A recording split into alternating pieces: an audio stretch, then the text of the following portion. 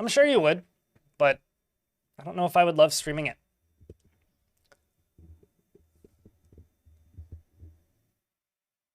It's like Finland's Dwarf Fortress? Not really.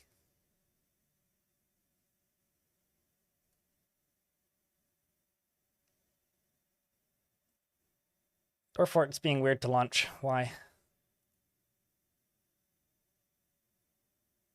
I think this is Steam being weird because it's yelling at me about Cloud Sync. It's like, but Dwarf Fortress doesn't even Cloud Sync.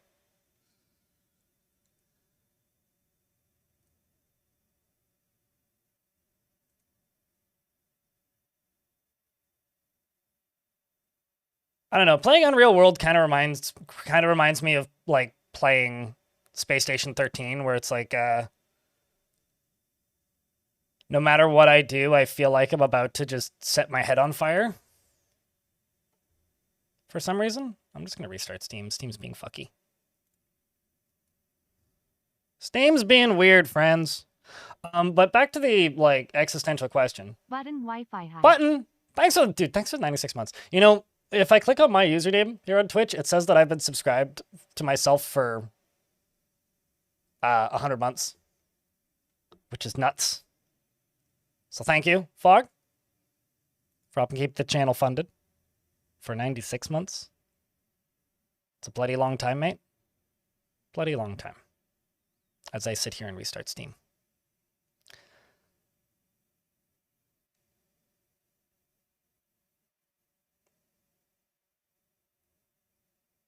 Have you ever noticed that I don't generally play first-person games? That'll probably answer the question, Stormwolf.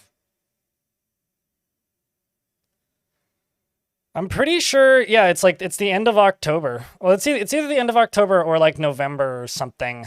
I need to actually look at the days as to when I got affiliate the first time. I want to say it's like the 27th of this month is like the 100-month resub for like 3 or 4 people who watch this channel.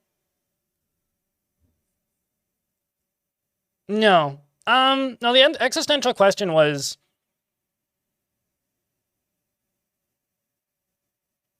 oh, I'm well aware that there's Space Station 14, but no, there isn't because it's not publicly available, really. So I also for clarity, I have no real interest in Space Station 14 or 13.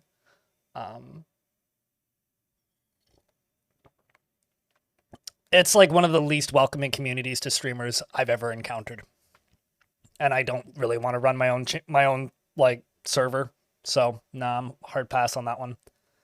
But no, the existential question was just quite simply, will I stream Dwarf Fortress forever? No. I will stream Dwarf Fortress as long as people keep watching me stream Dwarf Fortress. Yeah, Steam's giving me some issues here. And people won't watch me stream Dwarf Fortress forever. This too shall end.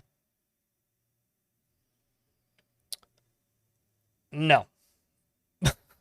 Ryder. No. No, I would not.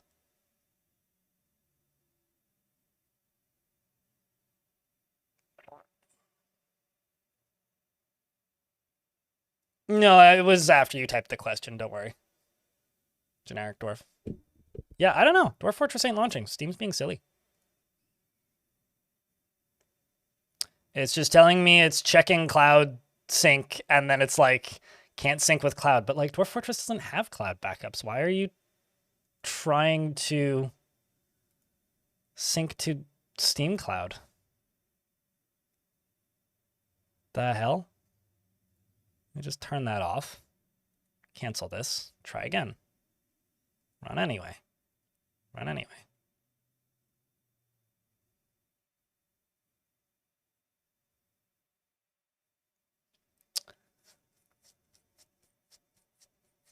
This is the sequel.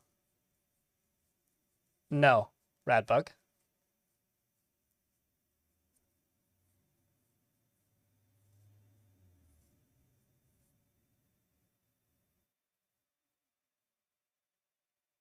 No, it couldn't. I mean, that's like saying that WoW Cataclysm was WoW 2 and Mists of Pandaria was WoW 3. I mean, not really. It's like, I guess if you want to be like literal about it, but that no, this is not a sequel. I'm gonna try restarting Steam again. Cloud error. That's fine, Ryder.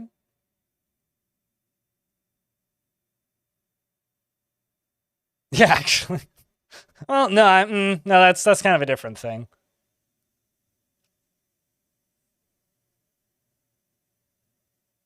I am actually running into some issues with Steam here at the moment.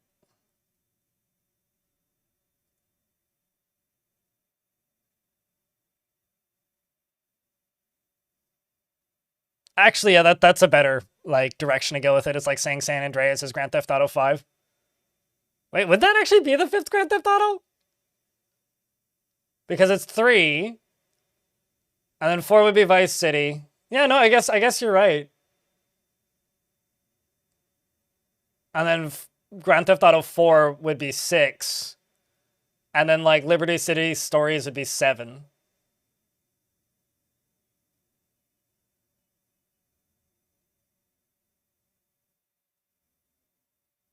I think that Steam is just doing something because now Steam isn't launching.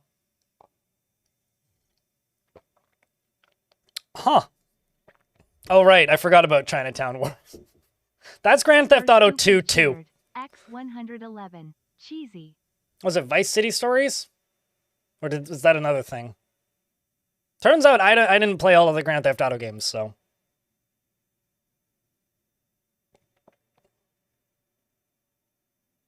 It's the end of the world? Yeah, Steam's down. I better get some more hot water and pour it on something that's on fire. Or just boil some water. Then we'll get plenty more steam. Yeah, but this is a bit extreme. Even, like, versus the normal. Thanks for the first bits of the week, by the way, Hire Stupid. Appreciate you, mate. Morning. I tried just disabling the, fuck no, Baruz.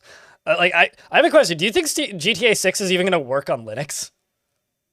Do I like RimWorld? Not particularly. I streamed a shit ton of RimWorld while it was in early access, and by the time it released out of early access, I was more or less done with it. And by the time they released their first, like, DLC, I had no interest in ever going back.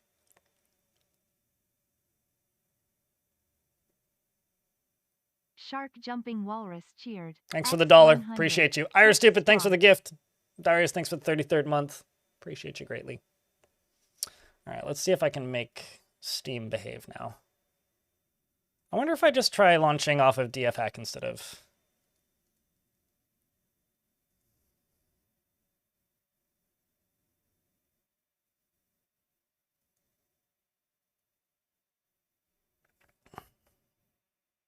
I will just let it sit.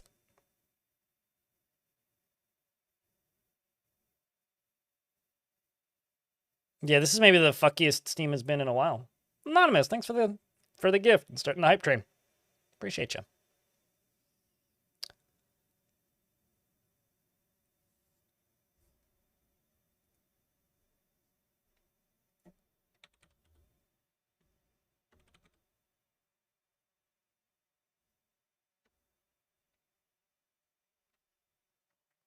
Darius, thanks for the 5-pack.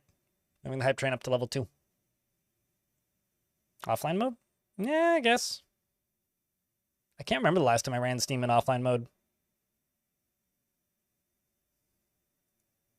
I'm just going to click play anyway. Oh, there it goes. Now it's launching.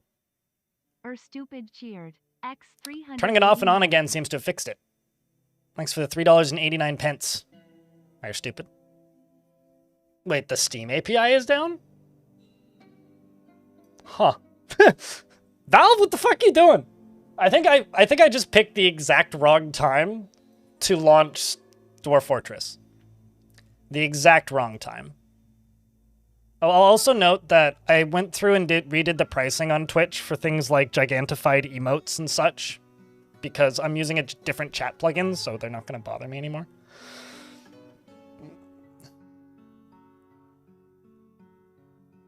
None of them were able to keep your interest. I never played 3. I played about 90 minutes of 2. I played all of San Andreas and fucking loved it. I played all of Vice City and fucking loved it. I played the first, I don't know, third of GTA 4. And I played through all of the story of GTA 5. Yeah, like that, Walrus. Like that. Wait, Tommy Vercetti's voice actor died? Really? Huh.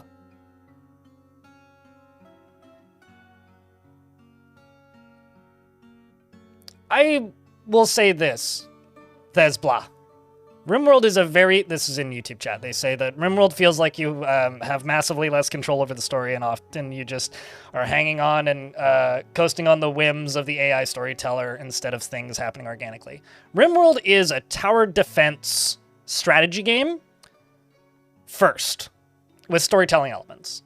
And if you want a strategy game about min-maxing, it is a very good option. Probably the best, actually. I don't really have any interest in playing that.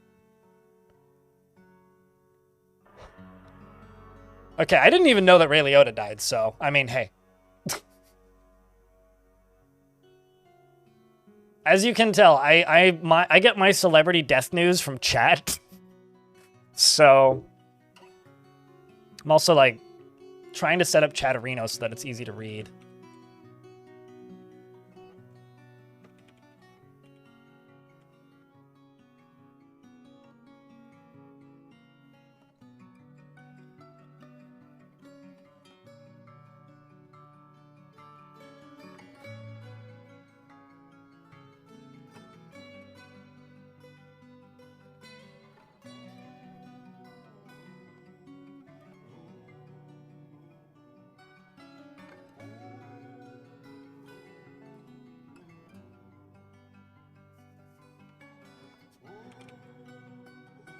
Let me just go with...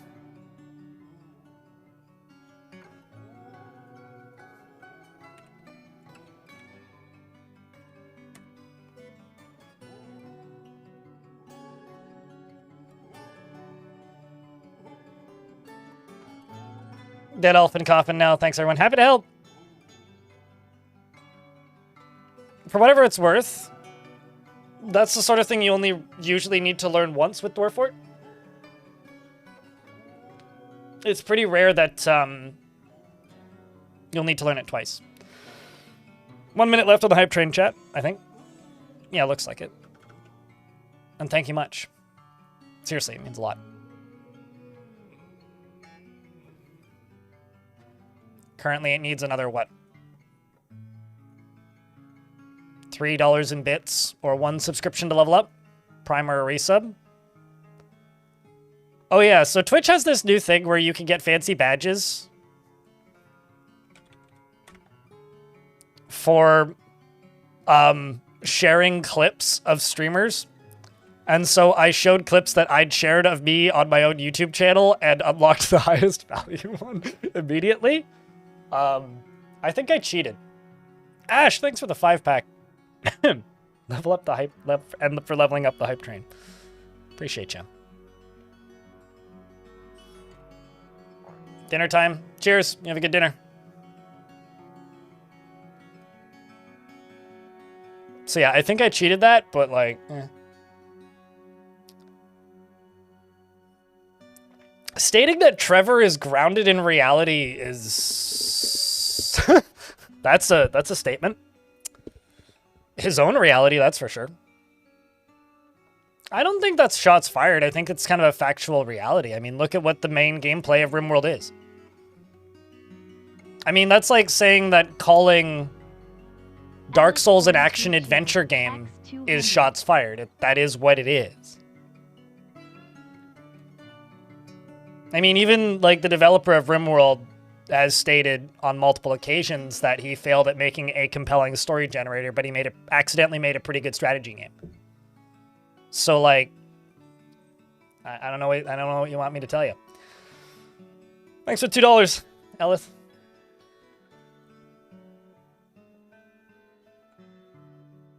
Sure. I mean, it's not quite an RTS, so I don't really call it an RTS. But sure. It's definitely got real-time tactics elements. Because its combat is more of a real-time with pause, like a Men of War type thing. Back when Men of War was cool and not terrible.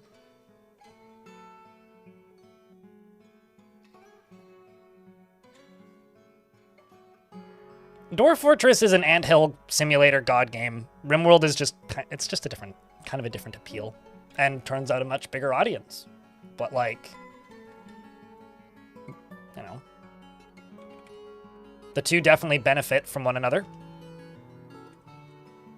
I'm trying to get my font to a size where I like it.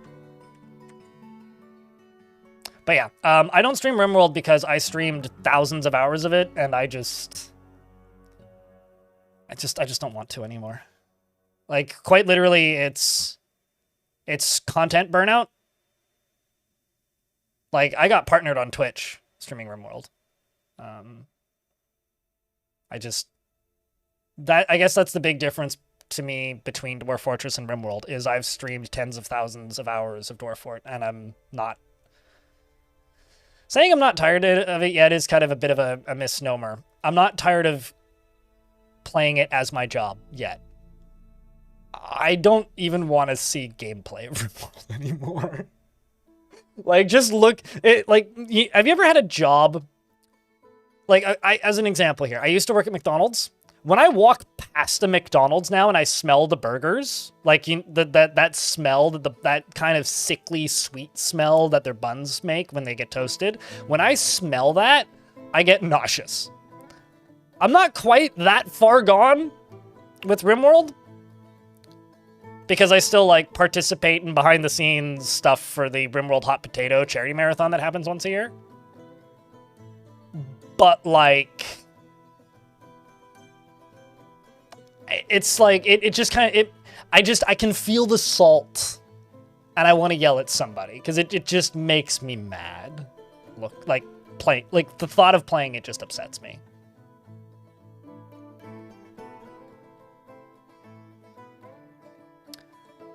No, Barrows, like, early on in RimWorld's development, it had a lot of things in it, Barrows, that took away the player's control. One of the earliest versions of RimWorld that I remember playing had a mechanic called Fear. And all characters had a fear meter, which could cause them to panic. And so there was, I presume this is still in the game. I don't know. It's been a long time. But there was an ability called Suppressive Fire where you could tell them to like blind fire at something before something would show up. And the sound of gunfire would incite fear. And if a character got scared, they would drop their gun and run away. And it was removed from the game around the time the game released on Steam. It was like the second or third big patch after it released on Steam in early access in like 2016, 17, maybe, probably 16. Maybe even earlier. I don't know. Whatever year RimWorld released on Steam in early access. And it was mechanics like that that I personally found very easy to convert into stories in my head. Hype Train's got 40 seconds left, but thanks regardless for it. Needs 6 subs or $29 in bits to level up again. Regardless, chat. Thank you very much. Appreciate you greatly. Not really. I mean, the beavers were fine. You see beavers, you just murder them all. I don't know. Like, I never... The thing that pushed me away from RimWorld wasn't like the story generation or anything. The thing that pushed me away from RimWorld was the game's insistence on balancing up. As an example, the developer had, especially during early access, had a habit of finding the person who was the best person. I mean, a lot of those mods, Thesba, were vanilla mechanics that were removed that were then added back in by players. He would always find the best person at the game and watch their stream and balance around their strategies. So there was a lot of things I liked doing in that game that were admittedly extraordinarily cheesy and stupid, but a lot of fun. And systematically, as the game's development progressed, every single strategy I came up with was balanced out of the game. And there's too many to go into, to the point where, like, if you wanted to play the game on the hardest difficulties, which, like, if you streamed the game or played a lot of it, that's usually how you played it. Thank you very much for the Hype Train chat with the 13 subscriptions and the $9 in bits. It's very kind of you. Appreciate you guys. If that's how you played that game, which most people who streamed the game did, and still to this day, a lot of people try to aim up because that's kind of gonna be inside baseball for a second. That's how you get people to watch you in games like that. It just stopped being fun because the options for strategies and gimmicks that we had got smaller and smaller and smaller. And obviously that's changed now because the game's got, what, 4 big DLC packs? 5 big DLC packs at this point? I don't actually know. I don't follow it very closely. And the modding scene has completely changed and it's astronomically bigger than it's ever been. But, like, for me, what burnt me out on it was just the inability to play the game in any way that I wanted to play it anymore. And the final, like, nail in the coffin for me was, this was before the, like, first DLC came out, but, like, there was a mod that came out which added Twitch integration, which removed virtually all of the fun for me from the game. I think I used it twice. And so all of the entertainment that I had left in that game was removed using it. And so I decided I just wasn't going to stream with it. And every single stream, my entire chat pestered me to use it because that's what made watching it fun. And I was basically done. And then I didn't play the game for like a year. And then the first DLC came out and I played it. I lasted for about 1 stream, maybe 2. And just kind of thought to myself, I would rather have the religion mod again than use this. And I have played the game once since then, and that was for a charity stream, and that's it. So I don't know. I mean, I'm not like what I would describe as a particularly good example of somebody for RimWorld. Because I played the game when it was in early development, and my core memories of RimWorld are earlier versions that are, you know, like, this is my core memory of RimWorld. I haven't pulled this up on stream in a hot minute. Oh man, his profile image is gone. This is Bay 12 forums. This is Tynan Sylvester, developer of RimWorld's official account. This was originally posted on September 16th, 2013.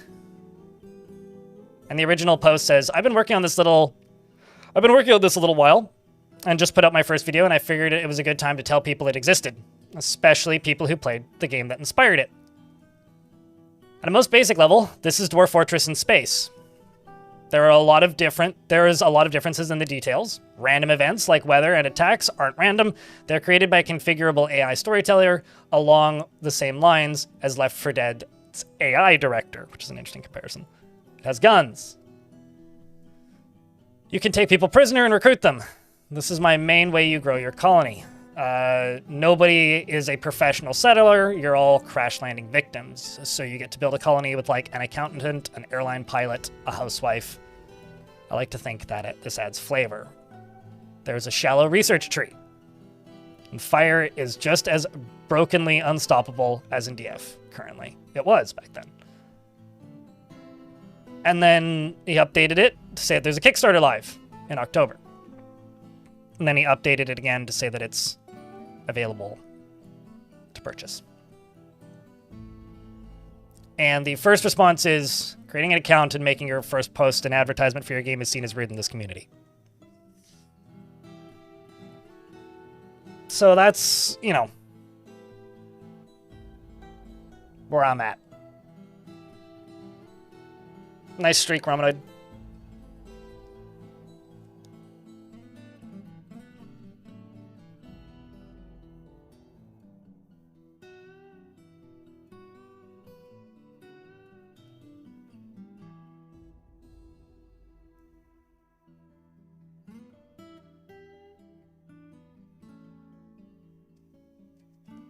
I mean, they're working on that, Eduardo. I mean, right now, if you give a dwarf a magic potion, which you have to collect in adventure mode or settle somewhere where there happens to be magic potions in your fortress, and you lock a dwarf in a room with a magic potion and they drink it, it will regrow their limbs. Yeah, I mean, I think what happened to RimWorld was, like, if you played the game during early access, you watched it happen in real time, which was Tynan burnt the fuck out. Like, he was making his game, and he was admittedly doing a great job making his game. And I want to say it was around the time the globe was added, when the map stopped being flat and became circular. And Tynan put out a blog post basically saying, I'm taking 6 months off. It was like 6 months or a year. I can't remember. It was one of the two. And just like, for all intents and purposes, just vanished for like a chunk of time. And then when he came back, he'd hired like a small studio to help. And it was around that point I started losing the game. Like, it started losing me. Like, it was around when they added drugs, I guess. No, I mean, it was always Ludi in games, but it was originally just him. Like, originally it was just him and an artist.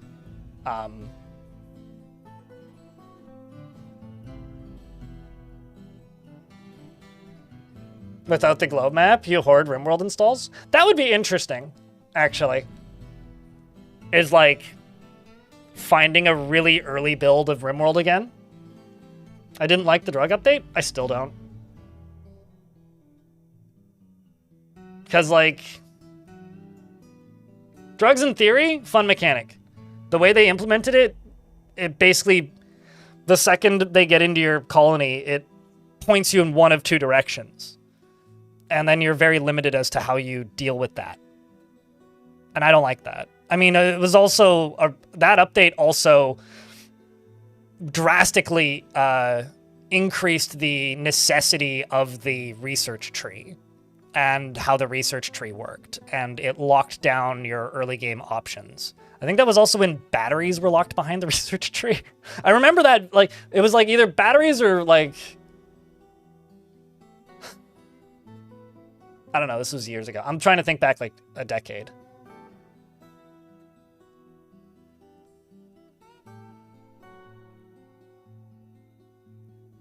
I mean, the DLC, I poke fun at the DLC strategy, but that doesn't bother me so much. The only part where the DLC strategy bothers me is the fact that it does hinder your modding community, but I don't know, it was too long ago, Cyberdud. Although that might have been a later patch. I can't remember when batteries were locked behind the tech tree. Now that I'm thinking about it. I don't know, I'm like hearkening back to 2016, 17, 15. Here, I guess 16 here. So this is like 9 years. I'm factoring back in my brain. I don't know, like I had some great stories come out of RimWorld. I had one pawn that I managed to keep alive to the age of 104 who was like almost entirely a robot, who was just like an unstoppable murder monster who died in a room that like caught fire because multiple nukes went off in that room with her. Like, I don't know, like I there was definitely some stories that came out of that game, but I think like I described this in Dwarf Fortress as like you see echoes. If you play the game a lot, you will see identifiable similarities from world to world based on the patterns that the game uses to generate its histories. RimWorld, it's like every fort, or sorry, every colony will have echoes for me. And again, I don't know if the later DLCs have changed that, but at least for me, every single fort, regardless of the scenario, the same events would happen. In Dwarf Fortress, that happens significantly less frequently. Or there will be enough like specific, like Dwarf Fortress is painfully specific, which annoys some people, but there will be some specific differences that change that a little bit. That give it a little bit more character, that gives my brain enough prompts to like fill in the gaps. And the game doesn't care so much about balance to the point where I feel like everything fun that I come up with gets balanced out. It would be like if Dwarf Fortress removed impulse ramps, stopped bridges from launching people into space, got rid of minecart shotguns, and made it impossible to make quantum stockpiles.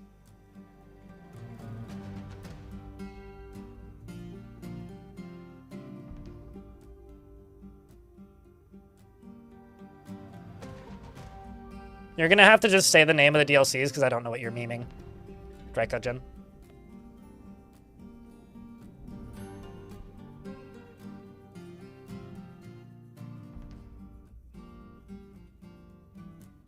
I mean, here's the thing. What you need to remember, Caspagis in YouTube chat, these are just my opinions. You can completely disagree with me and think that everything that I'm saying about RimWorld and why I stopped playing it is wrong. Totally fair. 100%.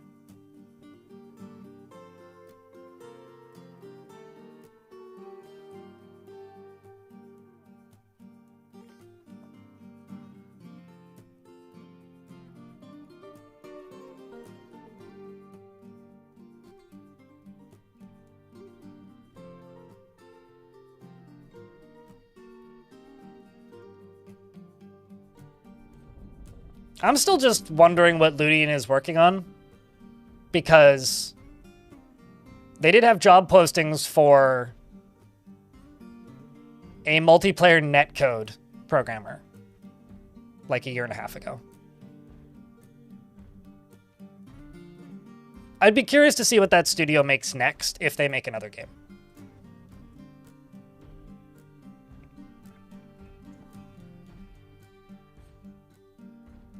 To me, a digital hoarder means you never delete a file and you have 1,000 hard drives sitting under your desks. So maybe we have different definitions of... You're a loot goblin, maybe. Unless you're also keeping copies of every single one of those save files.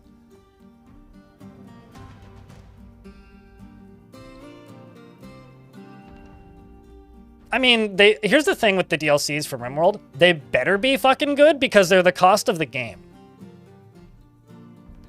Right? Like, When I started playing RimWorld, it was $15 on Ludian's website. $15. Right? At least I think it was. I could look it up in my PayPal. I think it was $15. I'm pretty sure one of my viewers tipped me the money to buy it. And like, now that game is, I know I like to flash this and people are like, why are you hating? It's like, well, I'm not hating. I'm just poking fun. There's a difference, but kind of in the same way that I poke fun at Train Simulator. It's because it's funny. It's $187 for all the DLC. And granted, that does include the soundtracks, but like what?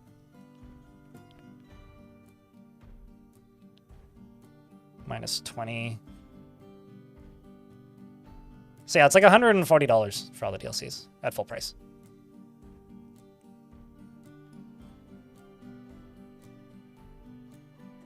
Plus, like, the base game is $40. And like, for clarity, that is a great value for your money. Genuinely, that is an incredible value for your money. Like, if you're going to put the time in, holy shit, that's a good value for your...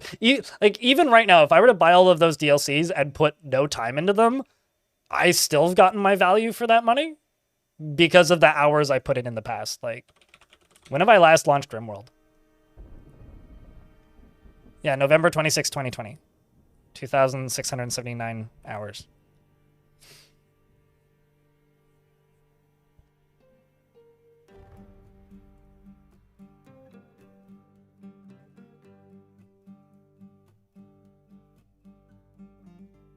What I want to know is, when is RimWorld going to do the Borderlands thing where they clump all of the DLCs into one and lower the price?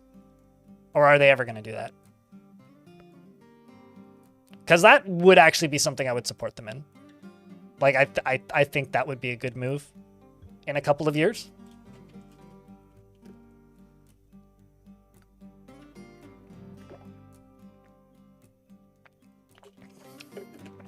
I mean, that must have changed since I last played, because I never really felt that way. Rakugen.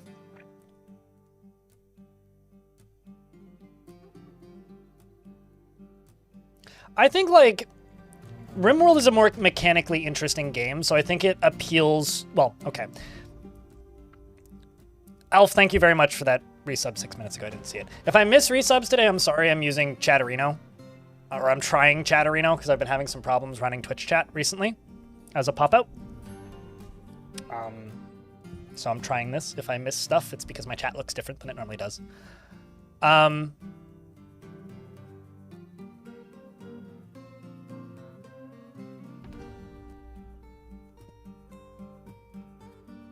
I think that RimWorld appeals to a significantly wider audience than something like Dwarf Fortress ever will, purely because RimWorld is a game with a lot of facets. It's got a lot of angles that you can approach it from, and different things that you can get out of it. Put it on a very easy difficulty, and mod the crap out of it, and you have a fantastic little sandbox to just play around in.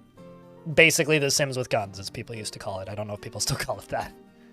Whereas Dwarf Fortress, moment-to-moment wise, I think for a lot of people is less interesting or less mechanically demanding. Like, it asks less of the player physically. It doesn't make you be as dexterous. I don't even know what words to use for this. It doesn't ask as much of the player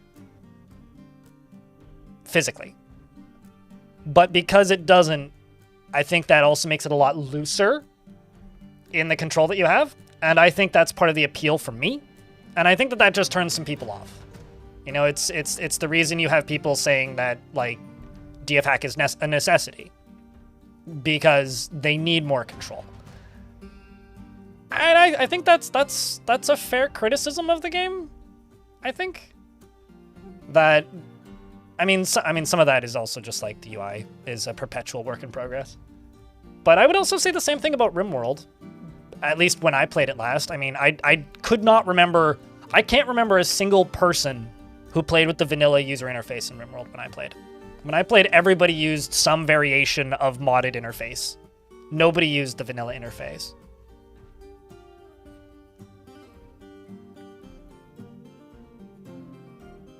And so, like,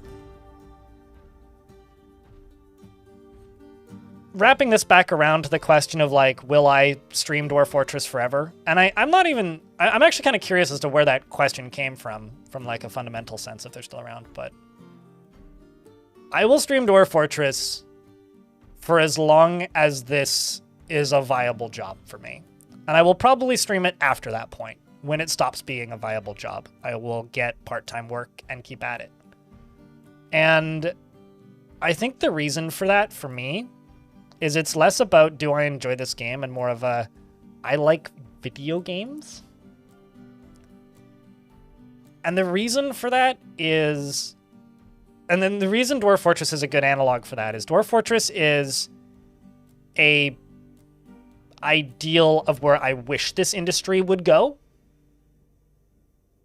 To a degree. But I also realize and acknowledge that it's virtually impossible for the industry to go that way. And stay that way. Especially when you're scaling. You know, RimWorld is an example of a game that was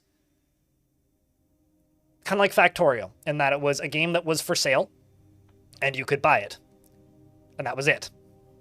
And it supported a small team, and then it got bigger. And then it got bigger, and then it got bigger. And now they sell you their updates. And I know that you can say, oh, they always come with free updates. Sure, but if you want new content, they sell you the new content.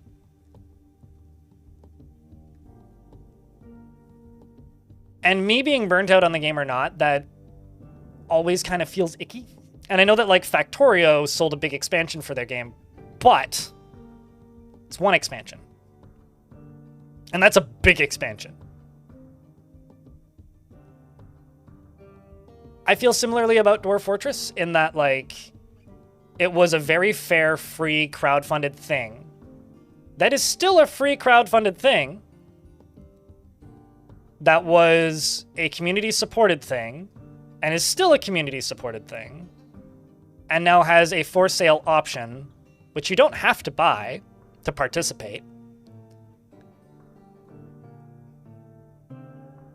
And it also happens to be a game that I really enjoy playing. Yeah, I mean, No Man's Sky is in, like, a similar weird boat. Like, I don't play No Man's Sky, but I do respect the hell out of it. What's up, Metal Fuse?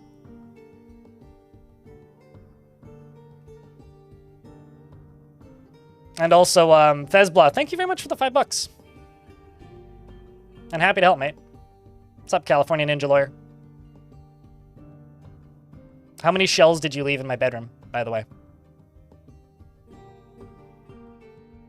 So yeah, I don't know. I think that, like, video games are really hard. And I'm in a very fortunate position. I'm in a position where I have an audience of people that support me generally. Some of you vanish when I play things that I want to play that you don't care so much about, and you're very loud about that, but that's okay. Comes with the territory.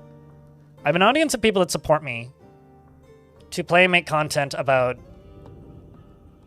a game that, to me, shouldn't exist in this reality. Because it kind of goes against just about everything that is like common in conventional wisdom. And it's far from perfect. Just because your variety upped? What do you mean? I mean, like, 5 times the people tune in every time I start a new fort than whenever I do any kind of variety. When will I do a video about stuff? Please elaborate. I did a video about stuff like 5 days ago? 6 days ago? 7 days ago now? Was that last Tuesday? No, it was Wednesday. 6 days ago. Morning, Jasper. Hello.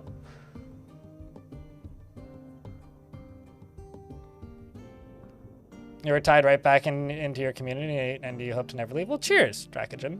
I mean, you want to know the reality?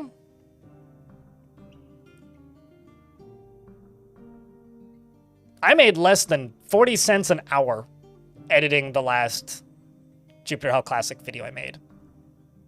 I made less than that off of the first one. I lost followers on YouTube, or lost subscribers the last time I streamed Jupiter Hell. And I didn't even make minimum wage the last time I streamed Jupiter Hell here on Twitch. So I like doing variety. But this is the weird spot that I'm in, where I like trying to show new things, but I acknowledge that and this is why, like, the answer to that question is, will I stream Dwarf Fortress forever?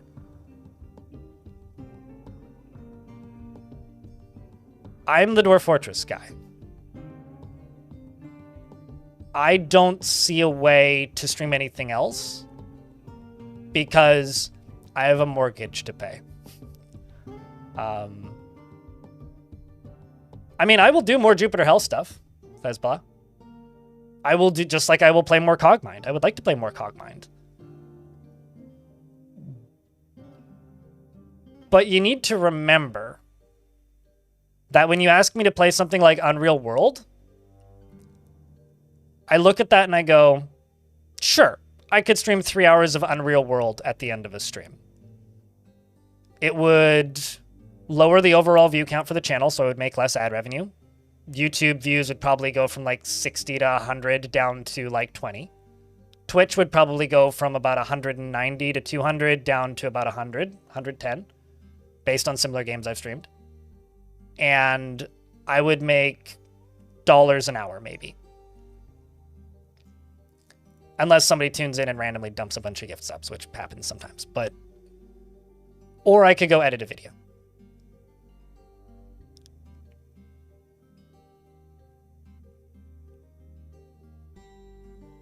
And recently, like this year, I've been leaning more towards that I could go edit a video. Because at the very least, if people don't watch the video for very long and I don't make much money off of it, it reminds people that I exist. Like that first Jupiter Hell video that I uploaded that got like 50,000 views or something. Like, how much money did I make off of that? Because that video took me like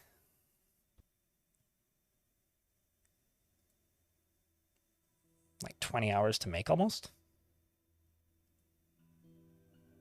I made $151 off of that, which actually is like my worst ad revenue on a video, period. Like I've got videos with 20,000 views that have made more money than that. because people didn't watch it for very long because they realized what the video was about and they stopped watching. But what it did do was it got a lot of subscribers because the people who did watch it liked it, right? So I don't know. I'm in a weird spot. I really like where I'm at because I really like this job and I really like the benefits that I have and I really like the community that I've built and I really like the game that I play. So I'm lucky. You know, I'm not like one of those people who is stuck on one game and they don't like the game that they play. So I'm extraordinarily fortunate. But I am stuck. Very much so.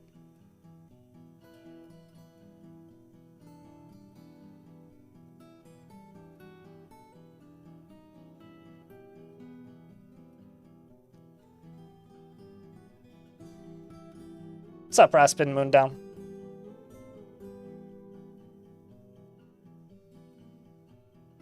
Cheers, Andrew Bowser. Or Bowser, or however you say your last name. I'm sure you did. Lots of people did. Ice Blue. I'm glad you found it, dude. No, I mean, yeah, you know, honestly, there is something about laughing at bad games. I know some people who just play, like, shitty horror games in the games and demos section on Steam that do great, Jasper Crow, and, like, it's like people who watch bad movies for a living, you know? Is usually what that stuff is. I mean, we all have our shtick, right?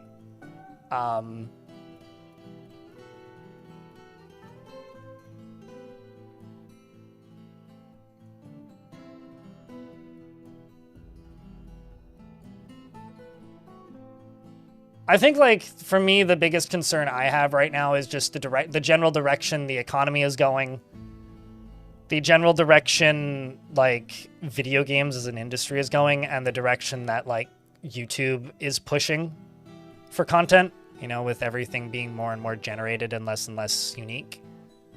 My big concern is, one, which is completely fair, which is people like me are becoming a lower and lower priority because we are disposable entertainment.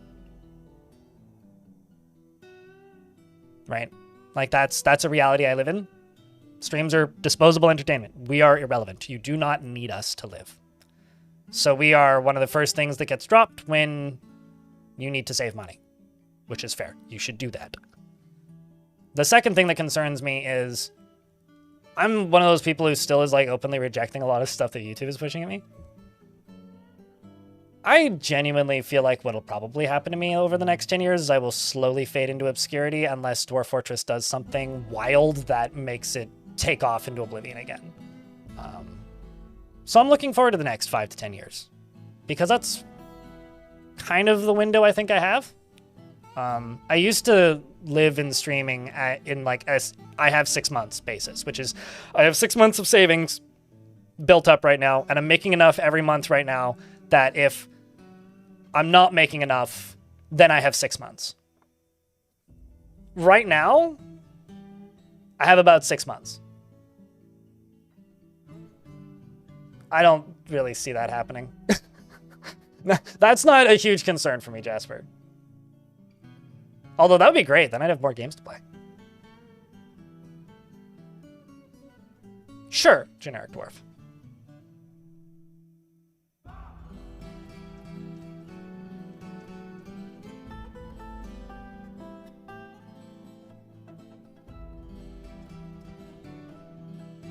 I think what you're referring, I think that's a really weird way to, like, misspell RimWorld, Cyberdud.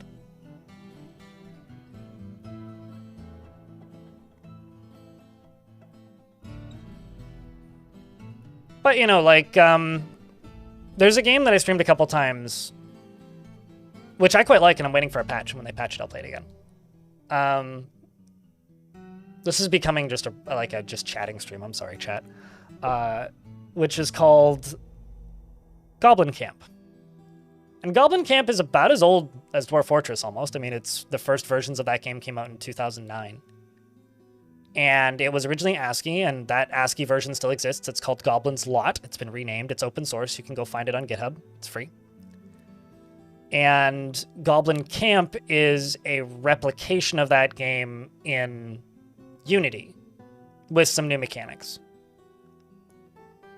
And I was streaming that game because I genuinely think it's really interesting. It's got a lot of neat systems going on, but like it's a game that's what, $20, I think? And realistically probably has 50 hours of gameplay in it. Maybe a little more. Maybe 100. And somebody in my YouTube chat pops in who's a pretty consistent regular and says, does this game have thousands of hours of replayability? I said, no, well, no. I mean, it's pretty early. I mean, they're remaking an old game, and then they're going to expand upon it if they have the funds. His response was, I'm not interested then. So, like, on the flip side, the other spot where I'm kind of stuck is, like, people lose interest in a game pretty quickly if I'm streaming it, if it's not a game that you can play for thousands of hours.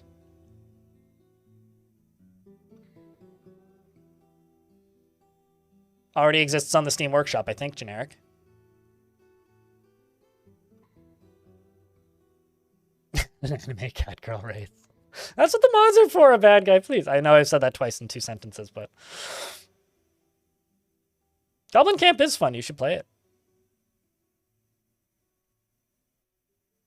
A plant and garden channel on the side? I have like 24 houseplants, mate, and 3 potted tomatoes. I have enough plants to maybe make a video a year on a garden channel. I have some hobbies that genuinely just make me happy, that are for me. I don't really have any interest in turning my entire life into content. I mean, I should also make a music review channel and talk about all the records that I don't buy anymore because they've gotten too expensive. I don't really see the point. Also, most like houseplant stuff is like an Instagram, TikTok kind of mill at this point, and I'll be honest with you, no. I'm one person, and this weekend I spent 30 hours filming and editing my next video, which I'm doing a full read through of Boat Murdered. It's currently 1 hour and 32 minutes long, and I'm not even halfway done. I spent 30 hours this weekend working on that. I'm just one guy, man. Like, I'm just one guy. That's like the actual, like, thing that I bump into a lot, and this became very, very clear to me this weekend, which is like, I went on a bit of a bender this weekend. Like, I got pretty fucking drunk one night and was up until like 4 in the morning and like slept for 4 hours and got back up and went back to editing. And usually when I start doing that, it's because I'm like breaking down a little bit. And I'm not the most stable person in the world. I've never been. Like, it's gotten more obvious as I've gotten older to me, as I've gotten like enough mental maturity to like realize I'm not the most stable person in the world. And so I haven't drank since Sunday. Yeah, because of that. And like,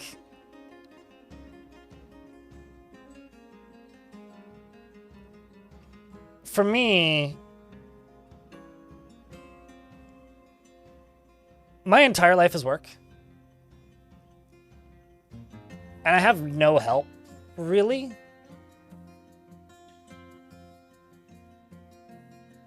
It's just me. And I can't afford help. Not even in like therapy kind of sense. It's like I can't afford editors. I think that's the thing that will eventually kill this for me in like an existential way, is that I do all of the editing myself. I do all of the streaming myself. I do all the scripting myself. The only thing I get help on is art. And that's like $20 here, $40 there for like small bits of digital art that I put into the videos. And I can do that probably for another 10 years. But eventually I'm going to just collapse.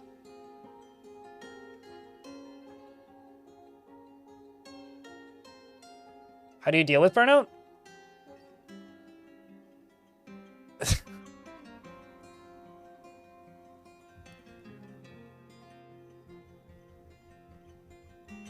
I don't know. I tolerate it. There's one game that I've been playing off stream recently, which is Tricky Madness, and I score chase for high scores in the freestyle mode in that game. It's basically like indie SSX game. I can't afford one. Super awesome sauce. It's not that I'm not interested, it's I literally can't afford one.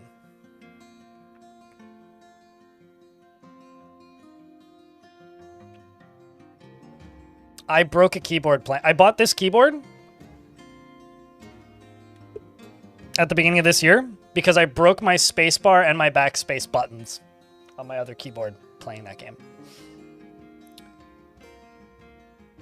Yeah, I mean, like, how do you deal with burnout? I don't.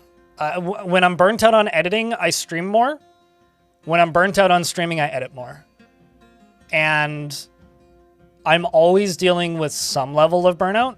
I could not actually tell you the last time I truly... Like, I posted on Blue Sky last week, which was... I'm exhausted and I'm not sure how to remedy it. Like, genuinely, I don't know how to deal with burnout anymore. I used to. I used to have my ex around. And when I had my ex around, when I got burnt out, we would just go out for dinner and talk for like 2 hours, 3 hours, 4 hours, whatever. And that helped. I don't have that anymore. Like, at all. Like, I go to concerts and I hit people. I'm covered in fucking bruises right now. Because I went to a, like a stoner metal concert, which actually I can say what the bands were now. It was... Bongwitch was headlining. They were very good. Franklin was the second band who I've definitely seen before. They're a duo. It's a lady with a very big bass guitar and a guy on drums. They blew up 2 amps during their set, so pretty good. Like, literally ended them. Like, suddenly half the sound cuts out level of blew up an amp. So thankfully it was the last show of their tour. And then before that was Burnt Lung, and the opener was Pontius Pilate. Pretty fucking great show. Highly recommend all of those bands. You're a mosher? The venue that I saw them at was a place called the Phoenix Bar here in Victoria. That place shouldn't exist. It is like in an office building. It's like it's like somebody took a biker bar and teleported it into an alternate dimension right next to a dentist's office. It shouldn't exist, but it is like the shittiest, rowdiest, stupid bar that like nobody cares if you destroy it. It's all carpet. Nobody cares if you pour a beer on the ground. They just kind of look at you and stamp it into the carpet so nobody can see it anymore. And it's like, it is a dirty fucking mess. There is no stage, so like you can't really mosh that hard because you will literally end up in the band. But yeah, in the right setting around the right people, I'm a mosher. There's one guy who goes to shows around here, and if I see him, I do not go into the pit because he broke my glasses once by elbowing me in the face. But no, around the right crowd, yes, I'm a mosher.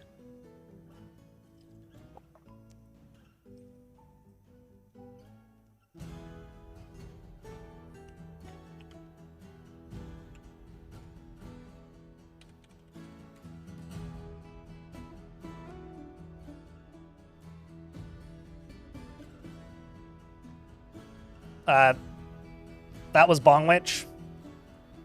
That was Franklin.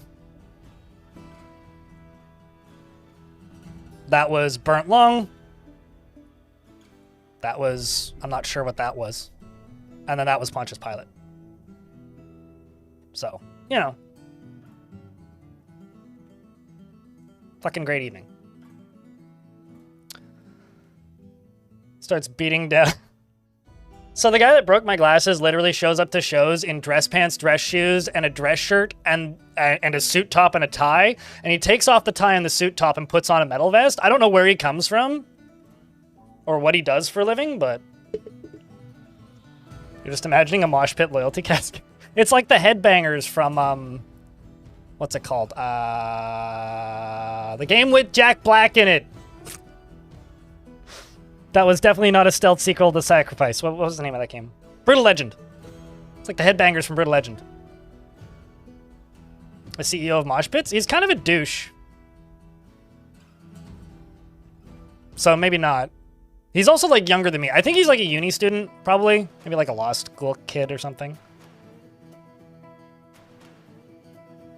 I make bullet points. I go through all my VODs, I cut down the footage I want, I make bullet points of approximately what I want to happen, and then all of my dialogue is ad-libbed. I record 5-6 takes of each section, cut it out, edit it, throw it in, edit approximately around it, and then repeat, and then go back and re-record stuff that I don't like later that doesn't fit.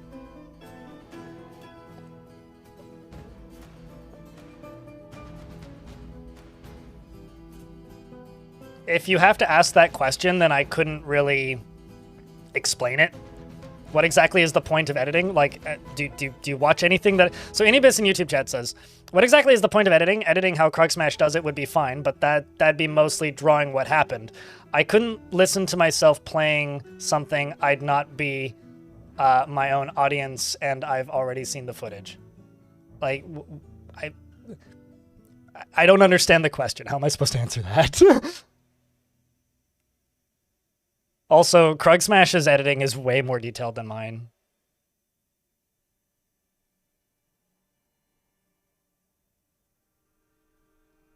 Made a new fort, and you have 80 pop in your fort. Once an outpost liaison demanded barony. I saw he stick with your goblin bard for so long.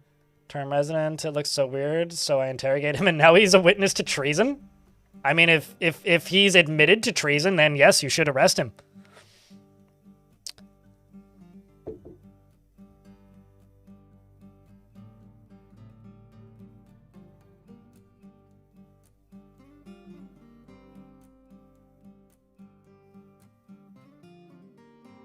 What's with this new live VOD live Twitch feature? If you're subscribed to Twitch channels and they have VODs enabled, you can now rewind without clipping, which also makes clipping much easier.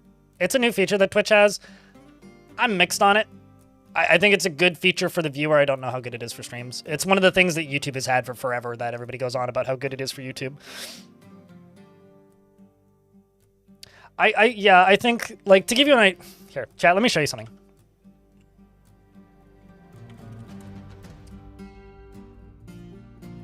Just wait for it to load. This is the video editing software I use. This is Kdenlive. It's free. You could go download it. This is my current project that I'm working on. Not all of the footage is loaded in just yet, but this is my current project. And people are gonna go and mock the way I do screens, but I do everything in chronological order, so... Uh-oh. Oh, it's fine. It was automatically re-added. These are all the screenshots I have at the moment. Also, I'm not renaming the screenshots from the original names in DFHack. I looked up what Screen Hunter is. Apparently that's like... Or not DFHack, but from Boatmer. These are the original titles for the screenshots. I looked up what Screen Hunter is. Apparently that's a piece of software that would let you, like, do basically, like, modern screenshotting, but in, like, Windows XP. And it still exists. Anyway, that's wild to me. But, like, this is the current project. Like, the process of editing this is, like, line this up with the text. I full screen this on my second monitor, but, like, grab this box, drag it to the bottom, set it up, get all the numbers correct so that it's, like, pixel perfect and not shining over, and then, like, interlace that with me talking. Like, this is extremely, like, 2 minutes of footage is, like, 20 minutes of work. It's like 1 minute of footage is like 10 minutes of work practically. And it's very slow going. Not even including like the 4 hours of like footage I've recorded of me sitting reading so far. Yeah, it's like, it's very slow going. It's very tedious. And like, there's a very real reality where like I release this video when it's done and it flops horribly and nobody watches it.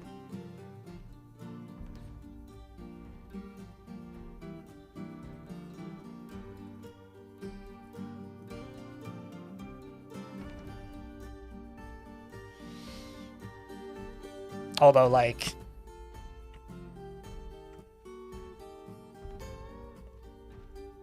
Where's that bit?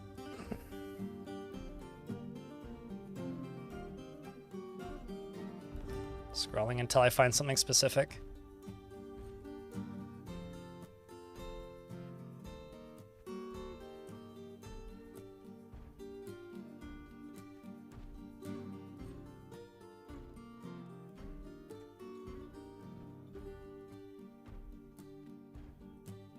It's just like this. Slaughtered by the elephants before we do. Which was also right about when a goblin thief jumped out and got clobbered by a stonefall trap. So the merchants arrived to see blood and vomit everywhere, us hauling corpses en masse to the graveyard, and a couple of rampaging elephants. Welcome to fucking boat murdered. I hope you like miasma. Yeah, no, I mean, like, it'll be fun, but it's still a ways off.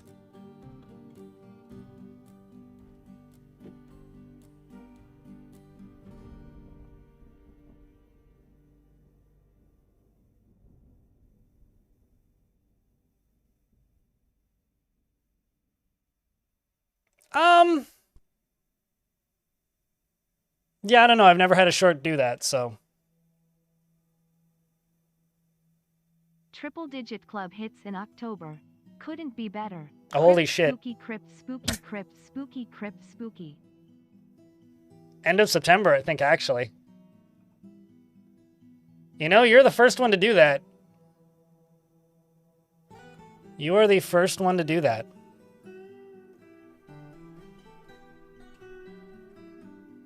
You are the first one to do that.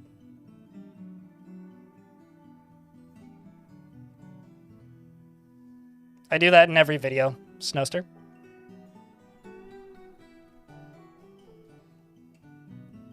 There's many ways to contact me, Snurgle. The best way is to go to my website and click on the Contact tab.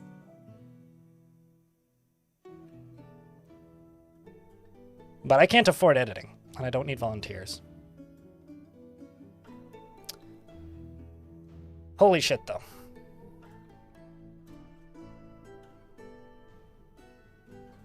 Speedy have a dwarf yet? I don't think Speedy has a dwarf. I think that means I should turn the game on, hey? You try to contact Blind via your orb? Well, you better continue pondering. It's just like you sitting in front of a 10-pin bowling ball just going... manifesting. For anybody on YouTube who missed that, we just got a 100-month resub.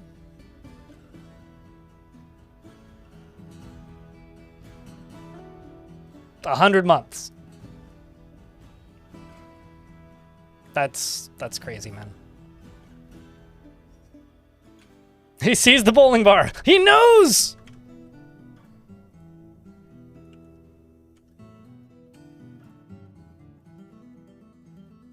I wonder, hold on. Sweet.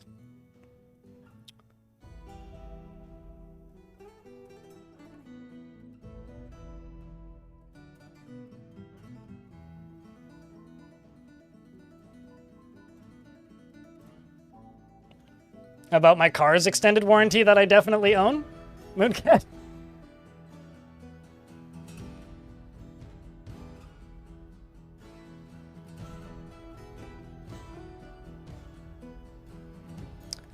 I'll put it this way, Snurgle in YouTube chat, who asked if I need help with editing for clarity here. I can't afford an editor. Like, straight up, I can't afford an editor's salary.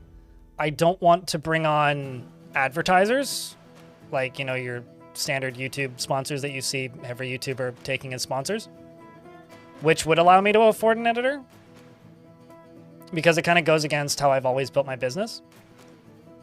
And because I can't afford an editor, and I don't want to bring on advertisers, I don't feel okay about having any kind of volunteer work.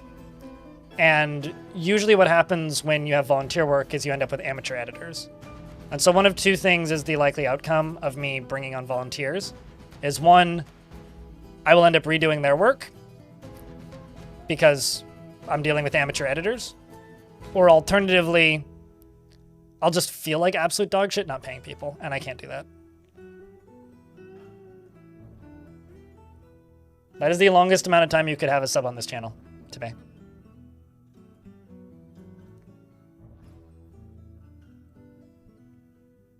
Don't get too burnt out. Well, like I said earlier today, I'm always in some various level of burnout. Max and Fed, thank you very much for the 24 months. That's 2 years, mate. Oops. That's not what I wanted.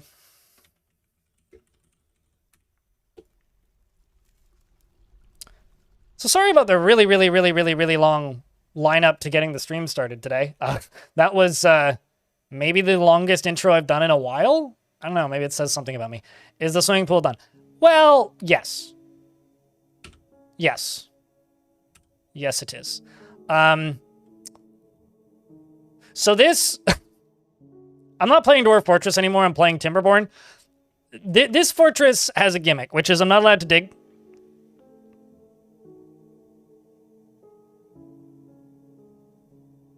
I'm not allowed to dig. That's a fact. So because I'm not allowed to dig, all of my construction is made of wood. And because all of my construction is made of wood, everything that you see happening in this fort is the result of me chopping down trees and building stuff. This is an untamed wilds biome. The birds want to fucking kill me. And chat predicted this would happen, and they were right. People fell into the river. And I got this very smart idea in my head when people fell into the river. I'm just going to dam the river. Anyway, that ended with me building this contraption. This river goes north, so up. I've got this line of pumps all the way across, which pumps the water up and into here. And then I've got another line of pumps, which pumps the water into here. And because I can't dig, I can't just go like horizontally off the side of the map. So instead, I built this aqueduct that goes all the way down the length of the river and out of the river.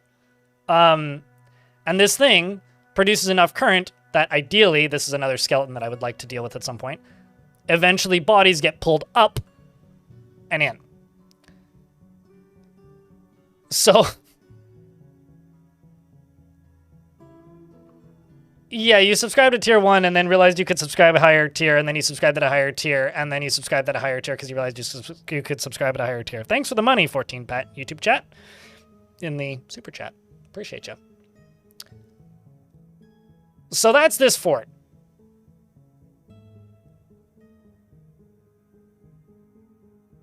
That's kind of the river is in backflow. Certainly, sort of, yes. No, so because doing this, pumping water off the edge of the map despawns water, it's not respawning down here. I realize if you were to travel here in adventure mode, there would just be a waterfall, like, making an infinite loop and probably flooding a bunch of shit, but, like, we're not going to worry about it. It's fine. It's fine. So that's this. That's what we spent all of yesterday building. And now, as you can see, there are to be ghosts, such as this one. And that body's still over there and doesn't seem to be getting pulled over. But if the body does get pulled over, then I could go collect it, theoretically. Yeah. Hopefully that body gets pulled over because there's a ghost. Now, because I can't dig, I don't readily have access to boulders. Because I don't readily have access to boulders, I also don't readily have access to the ability to make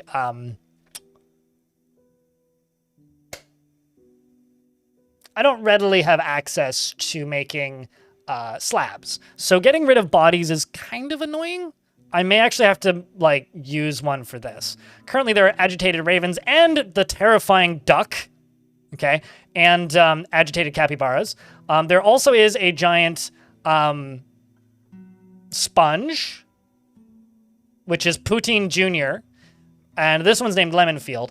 And I had a giant sponge previously named Poutine, who died because he drowned when I turned this on. Which basically means he suffocated due to lack of water, because I need water to breathe. So, I feel a little dumb about that, but also Lamau. That's all I really have to say about that. As for Dwarves in the Fort... in chat. Shenryon, thank you very much for the 8th month. Welcome back. As for Dwarves in the Fort, we've got Aiden Knott, we've got Contraman, we've got Devilish Potate, we've got Torsten Longbeard, Romanoid, and Darius Cardrin, Singer, as well as Frank, and Eduardo, Necrontier, Seth Rogaine, who's pissed. We also have a necromancer named Libash, which I'll talk about in a second. We got Tarantos and Devoted Mortal. We've also got Elfie Bean. Agitated Wild Boar, which is one of my Marks dwarves. And Fool Joss.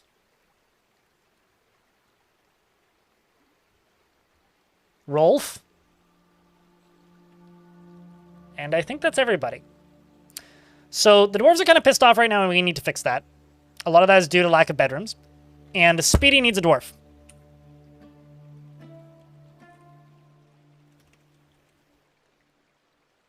Speedy gets one of my diagnosers.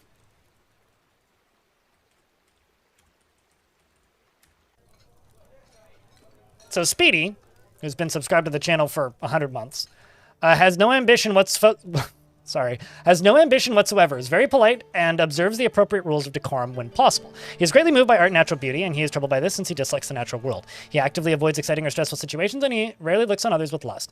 He is very humble, and he can handle stress. He has an active imagination, and he tends to not reveal personal information. He does not focus on material goods, and he prefers to present himself modestly. When he becomes exasperated, he begins to speak very deliberately, and he needs alcohol to get through the working day. He does not mind being outdoors at least for a time, and does not really care about anything anymore. He dreams of mastering a skill, and personally values eloquence, and has a negative view of those who exercise power over others, and considers craftsmanship to be relatively worthless. He likes quartzite and trifle pewter, as well as praise opal and moonsnail tooth.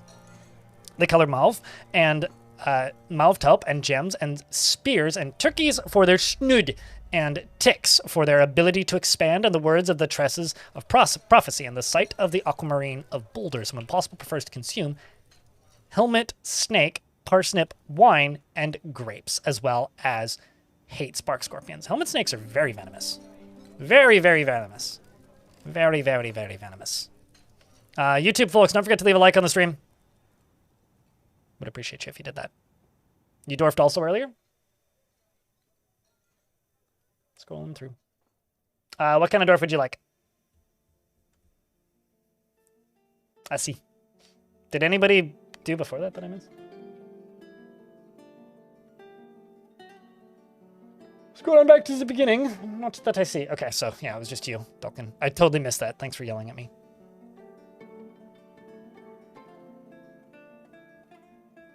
I'm taking a cozy nap. I mean, hopefully, yeah.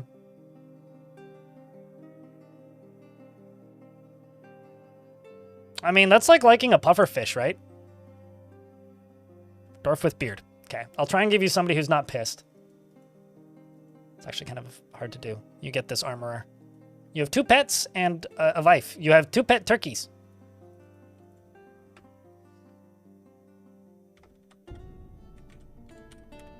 Dalkin is quite a bold flatterer and extremely friendly, just a little bit insufferable, and is burdened by this tendency because he dislikes the idea of friendship. He is an optimist, and he generally does not seek retribution for past wrongs. He rarely is happy or enthusiastic, and he is conflicted by this as he values parties and merrymaking in the abstract. He generally acts impartially and is rarely moved to mercy, and is pleased by his own appearance and talents. He is not particularly interested in what others think of him, and he has a tendency to consider ideas and abstractions over practical applications. He doesn't often experience strong cravings or urges, and he can easily fall in love or develop positive feelings. He doesn't mind wearing something special now and again, and he tends to ask others for help with difficult decisions. He can handle stress and generally acts with a narrow focus on the current activity. He does not go out of his way to help others and is currently more rude. He is currently more fearless, and he is currently more confident and currently less private. He needs alcohol to get through the working day, and he doesn't really care about anything anymore.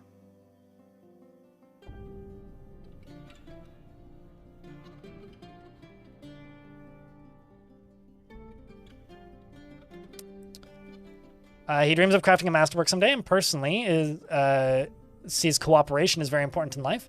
Finds friendship burdensome and doesn't really value skills related to fighting. And he likes cobaltite, copper, and green diamond, as well as bloodthorn wood and crystal glass.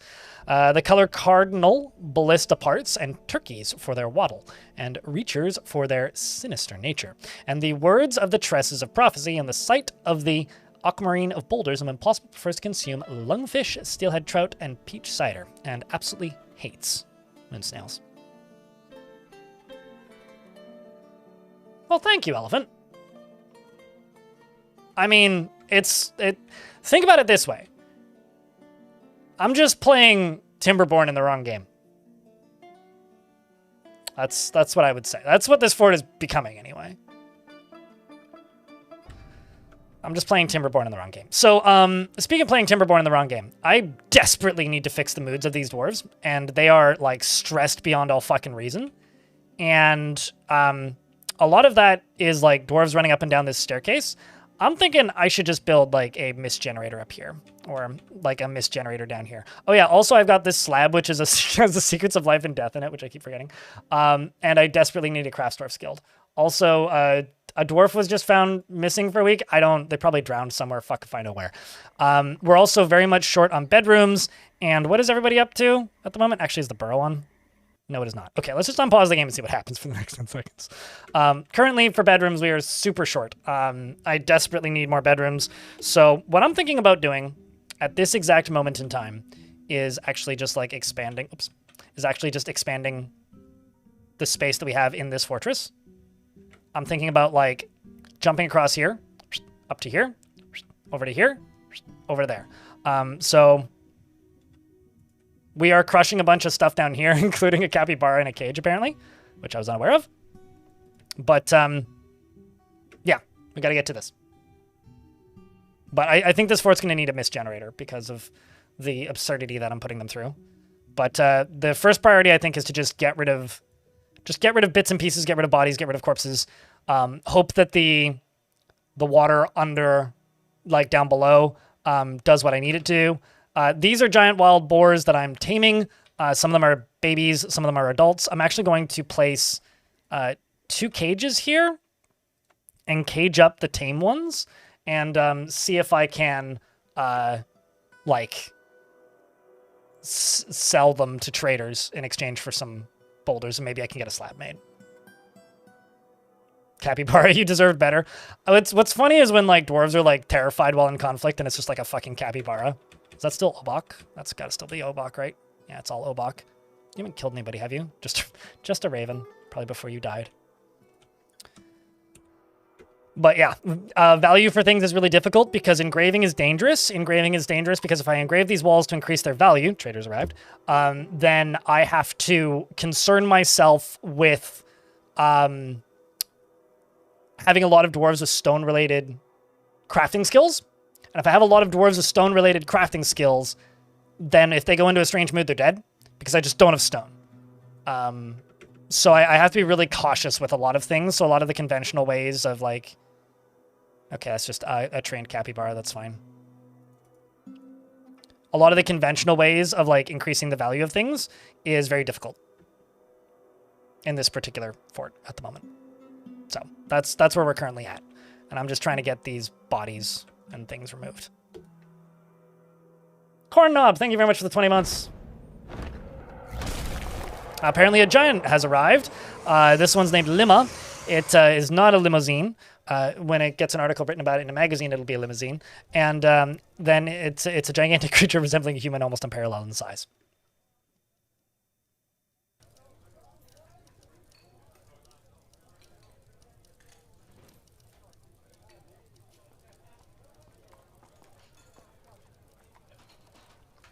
Anubis, if that is the result that you are getting from my rambling earlier, you are completely off base.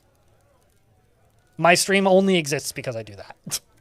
I'm only making a living because I do that. And you are completely wrong. I'm sorry, mate. You are completely wrong.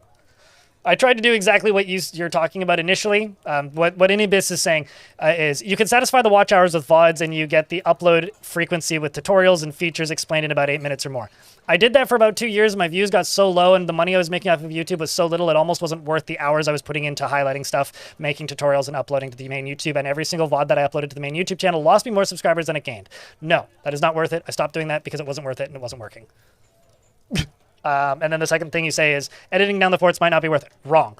And as mentioned above, I couldn't edit myself and it'd be soul draining. You are completely wrong. Editing down the VODs is the only thing that makes my YouTube channel worth running at this point. And my revenue on the YouTube channel was 3 times what it was the year. In the last 365 days, my revenue was 3 times what it was the year that I just uploaded tutorials, highlights, and VODs. So no. You could not be more wrong.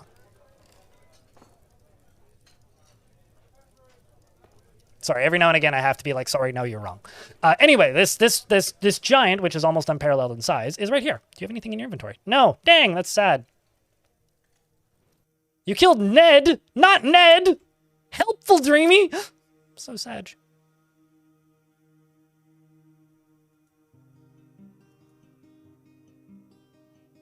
And you've got a pretty big family. Poor Ned. Yeah, rip Ned. F's for Ned, chat. No. Okay, so earlier today, Dracogen, I said that I fucked up. I made cold brew, and I think I screwed up the ratios a little bit because holy shit, this stuff is strong. I'm basically drinking like a triple shot of espresso right now. So if I get a little wired today, that's why.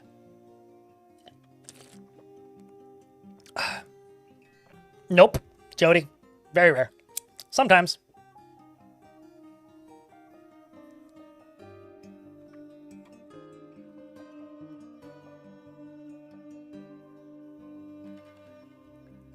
Is in fact the golden. Yell prestige. Did you know that if you yell enough, you'll prestige in Call of Duty?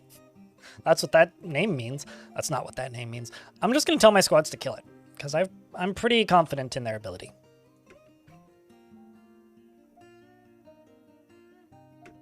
And it immediately charges towards my traders. And my dwarves arrive. Oh, hey, we found Queen Green Tea's dead body, as I suspected.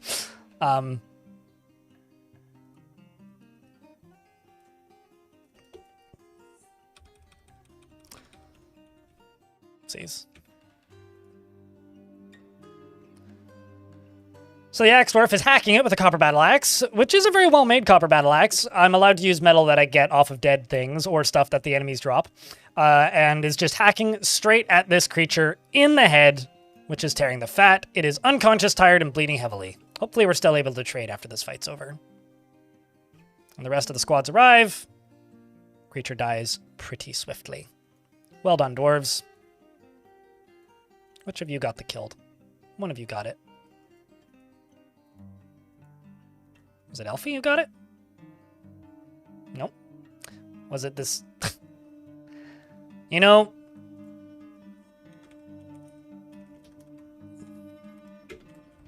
it's nice to see the Trader's Guards do things of note.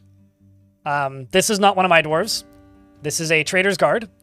This dwarf shows up on the map and killed the giant by hitting it in the head with a bronze warhammer, which crushed the injured part. Well done, dwarf. You can stay here for the day, or week, or however long the traders are here for.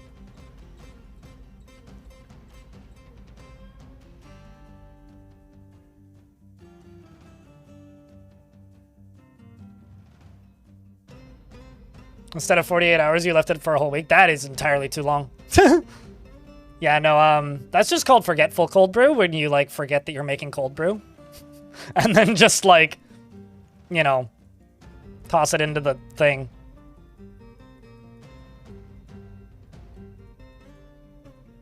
At least now we get to trade. So I'm going to sell all the used clothing that's damaged. That's the first thing I'm going to sell. The next thing that I'm going to sell is... There's something about reading the words cougar leather high boot that, like, makes the immature part of my brain very happy.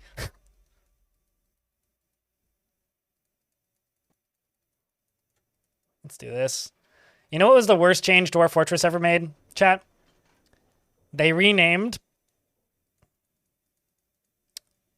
donkeys to donkeys from asses. Were donkeys and Forgotten Beast donkeys were just called asses. And when you played the game in ASCII and you forgot that a donkey was an ass, or when you played the game in ASCII and then a were-ass showed up, genuinely some of the best accidental comedy I've ever played in a video game.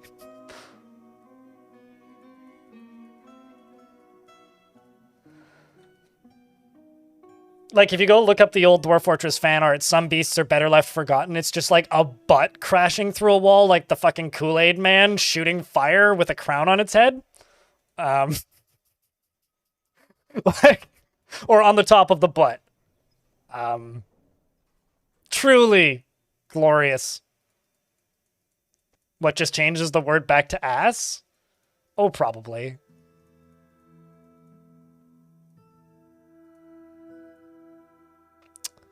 Now the other thing I got to do is I got to look up helms, because unfortunately I started catching mussels, and so now we're selling mussel shell helms.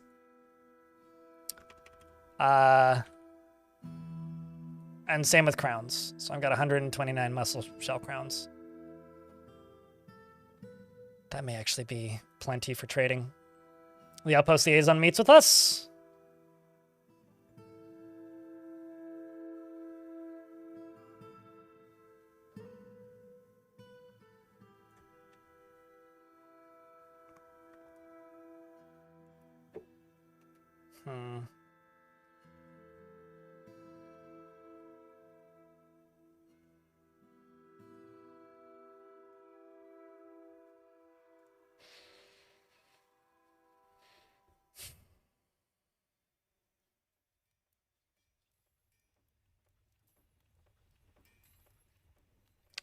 Can they bring jet?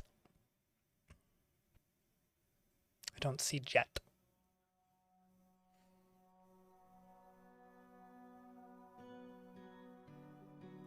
Just gonna ask for bauxite. And the reason I'm gonna ask for bauxite is I like the color, but I need something that I can make into slabs. Earrings and ash is what they want. All right, well.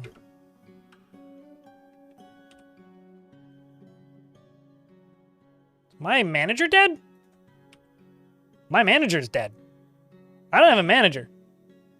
Well, that sucks.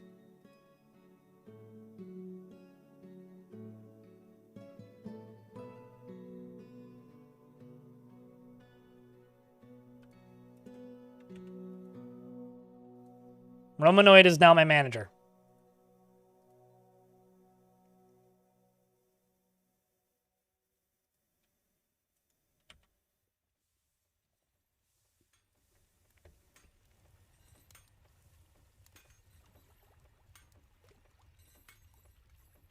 Everything that, if you type in word.word, it'll hyperlink on Twitch, in Twitch chat. I think I'm out of clothing. This dwarf's just running around naked. I think we need to sort out our clothing industry. Oh, there you go. You're picking up equipment. Maybe that'll solve it.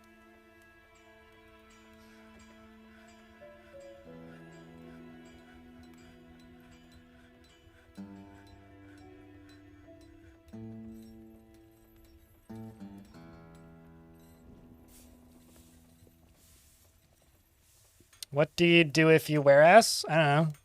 Just don't wear ass out, you know what I'm saying? Oh shit, I shouldn't have done that. Where did you drown? I had spotted a dwarf who drowned. Ah, there you are.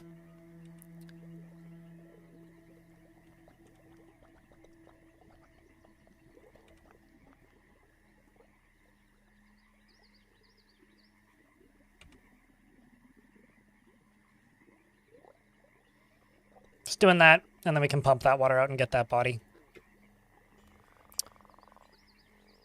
One thing at a time.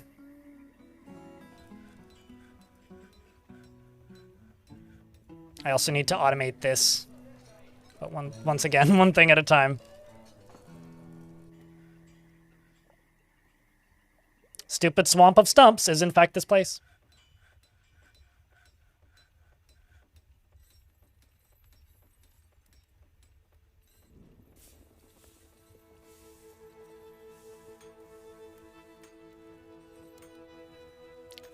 Making tutorials for Dwarf Fortress right now is a complete and total waste of time, as far as I'm concerned. SP, Gremlin.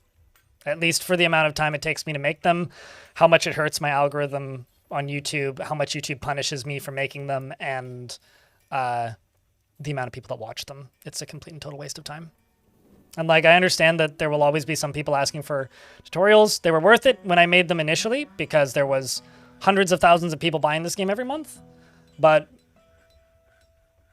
like, it's not worth the time that it takes to make them anymore, and hasn't been for a while. Do you think after all the drownings, dwarves would avoid the water like the plague? I mean, I could make similar statements about humanity.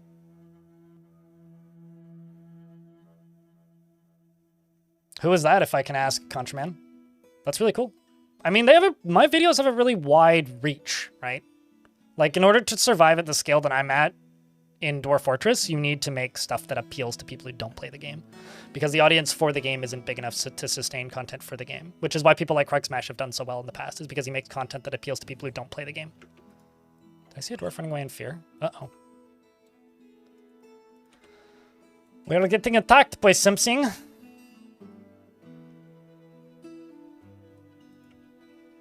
Could be you. Could be something unrelated. Could be the duck.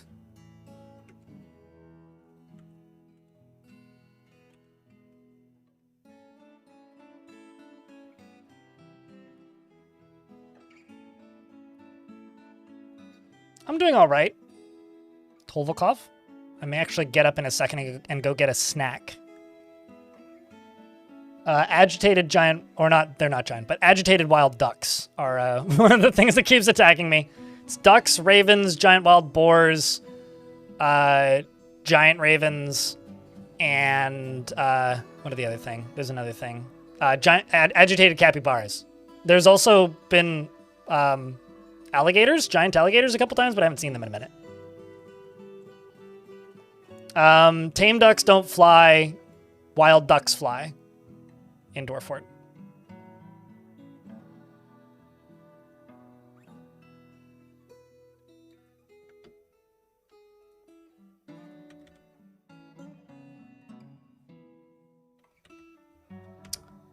I'm actually noticing an issue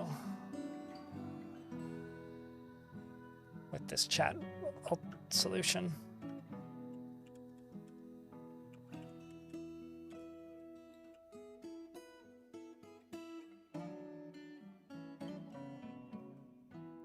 That I'm using.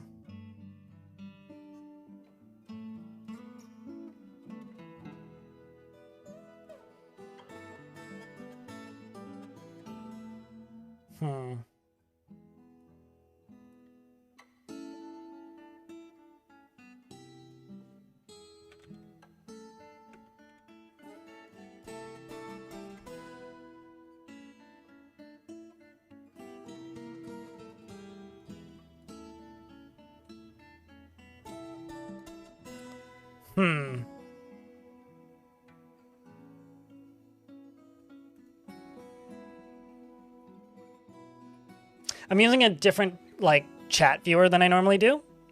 I'm just realizing that it's not telling me when the next ad break is, which is actually a bit of a problem.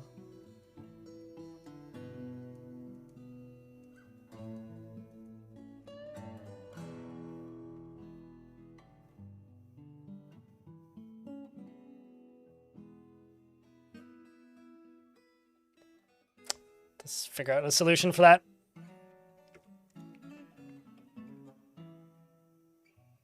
What'd you miss? We're just trading at the moment. Mostly. A giant showed up and one of the traders killed it. That's all that's happened so far.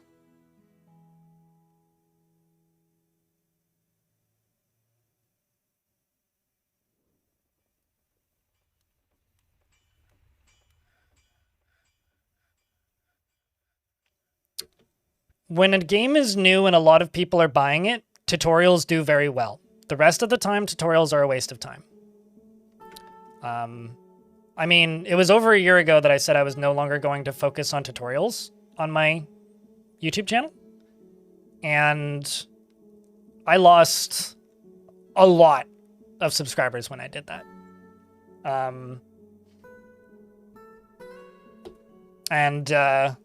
mean, I've regained those tenfold, changing the type of content I make. Oh, right, yeah, I've got a dwarf stuck in there. Totally forgot about that. Let's just unassign you from this. However,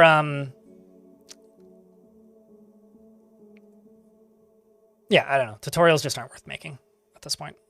At least not at the scale that they would need to be in order for me to make them more often.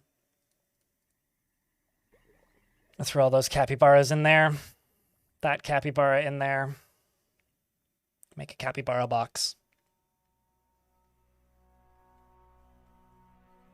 No. Remember how earlier I was talking about how stuff needs to hit certain numbers for it to be worth making for me? The ASCII version of the game is a fraction of the audience. Why would I... Let me ask you a question. Do you ever willingly take a 3/4 pay cut?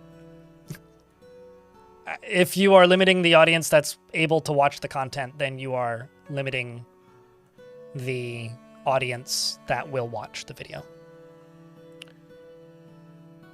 Orange, thanks for checking out a gift. Appreciate you. What's the worst way to contact me? Tweeting at me. Because I haven't logged into Twitter in like 2 years.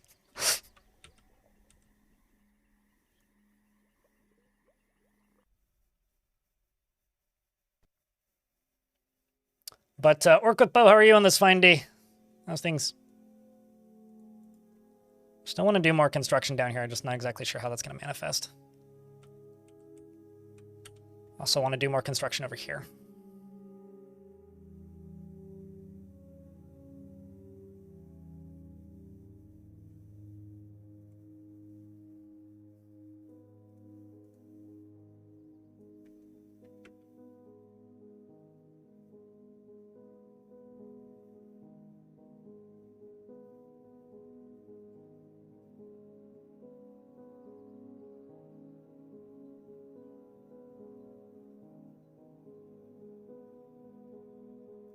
General loss of internet culture that put value on esoteric games as being like cool, I think has been terrible for the success of DF.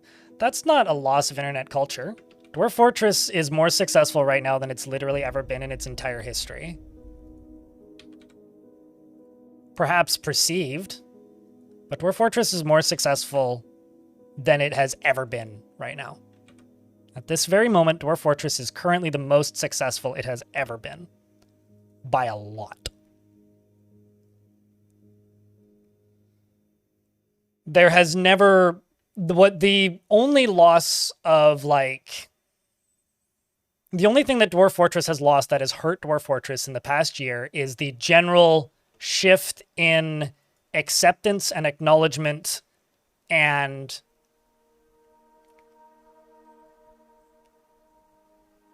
participation in games media, because the vast majority of the word of mouth that Dwarf Fortress got historically came from sites like Polygon, Rock, Paper, Shotgun. And games media is now people like me, moron with camera on internet. And that's where people consume stories about video games. Video games are no longer a niche piece of art. They're now a mainstream entertainment medium, which means that the way it is covered and the way people talk about it is talked about like a mainstream entertainment medium and not the weird niche outsider art that this game was in the past. And if that changes people's perception of the game, that is just a factual, like, reality that we live in now. I don't think Dwarf Fortress is losing out necessarily because of it. I think that Dwarf Fortress gained a lot of success because of the way games were talked about in the past, and they are no longer talked about that way. I don't think that means that Dwarf Fortress is less successful or has lost something because of that. I think that's a bit of a stretch. I think that the audience for Dwarf Fortress has simply grown up. The internet has grown up, and I think that Dwarf Fortress has now reaped the rewards because of it. No, it isn't.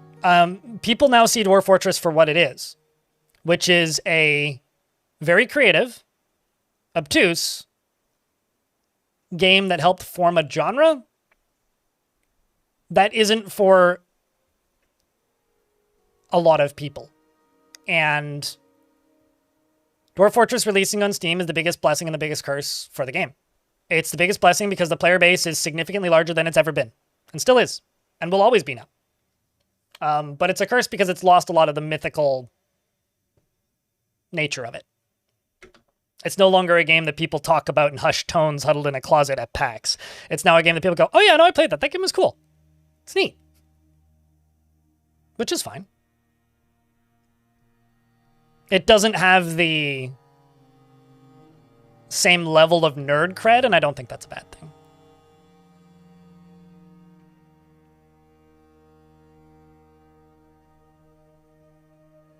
Yeah, I wish I could blend the chats a little bit better. Ordston.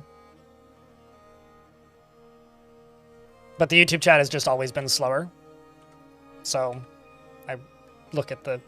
Yeah, if anything, yeah, I think it's just lowered down the amount of gatekeeping is actually probably a really good way to put it.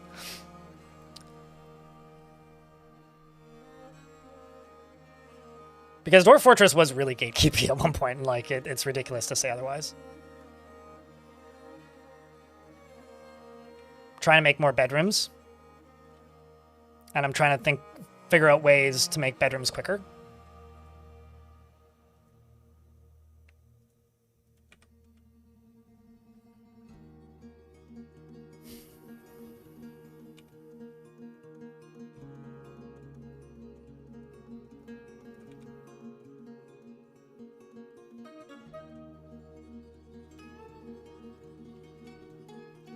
Actually, let's just do it this way.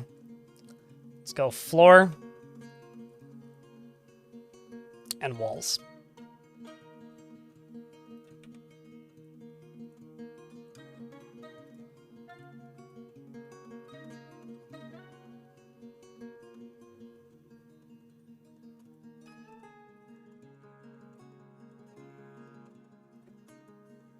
This'll work.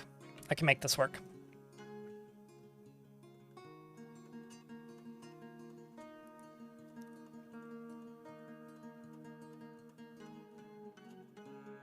Because the Steam version didn't exist back then, Agi.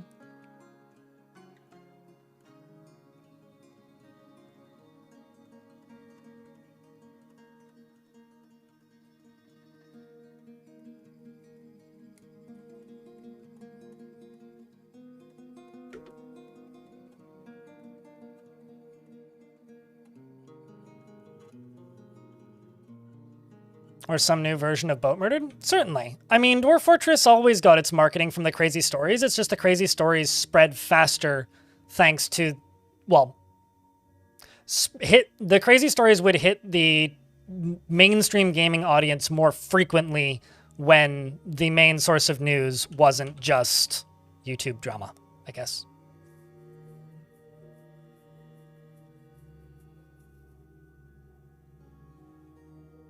I mean, like, I will turn on the ASCII stuff occasionally, but, like, I think the thing that people need to remember about me is you can say whatever you want about me, really. I am a business, and I'm doing this because this makes me money. If I play the game solely like this, then I would travel back in time to 2022, when I did play the game in ASCII, and spent more time explaining what I was looking at on screen at any given moment than I did playing the game. And the other thing that happened, the majority of the time, is I had like 50 to 60 people watching. Now I have several hundred between Twitch and YouTube. I don't want to be explaining to every single new person what the heck they're looking at and why it should be interesting to them. I don't want to do that anymore. I'm through with that. That era of my life is over, and I don't need it back. I'm good. I need a Craftsdwarf's Guild. Like, badly.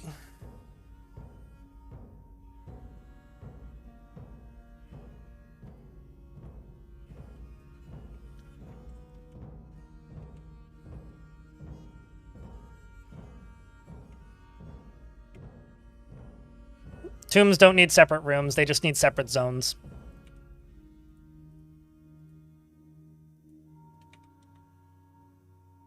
Just trying to make this an interesting series of colors.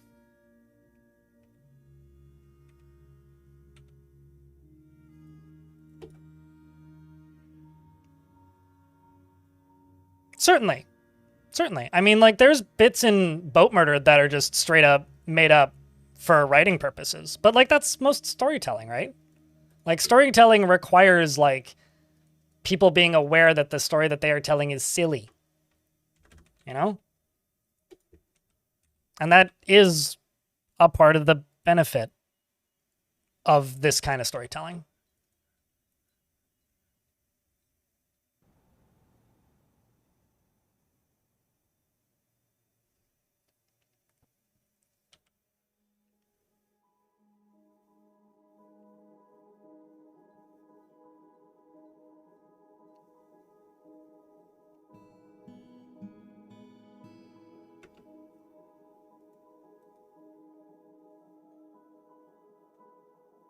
I'm glad you feel that way, Snurgle. I really like the ASCII stuff too. I do this as my job.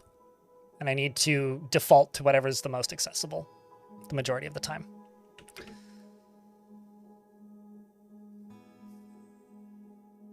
I'm sorry, what did I miss, Generic Dwarf? I think a big reason Krug Smash was the most popular, or one of he still is the Dwarf Fortress YouTuber who specifically covers Dwarf Fortress, who has the most subscribers. So he still is the most popular by that margin. But I think the reason Krug Smash did so well and does so well when he makes content is that he was the only person who found a way to make Dwarf Fortress accessible to an audience of people that doesn't play Dwarf Fortress.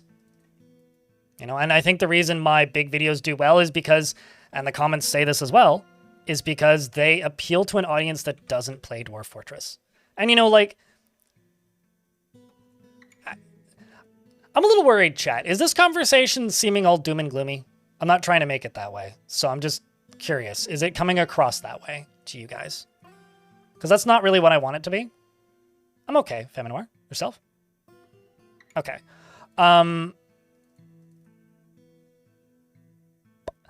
When you talk about, when I talk about like success of things, I'm talking about like doing it as a content creator, not necessarily like in a mainstream sense or a gameplay sense. So this is going to be a crafter's guild. I need to try and satisfy that. Accept it, because they're just going to keep demanding it. More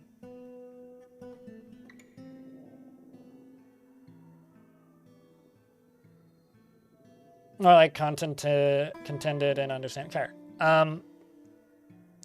Like, there's things that Dwarf Fortress is doing right now that could drastically increase wider interest in it, like sieges. If marketed well and if the actual implementations are interesting enough, I do think there is a world where sieges makes the game more widely interesting to people. And the bigger the... Okay, so like, think about it this way.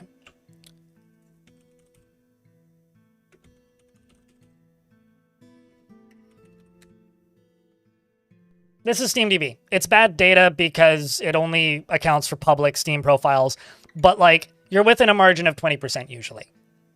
There's currently 896 people playing Dwarf Fortress.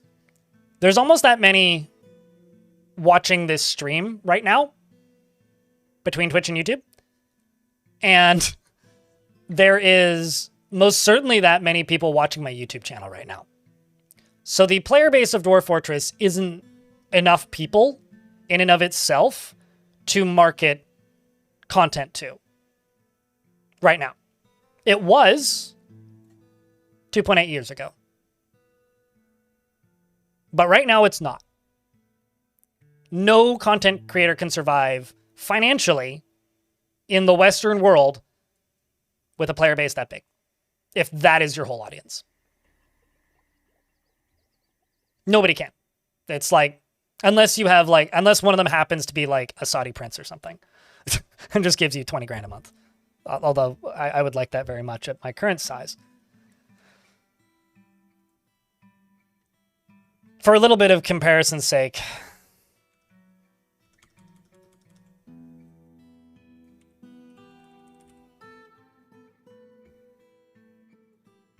like, that's RimWorld right now.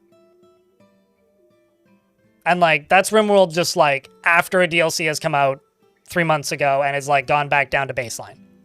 So like, with those numbers there, Dwarf Fortress is a very small game right now, right? On a random Tuesday, RimWorld has more people than Dwarf Fortress had at its peak.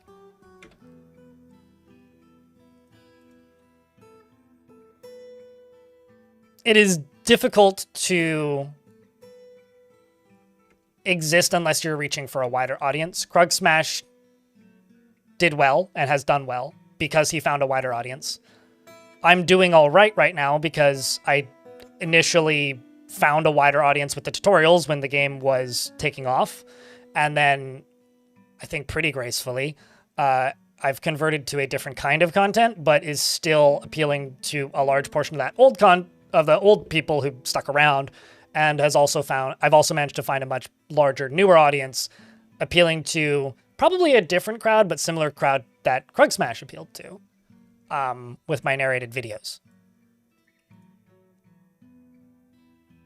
But there's always a limit to how far a game can go. I think Dwarf Fortress still has some of that mythical, almost SCP-like appeal. I'm trying to figure out a pattern that would be fun for this. Almost SCP-like appeal in that it's still got a little bit of that, I guess, nerd cred, for lack of a better term, as this game that is weirdly difficult.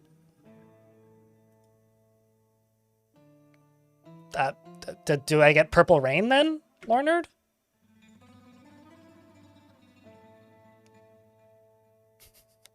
I hope I get Purple Rain. I don't need a Saudi prince, it's fine. I also I don't know. I would say no to their money. I don't need their blood money.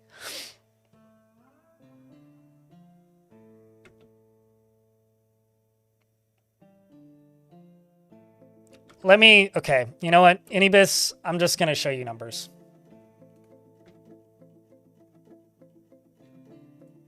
Hey chat, you ready to see YouTube money? I'm gonna show you some YouTube money.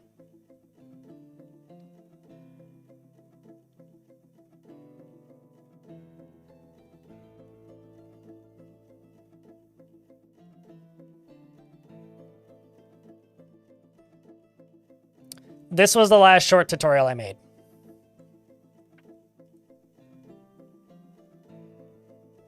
Made me 15 bucks Canadian. That's before taxes. Okay? That's the last tutorial I made.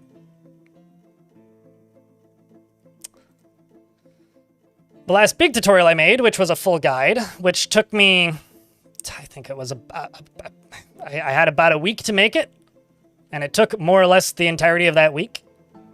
So I probably spent 40 hours-ish, probably closer to 30, on this, between recording and editing. That one did okay. But for every single one of those, there is dozens of the other one, okay? And this is also, like, for clarity, over 256 days. So in the first, like, month, this video made $160.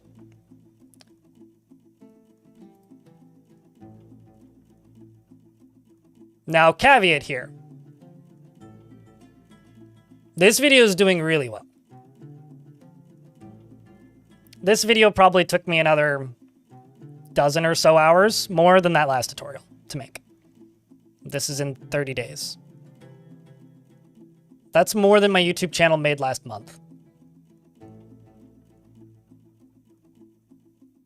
Okay? So, like, you need to realize you're wrong.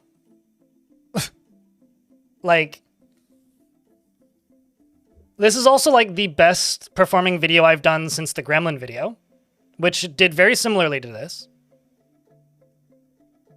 It is more profitable to have one video that does well every 3 months than it is to make multiple tutorials a week. You're just completely off. And your sense of how long it takes, Inibis, to do that animation? There's a couple animated bits in these videos. My Gremlin video has an animated bit that I animated using in-game sprites. I edited those sprites and I went through. It took me like 6 hours to do about 40 seconds of video.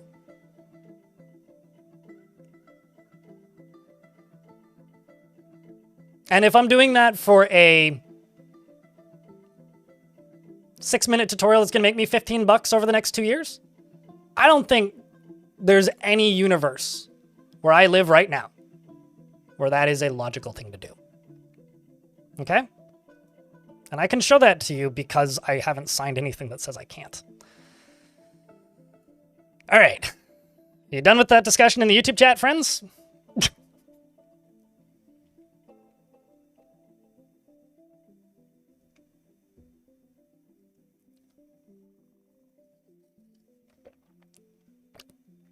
You are...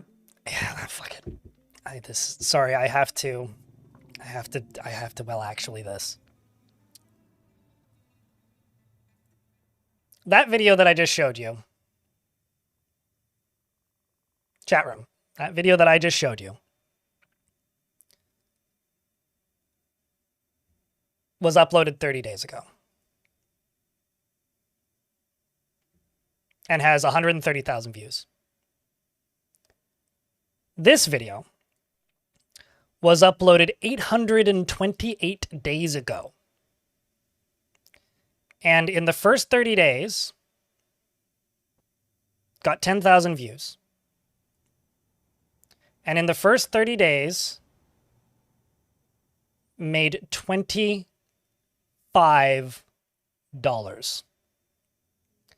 This is a 30-minute long getting started guide for Dwarf Fortress. In the long run, do they make money? Most certainly, tutorials make money in the long run.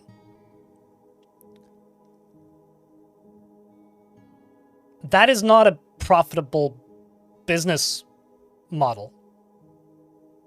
I mean, collecting cans in garbage bins makes money in the long run if you do it every day. But this isn't how YouTube money works.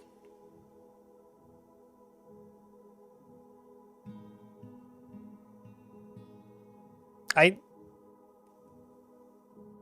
ain't making a fucking... I'm never gonna go back to just being primarily a tutorial channel.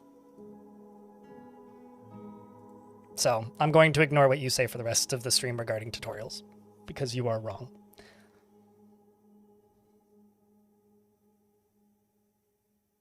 I doubled my annual revenue on YouTube by stopping making tutorials and working on YouTube content less. Okay, how's the value of this? 1,200. Do I have any tables at the moment? Nope. And this is technically outside. Herm.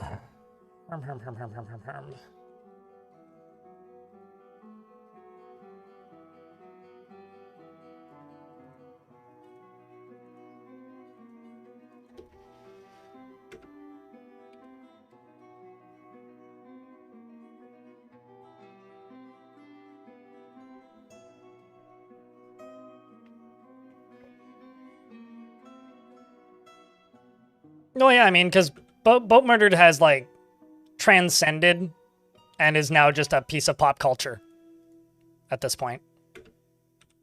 That's why.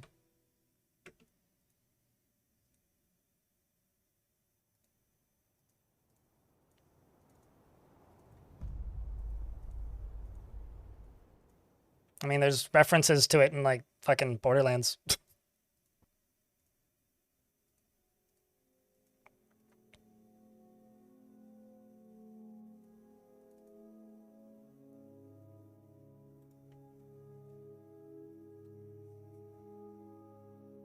I am, Rel. What do you think I'm doing? Am I planning to move the coffins? Very unlikely. They are a wall ornament.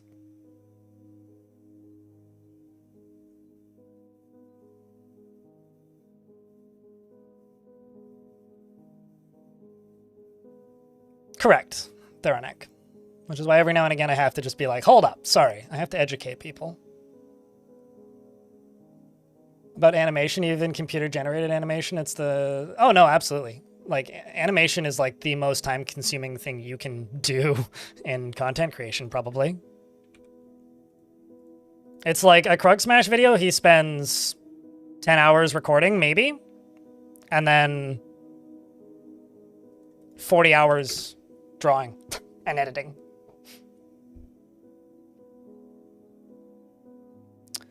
Actually, I'm making a craft dwarf's guild. I'm just trying to get a roof on top of it right now, and maybe I'll repurpose this into a higher floor eventually, and I might put bedrooms along the back here. Down here, I'm building bedrooms as well. I just needed to separate these out a little bit so that I could get these wall pieces in. So I'm doing two things. I'm making bedrooms, and I'm making a guild hall. That's what I'm doing.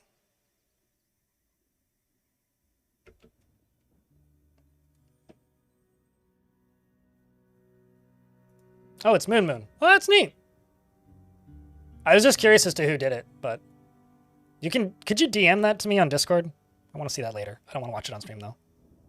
But that's neat. It's cool to know. To paused timeline and not current timeline. Oh no. Yeah, that's something that's going to happen now.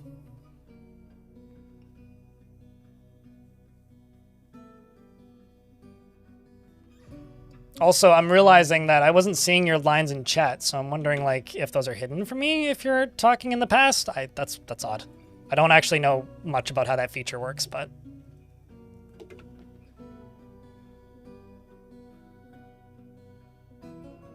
no, absolutely. It's labor intensive, so you have to respect it for what it is, being labor intensive, right? In regards to art.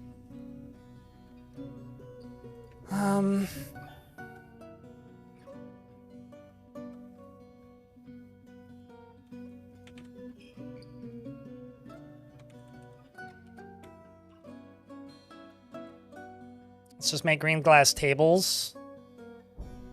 Got plenty of charcoal.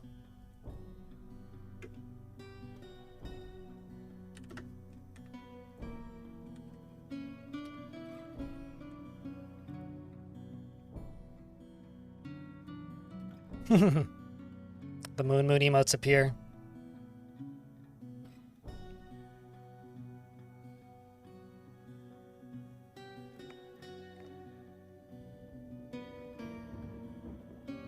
I mean, from my perspective, that's like the best outcome from my videos doing well, is that people like Moon Moon see it and then consider playing Dwarf Fortress again.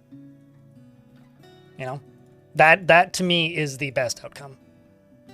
Like, for a while there, when this game first released on Steam, it was me trying to help new players learn how to play, and now it's like me trying to remind people that this game still exists. But it's this, I don't know. It's a weird battle that's like very esoteric from the audience perspective that honestly probably isn't the smartest thing for me to be talking about so openly, but I don't know. I never claimed to be a smart person.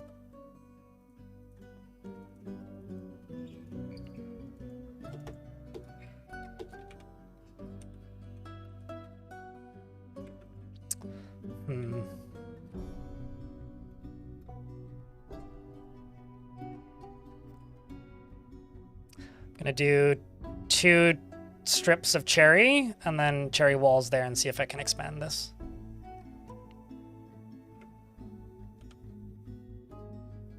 I mean, I've been described as honest to a fault in the past. Sometimes why people think I'm a dick, actually, which I personally find kind of funny. Oops. No, I want to do those with hazel.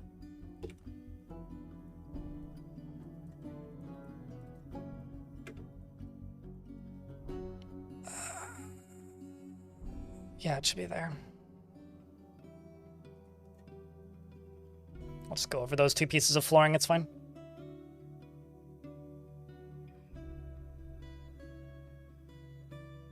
Came to drop a like and end your lunch. Well, cheers, mate. Thanks, Shelby. Thanks for tuning in. But yeah, these are going to be just like a strip of bedrooms, and I need cherry wall across there. Cherry across the back there.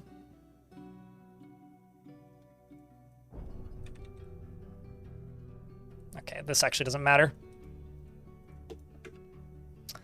There they go. And I will slowly expand this as I go. But yeah, I'm making you here. Let's go green glass table, green glass table, green glass table. And then let's also do... Let's actually bump this up to 40. And go, whoops, not that. Green, glass, throne. Make 20 of those. Which means it's going to take a little bit, but they'll get to it.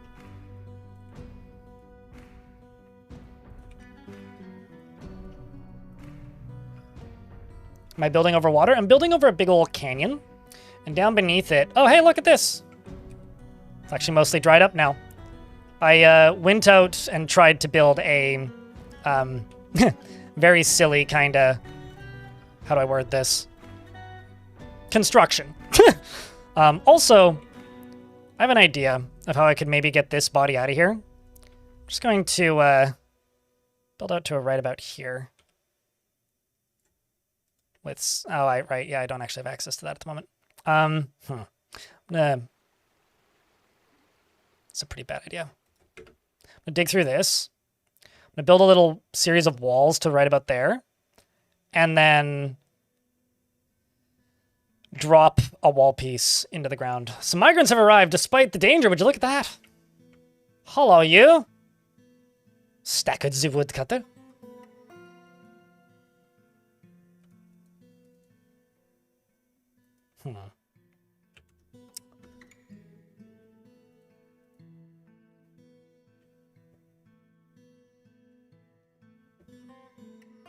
I think I'm going to take a few minutes break, chat.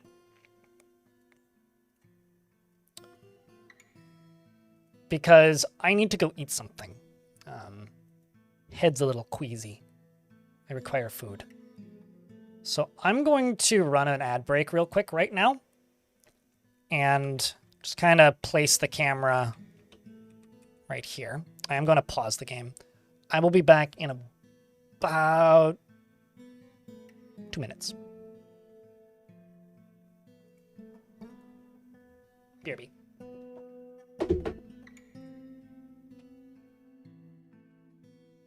Over here, he has a sword.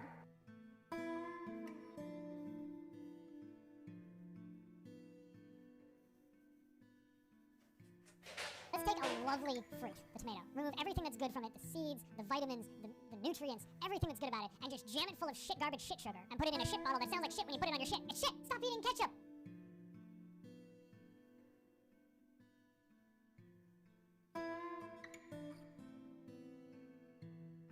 Cheese for everyone!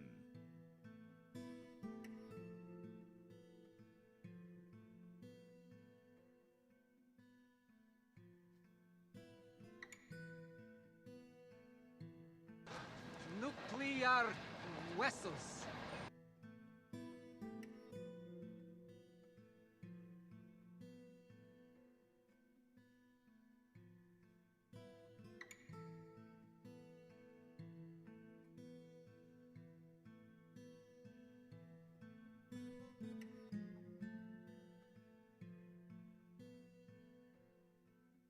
You fucking donkey!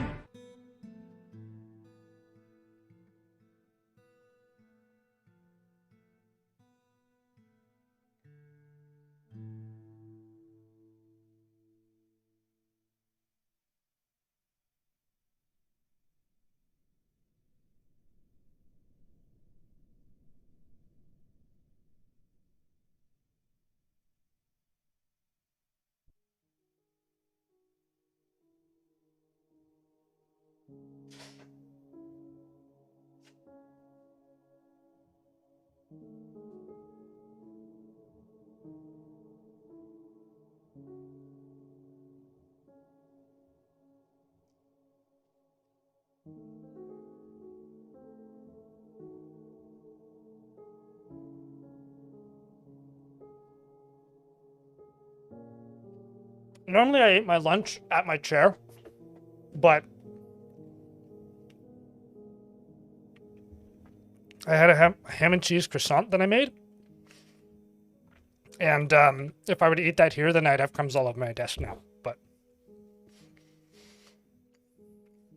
pig cheese or horse cheese? Goat cheese. I'm not even joking. That's just the reality. Goat cheese is clearly peak cheese.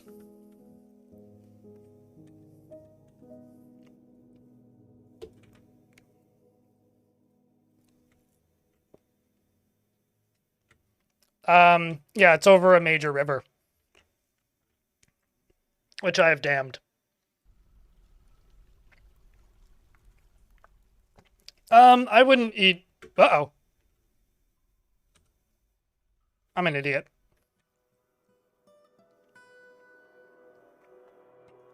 I thought that had flooring there. Well, that's awkward.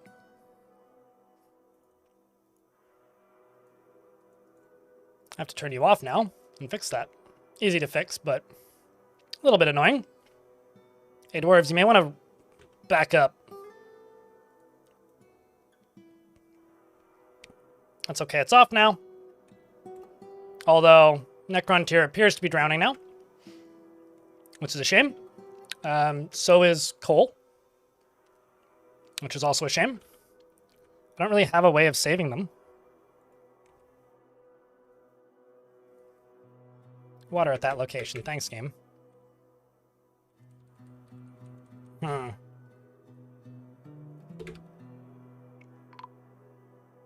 Yep, there they go. There goes 1 and 2. Well, I can plug these. No, I'm aware. I've got other pickaxes. I think I also have... Well, I don't have other pickaxe dwarves, but I've got other pickaxes. So that's not a huge deal.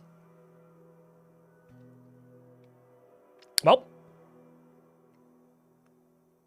You hear me, but what about yak cheese? How about we simplify this discussion and just say cheese? I don't know why we're discussing different kinds of cheese, but that's my take, is we simplify the discussion and just agree that cheese good. Even feta cheese. And so is fettuccine, which is completely unrelated somehow.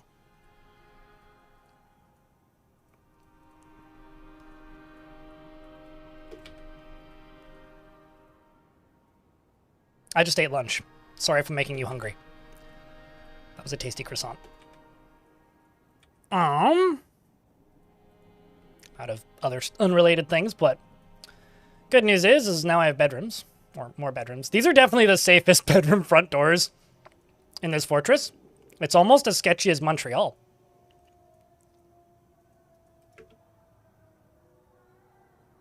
True.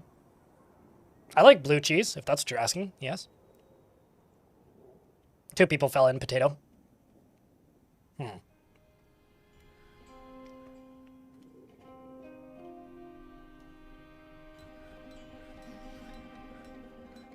Also, when it comes to dwarves, their preferred meals operate very differently than they used to. It used to be like they needed a specific type of ingredient, and now it's just they get happy thoughts based on quality, but they also get happy thoughts if it's a specific ingredient, which is very helpful to the playability of the goddamn video game.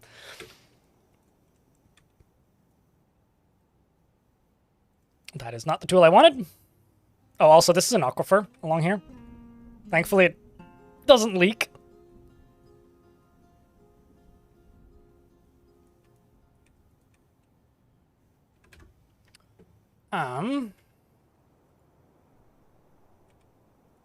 What kind of material do I want to put in here?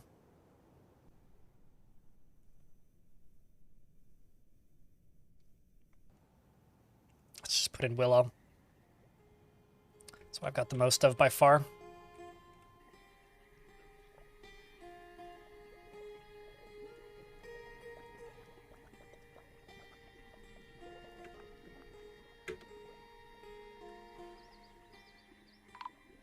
Uh-oh. One of the other dwarves that drowned was a necromancer, it turns out. But this should fix itself pretty quick. Even though there's now a big gush of water coming in, this should fix itself relatively quickly. Especially because all of these are active. But I've now screwed this up with this. So I think what I should actually do is just forbid all of this. Let this whole thing reset. and then refill it. That's what I should do. So let's just turn you off, because this ain't going to work until the whole thing is drained.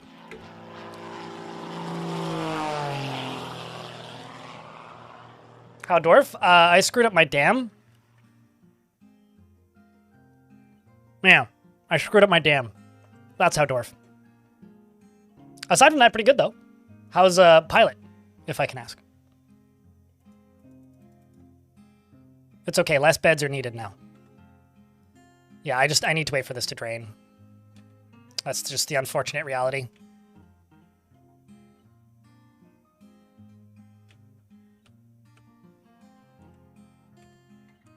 I guess actually the way to fix that problem though is by just going up here and doing it.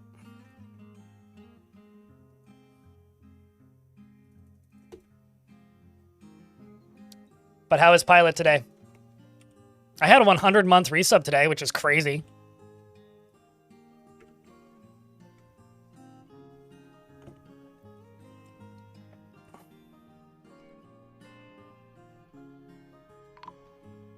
Uh-oh. We find somebody else. Hole, the shearer has been found dead drowned. We will recover most of these dwarves eventually. And I say eventually. To literally mean, like, eventually.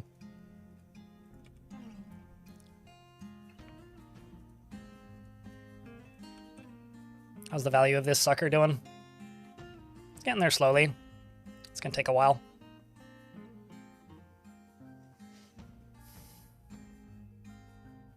Gotta call it 2 a.m. to go to Georgia and then Mexico. Wait, did someone call in sick and then go, actually, nah? How does... I mean, hey. You could also say, I got called into work at 2 in the morning. I guess that sounds significantly less impressive. Got another guild hall request, goddamn.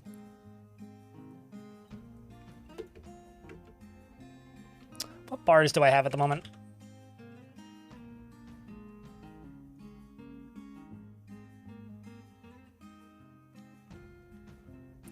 I could make a singular gold crown.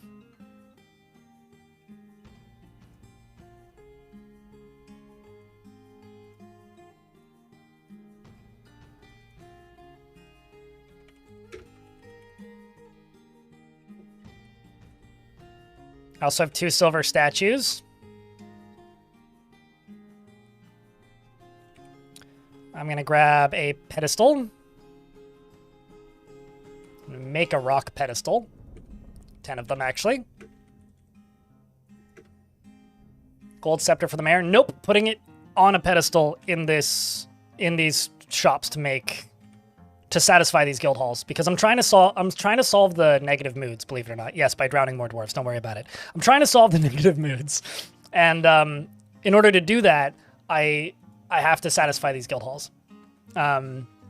And because all I have is wood, which is very low value inherently, and I don't want to do engraving because that'll cause stoneworkers strange moods, I have to satisfy them in other ways, and I'm trying to satisfy them by, like, just about any means necessary. That's enough value. So now I need to do a woodworker's guild.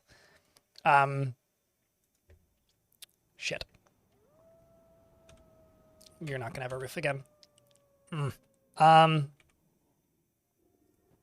We'll solve it.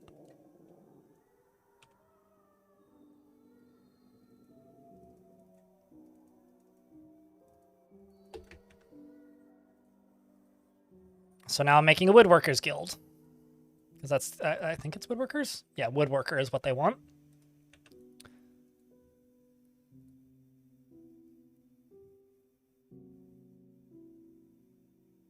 So no, at this point, I could actually care less about the...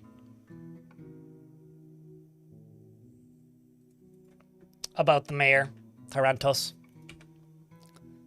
At this point, it's mostly just I need to increase the value of this stuff by all means necessary.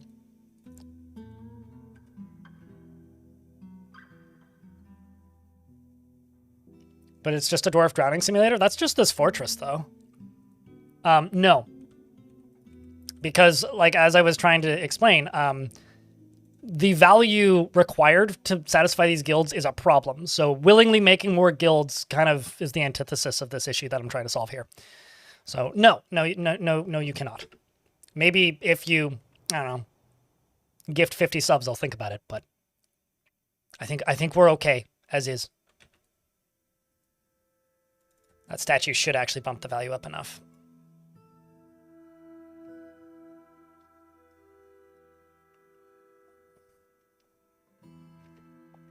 No, that would be the Swimmers Guild, right? Which you can't make because swimming isn't a guild that, or isn't a guildable space. God, agitated ducks are still one of the funniest things in this game to me.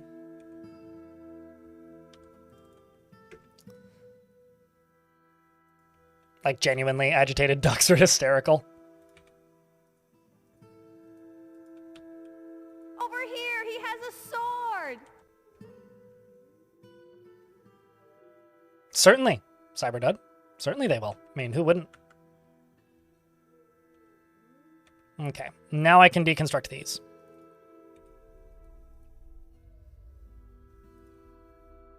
Sam, Pear, and Willow. I could wait until this drains a little bit more. And then just put a floor piece there. Which may actually be the wiser way to do this. How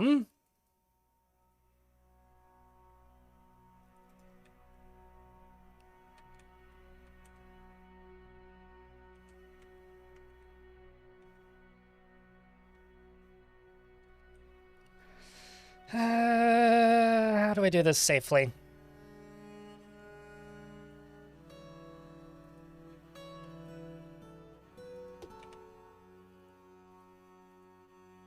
So what I'm going to do is I'm going to put these wall pieces here and then a door there in the middle. And then I'm going to tell a dwarf to deconstruct this tile, which is going to make this fall so I don't have to use a lever. Hopefully knocking that body closer towards the pumps. No, I know. And the body is right here. I'm trying to move the body by dropping stuff into the water. So I'm well aware that there's a ghost there. The goal here is to try and get rid of that ghost.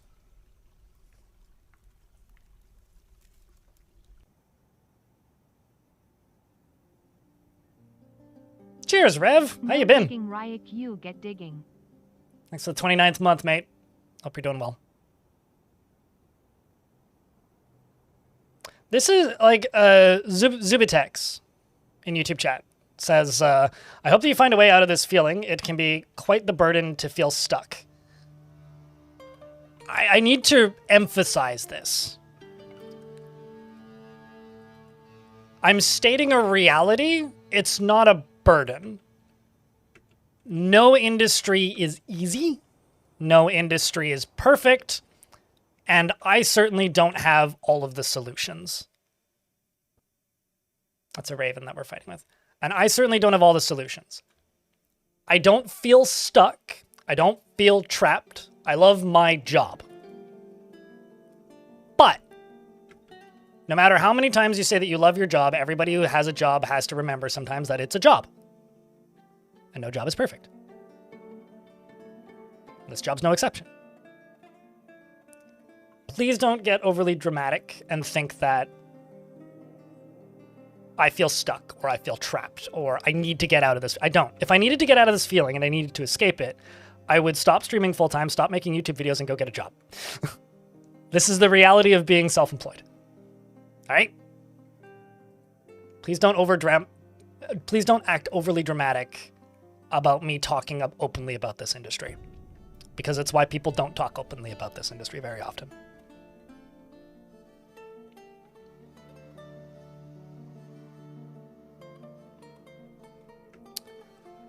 What are those red trees? Those are ash trees, but it is late autumn, so the trees change color in the seasons, and right now there's a lot of alder and ash and pear trees, and they go red in the fall, and towards the end of autumn and the beginning of winter in this area, the leaves all fall on the ground.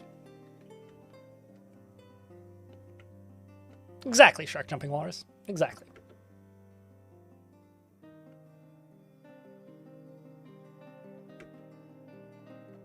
How good are your headphones and what are they? Yours are these are falling apart too. These are I got these in 2011.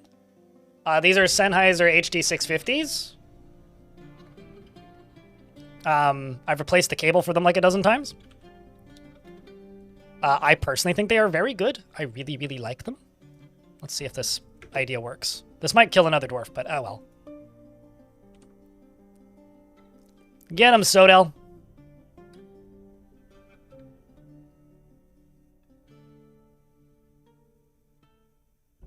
I've replaced the ear pads dozens of times. Literally dozens of times. I'm also going to turn off fishing. I've got way too much fish. What's my favorite die in DF so far? Yes. Well, I was worried about that. Didn't fix the problem and killed another dwarf. Got it. I was kind of worried that would happen. But, oh well. You win some, you lose some. You dwarf some, you kill some. You need dwarf OSHA? I mean, you need it in real life for people. Don't worry about the dwarves. The dwarves will be fine.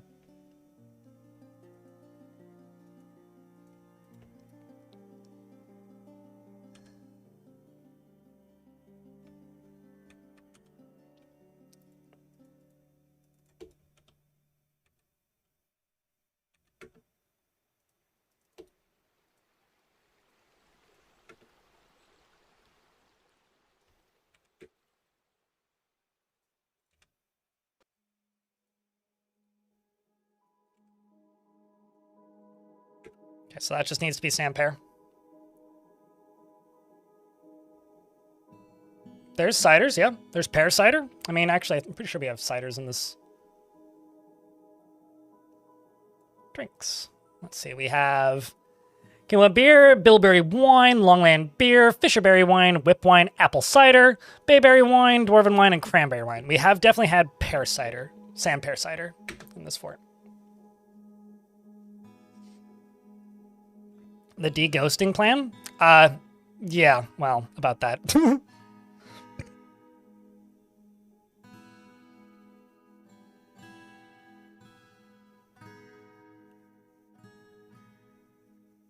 Cider is a subcategory of wine. Sure. I'd believe that.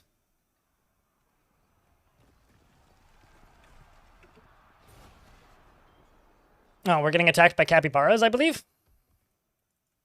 A child is fighting with an angry capybara, which is currently in midair somehow. That is actually kind of impressive.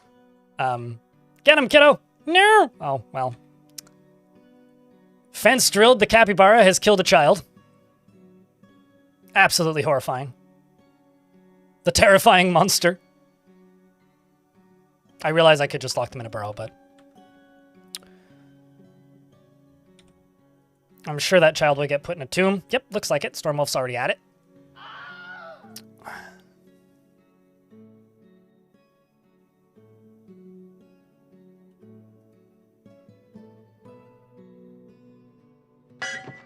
Rest in peace, kiddo. Friend-shaped terror. Nah, the friend-shaped terror was when I lost a fortress to giant chinchillas. I did once lose a fortress to giant chinchillas, and that was hilarious. But also, like, imagine a bear-sized chinchilla. That would be kind of scary. Like, jokes aside, just think about that for a second. On one hand, hilarious. On the other hand, holy fucking shit. That's terrifying. Imagine, like, a bear-sized bunny rabbit. Like, look at how big a bunny rabbit's mouth is. Now imagine that the size of a bear. Like, I don't know, man. It's kind of gnarly, if you ask me.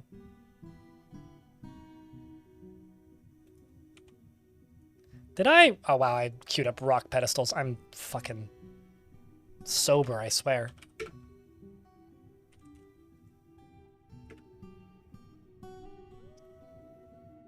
Word, pilot guy. That was a child that was killed by it.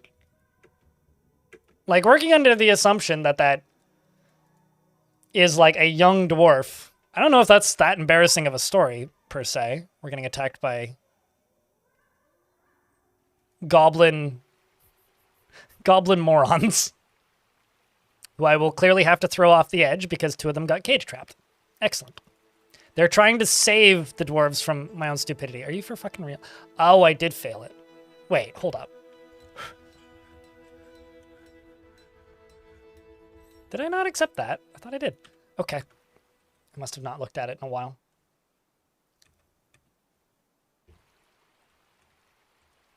I'm going to throw a cage down here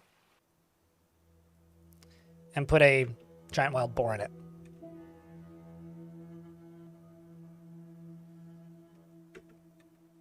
Isn't that just kind of a mini giraffe?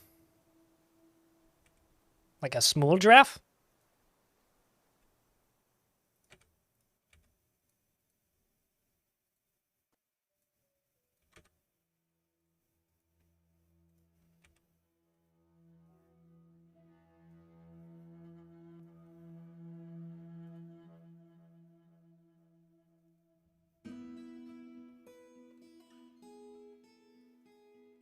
I kind of screwed this up.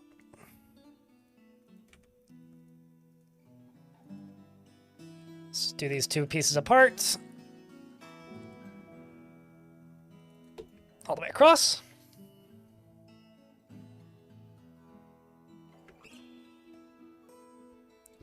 Goblin child napper sees a capybara murder a child and just 180 and leaves. I mean, I would too. Or I would certainly, like, contemplate my decisions momentarily if I was in that position as that goblin. What? Oh. Am I getting attacked by birds again? Ah! Looks like we're getting attacked by agitated wild storks.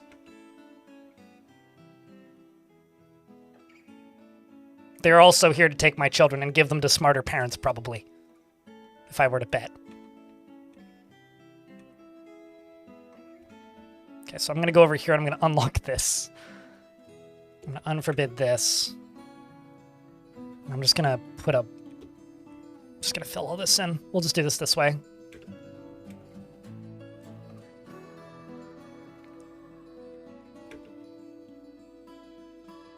They're bringing death. They aren't bringing children, they're bringing death! We're all doomed! You know, you're probably onto something with that.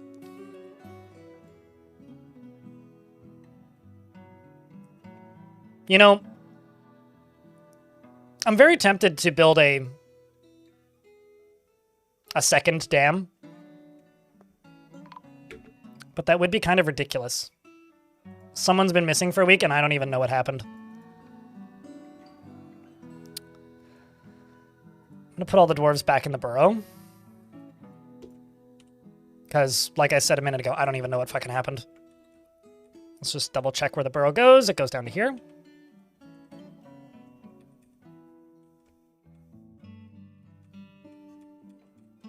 Okay, it doesn't cover most of this. Cover this. Should cover this. Should cover that. That's an agitated skeleton. That's a dead raven. Ay, ay, ay, ay, ay. Fucking chaos, man. Okay, well, this is all done. I can turn this back on. Let's continue working on these bedrooms.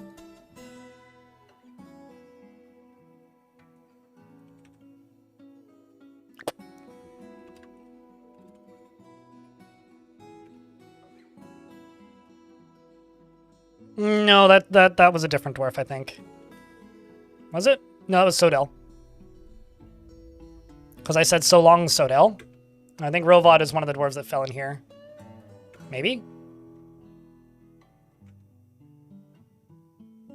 Well, good news is we can get this drained once more. Although Rovod may have died up here somewhere, and I'm just completely unaware of it. It could also just be in a puddle somewhere.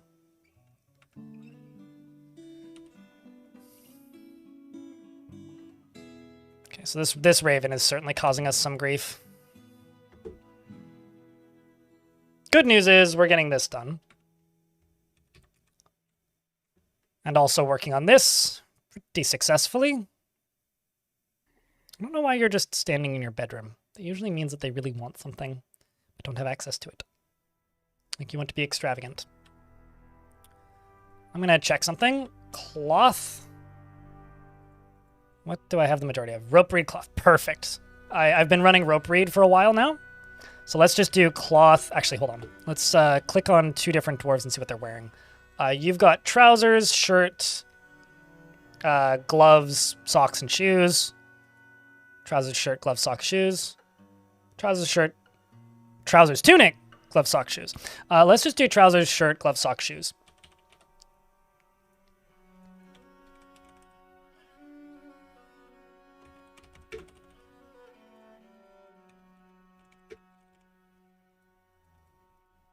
I should also set up some dye. But I'm not going to be super picky about it in this fort. Because I can't really afford to be. But I'll do what I can. As I usually do. We'll just go 1, 2, 4, 6, 8, 10.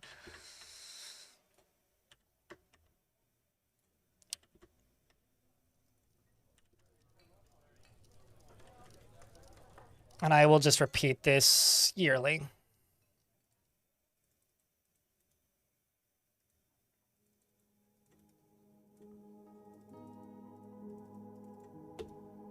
For right now. I'll add more conditions to it later.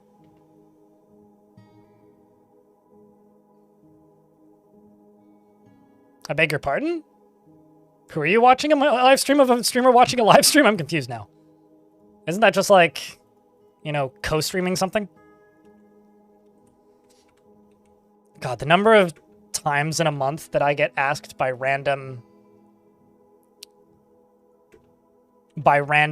individuals to cover like a random streamed event is actually kind of absurd. Oh, I see what you're saying. Watching a literal river. Well, it's more of a river than a stream, but see, now this is a stream. That's a river. A major river even.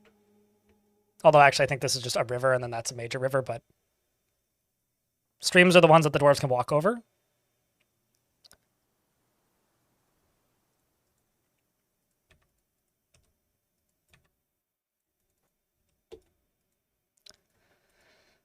Okay, so that'll allow us to get this body out right here.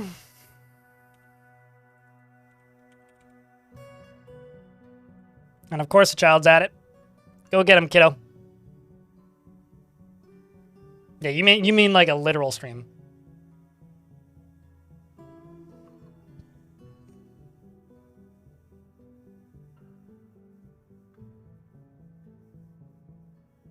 What happens if you dam the entire river? Would it have been safer to just do 2 dams and pump out the layers? It would be significantly safer for me to just dam the whole river. Yeah.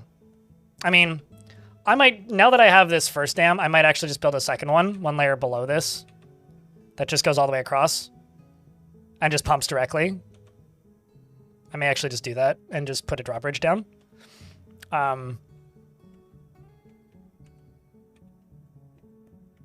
Yeah, I might actually just do that.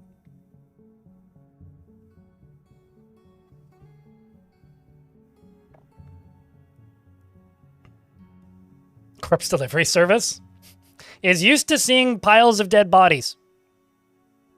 Is definitely good to have on your resume, if nothing else.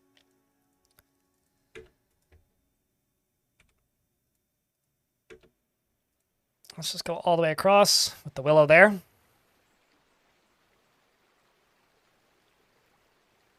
And then all the way over to there. What are you talking about? What do you even mean? I think eventually this fort is going to probably move down into here, primarily. It's like a paper route with for children, but with corpses. Good lord. Yeah, no, I kind of want this whole fort to eventually move down into this river. Because I think that would be just a really fun way to build this fort. Just in general.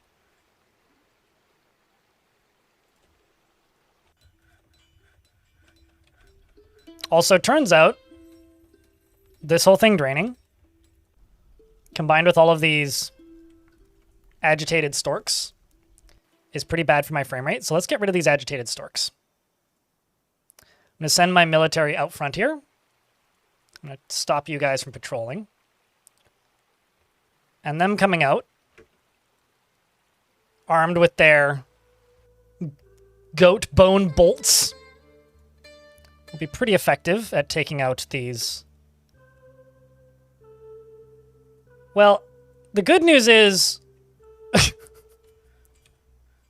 we found Obok's body. I think that's good news. That's the good news, chat. We found Obok. Oh, Bok.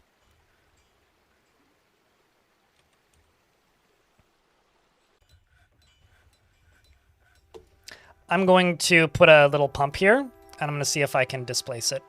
Well, actually, let me put it there. And then, yeah, I'll just build walls around this end bit here. And just put a pump here and just get some random dwarf to pump it, and hopefully that'll get it close enough that this over here can pull it, but we'll see. Good news is I found a dead dwarf. Bad news is I still have to get it out of the water. Getting that ghost dealt with is going to be a huge boon for the fort, though. Like, seriously. Like, massive. Okay, so actually these guys cleared all these. Or cleared out a bunch of them. There's one over here. I need to be careful about how many of these I kill. If I kill too many of them, then that'll send more agitated wild animals at me. But let's see if we can get these guys now. You're gonna go get more equipment, that's fine. Same with you.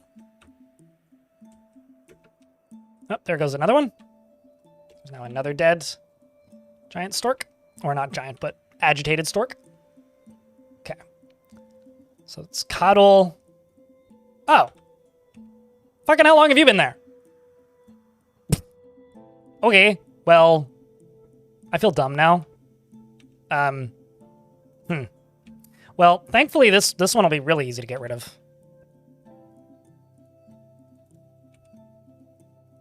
I have no idea how long that body's been there. That has to be one of my soldiers. Or has to have been one of my soldiers?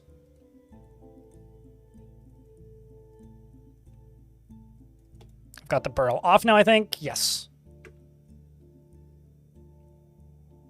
Glass half full, lake half full, dwarf mostly drowned. Kind of, you know, two sides of the same dead dwarf in a swamp. 17 ghosts later. I'm working on it, okay? Just give me time. Dealing with many problems takes...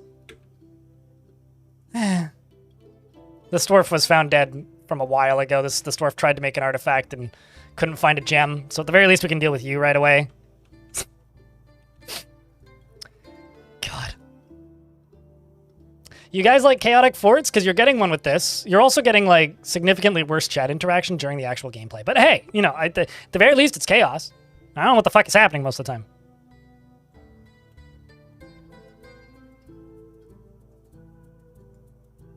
Okay, so that's two pieces. We just need a brick, and then I can turn this sucker on, and we can get that body out. At least this one's easy. Are you coming to do it? Nope. Sag.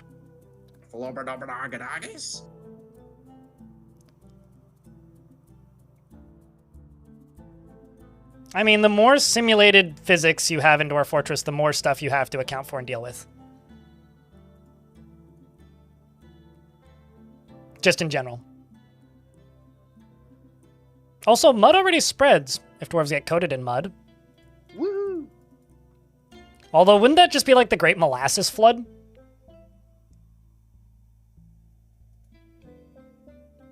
I feel like, because like changes that you make to fort mode and adventure mode, Cyberdud, affect the world sim. Like if you were to add like all of the problems with like foot rot and stuff that you get from standing in muddy trenches, I think that would like almost immediately make goblins go extinct. Like instantly.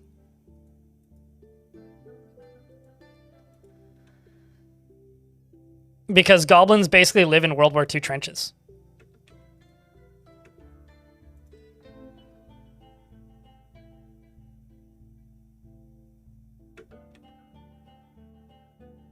Did you get it?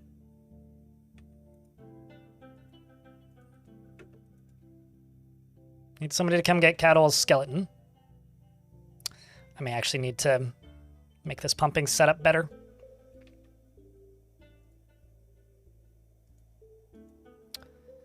Waiting until somebody get it. The body keeps getting moved around.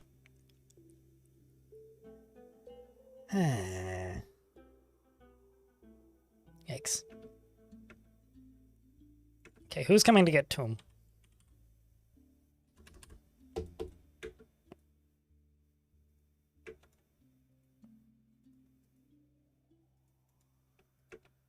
I was going to say, did you pick it up and then immediately drop it? I think you did.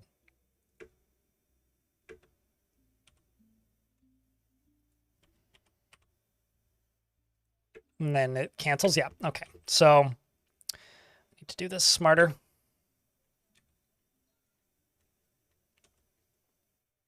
Could turn this sucker back on. But where is that going to dump now? I mean, it dumping right there is actually totally fine.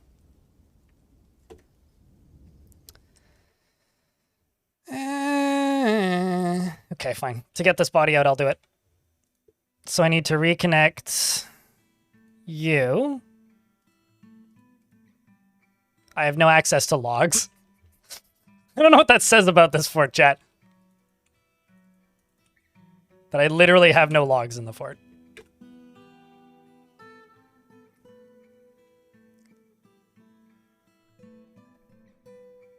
Trenchfoot is, in fact, some nasty stuff, as Pilot said.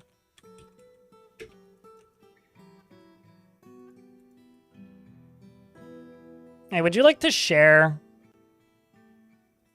a cage with a giant semi-wild boar?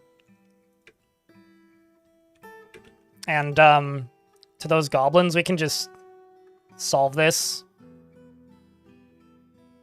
Yeah, we can solve this.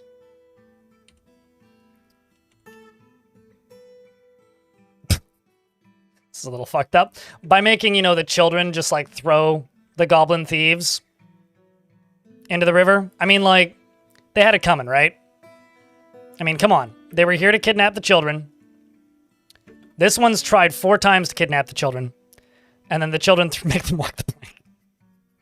Wow, he didn't even die. He's, like, kind of okay. Oh, even better. Now we're just gonna have, like, somewhat injured goblins attacking us. That's even better. Go get him, Doomed Blunts. How about you? Okay, well, you seem to do just fine. How about, who's next?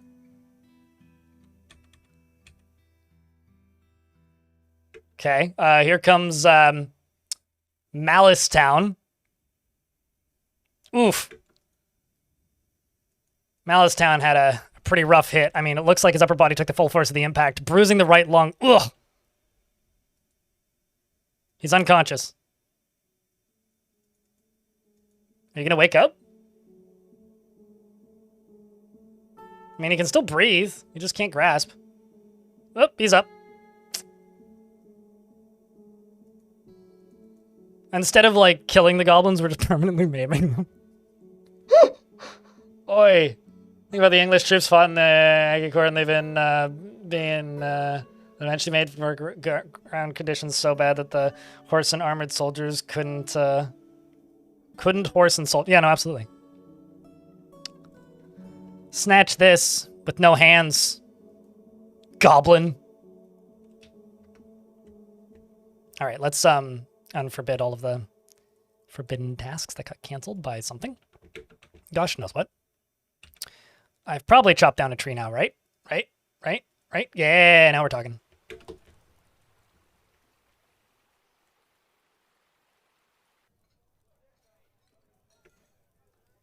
Let's also shrink this down quite a bit. So this getting constructed over here will take 1 log. Goblin defense duration. Yeah, sure. Poor goblins. They started it. They started it. How high of a fall was that? Layer 26 is ground level. From layer 26 to layer 20, or no, from layer 24 to layer 8. That's how far it was. So not that far.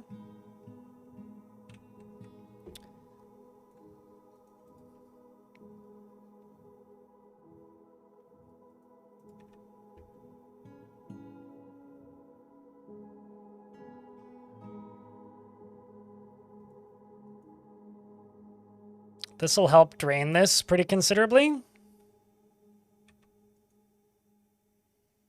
And then this body is just going to get pulled around a whole bunch for a minute.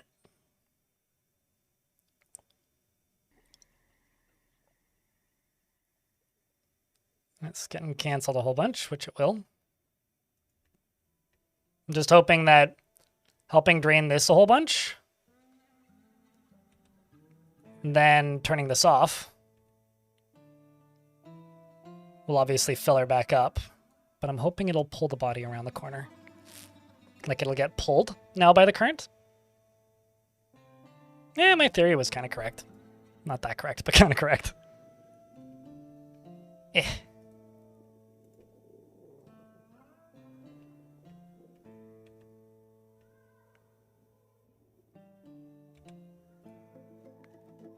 Screw it. We'll use 2.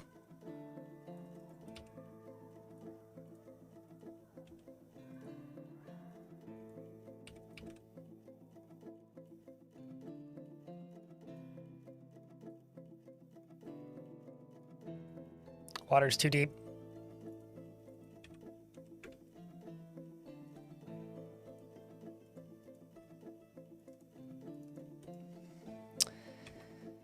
And this will slowly do its thing. Hopefully 2 pumps will be enough. Don't start nuffin. Won't be nuffin. Wait, what?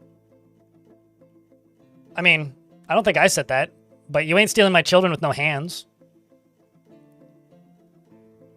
So the last fortress that I did, I've been very distracted today by all of this gameplay. What are you doing? Toulon, excuse me, please no handlebar. I mean, okay, sure, fine. So anyways, my last fortress in this world that I did was kind of ended up being the bad guys where we kind of invaded literally everybody. The actual goal for this fort is to get strong enough using no digging to be able to take over my last fort, which at the time of right nowsers, has 750 dwarves in it, fully kitted out in steel. So, yeah.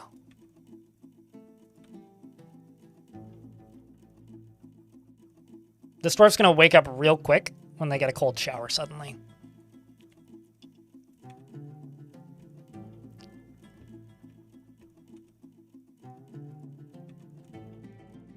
Also, I really screwed this up. That's not the pond. This is the pond.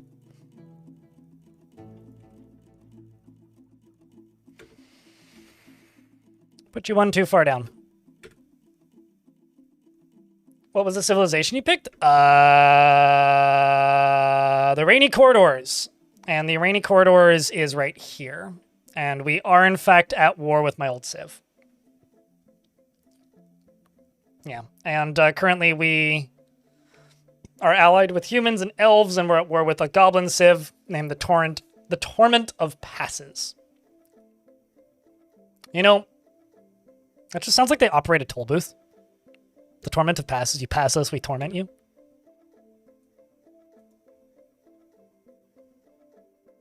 Got some good swimmers there. I hope. I don't know if we do, but I sure hope we do. I cannot confirm or deny the quality of my dwarven swimmers.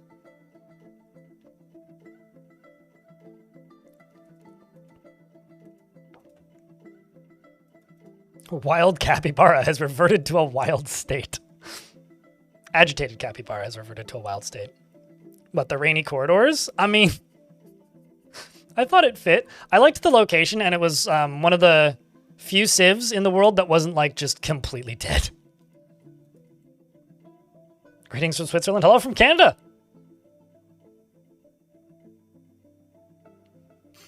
Whoop. Got ourselves a baby boy. Sucks to be him.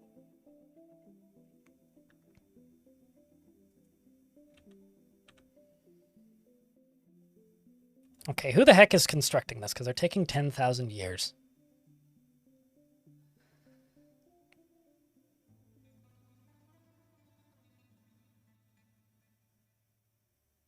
Get to it there, dwarf.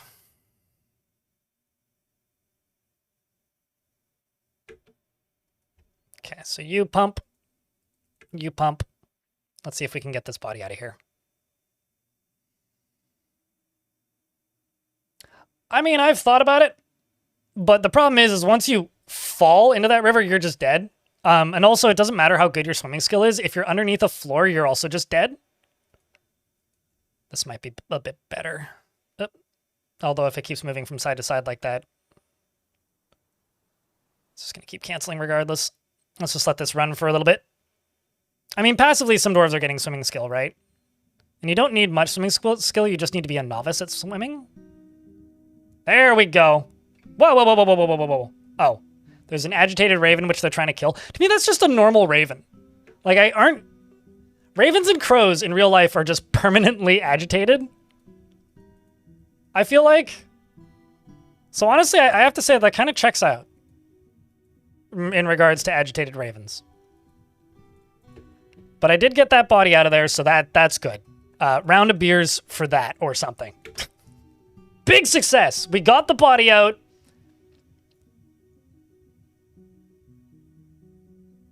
That's all. I love ravens and crows too, but I do feel like they are permanently agitated. Although I will say that ravens are a little bit more like posh. Halladorfia. First cause of severely terrible mooders is gone. So success to that, chat. Success to that. Now, the next bodies that we need to finish getting rid of is this. I require Ulbach's corpse, which sounds way grimmer than it is. So what I'm going to do is I'm going to go here. I'm going to go boop, boop, boop. I'm going to go here. Throw that down. Throw these down and that down.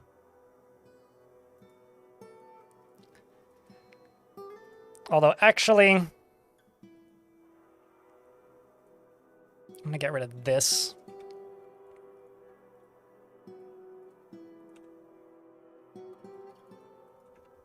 I'm going to widen this a little bit, and we're going to put 2 pumps in. And these will just be manually pumped again.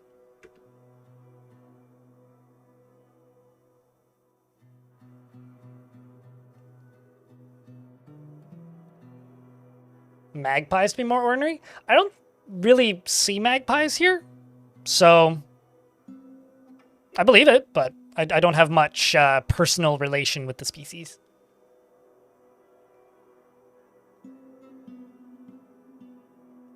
Nugs in YouTube chat says, just joined, I see you are making a surface base, yet there is not 5 trillion tiles of vomit. How? Dwarves develop cave adaptation if they spend too much time underground, which is what makes them vomit. Dwarves do not inherently vomit when above ground. It's pretty common for me to build features into my forts that force them to go above ground to reset that problem, so they don't throw up. They only throw up if they spend a lot of... Like, when you start a new fort, your dwarves don't immediately start throwing up, as an example. Same kind of thing.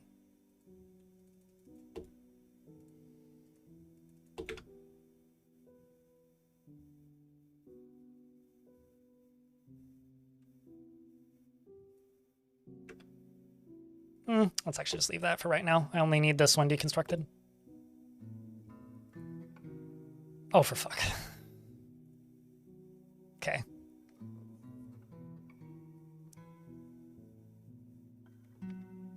There was a bug in the game for a minute there, though, where dwarves were always at 100% cave adaptation all of the time when you started. So they could get rid of it over time, but your starting 7 dwarves would always be cave adapted. And it was fucking hilarious, just starting a fort and then immediately everybody just pukes. All right, guys, it's time to Chris in the Fortress. Blah! It was a hot minute there in version, I think it was 45 or something. It was like pre-Steam, but like towards the end of the classic updates. What I really want to know is how exactly does that happen without the developers noticing? Like when you try to go to church? I don't understand how those two things are related, but like what I'm amazed by though is the fact that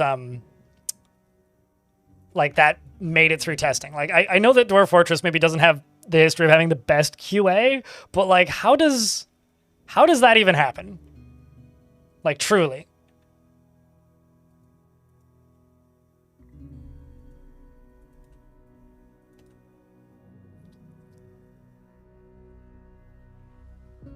Marking their territory. Yeah, okay.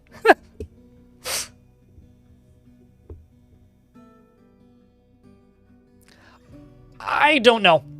I'll be honest, I haven't done the science, and it's been a long time since I've seen anybody do the science. I don't know. Famine Noir. If I had a better answer for you, I'd tell you, but I don't. Actually, how much extra power are we generating?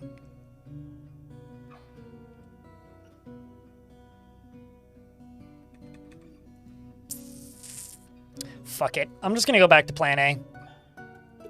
Plan, build a... Just fucking build another... Just fucking build another. That's what I'm going to do. I'm just going to fucking build another.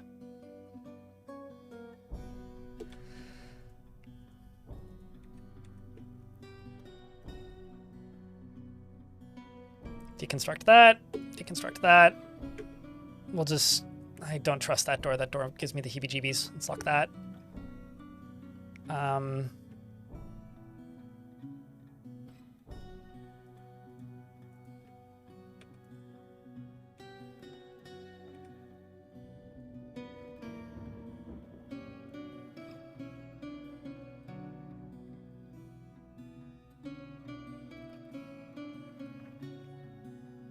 May have been working on something else that had almost nothing to do with embarking. The cascading effects of this game are wild. Can I ask what that is in reference to? I missed the through line here.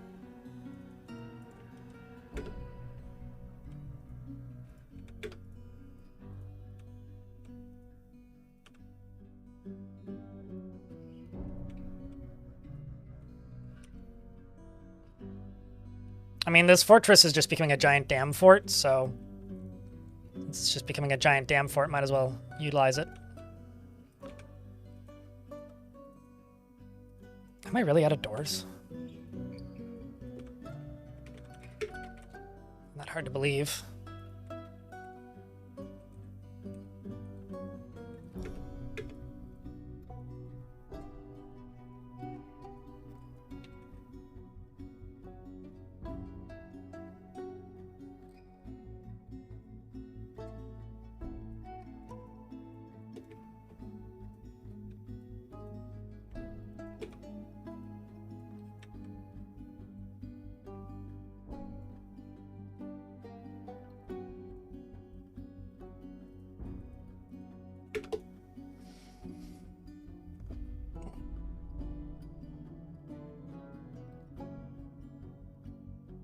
Also, investments are open if you care. The moment on embark and why you can't catch it. Yeah, I've lost the through line of this conversation. Sorry, that's my own ditziness. Also, it's probably the fact that I'm drinking extraordinarily strong mud water today. I'm gonna go back to measuring. Blech. I'm gonna go back to measuring the temperatures of my boiling pot water instead of trying to make cold brew. I don't like cold brew. It never quite works out the way I want it to.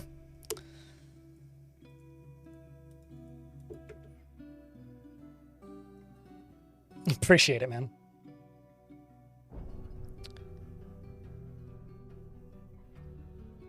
Do I know where that like expression comes from? Not off the top of my head. Why should I? Alex Gamer?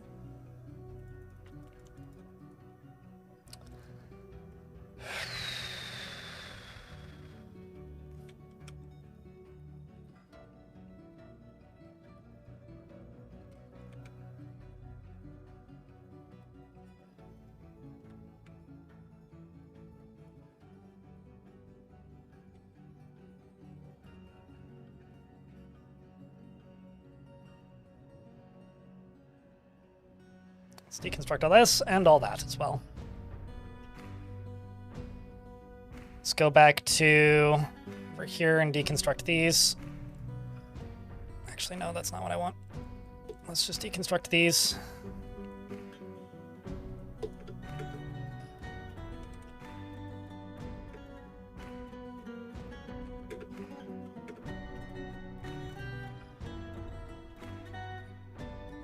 $100th for the 100-month sub. Yeah, it's still crazy, man.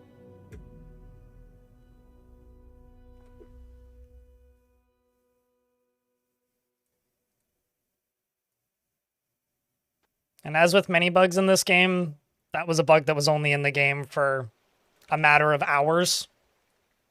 It's just maybe the most obvious example of the ridiculous depth of this game.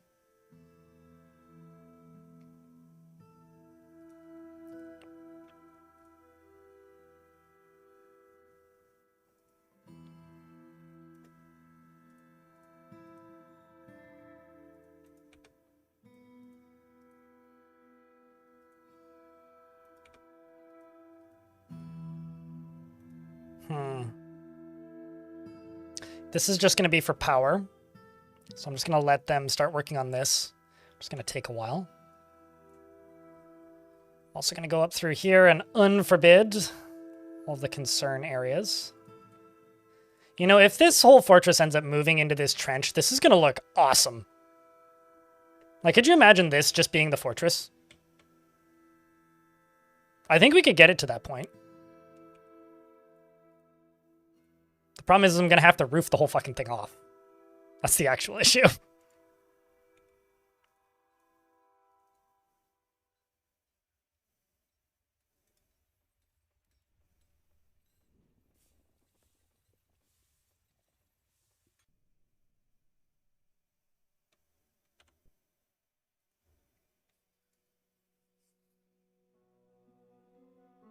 Also, YouTube's asking me about the term heebie-jeebies. I don't know where it came from, but I will say that when I'm sleep-deprived or burnt out, or in a weird one of my moods, which I'm kind of in 2 of the 3 of those, you guys can guess which right now, I often, like, end up frequently overusing a word that I don't normally say.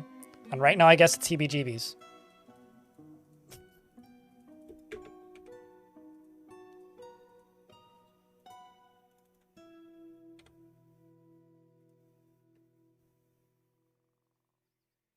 With water in between later? I just need the like, scale to be able to do that. Right now, I don't quite have the scale. So this needs to be a Grand Guild Hall. Not looking forward to this.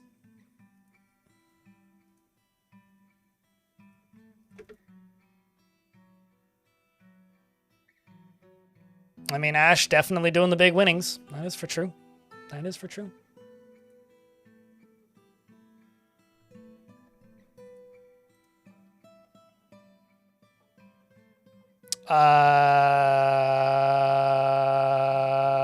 Nothing even remotely high enough value to be able to make a dent in it.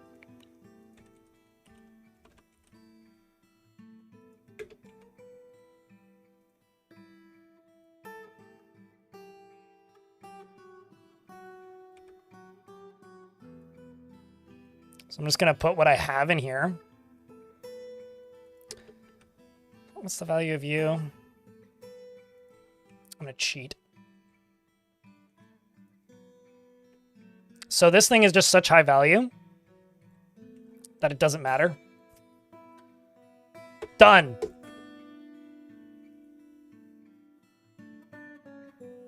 I have it, might as well use it. I have it, might as well use it.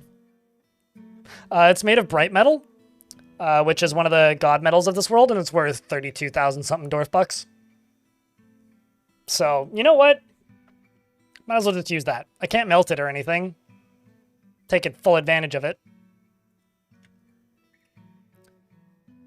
And that'll help me out a little bit. Sometimes you need to cheese things, and in this case, fuck it, I'm gonna cheese it.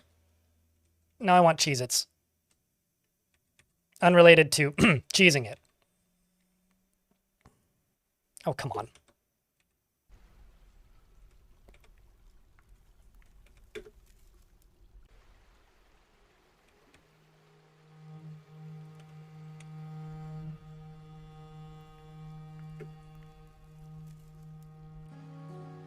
I mean, let's check.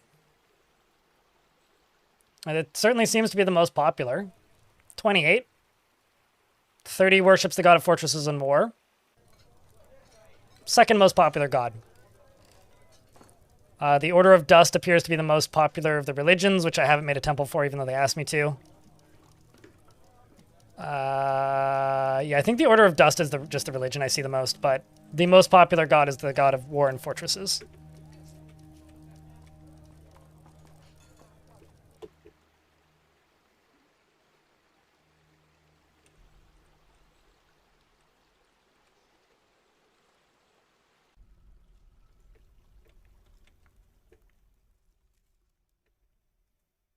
Okay, so we'll get that done and we'll get this done.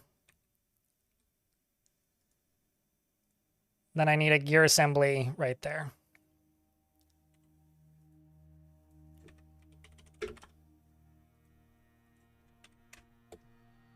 Make 4 copper mechanisms.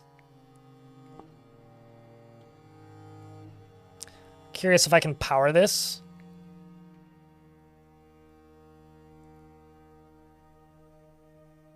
With like no assists. Or with just an axle. Oh, they have. I've just ignored them, Tarantos. It's actually the main reason the moods are as bad as they are. Because I've more or less completely foregone any requests that the dwarves have made. Yeah, I'm playing Timberfort right now. Or Timberdorf!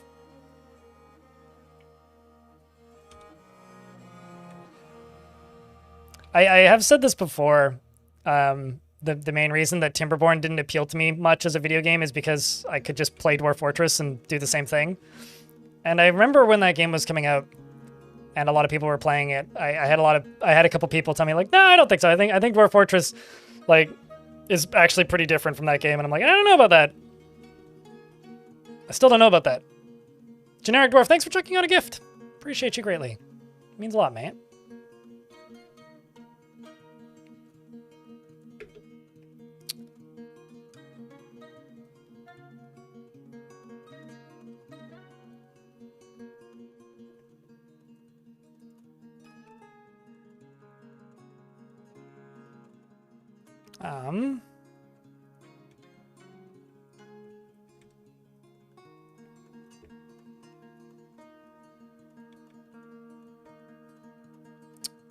The best part about this is now I can optimize this a whole lot more.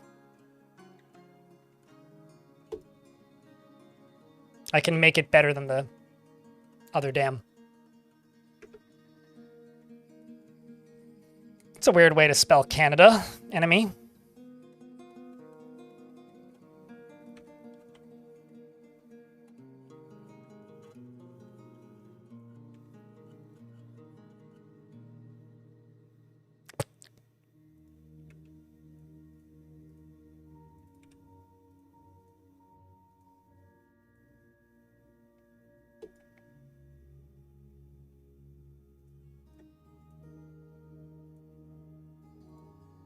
Yeah, and then I can just do a strip of power across here.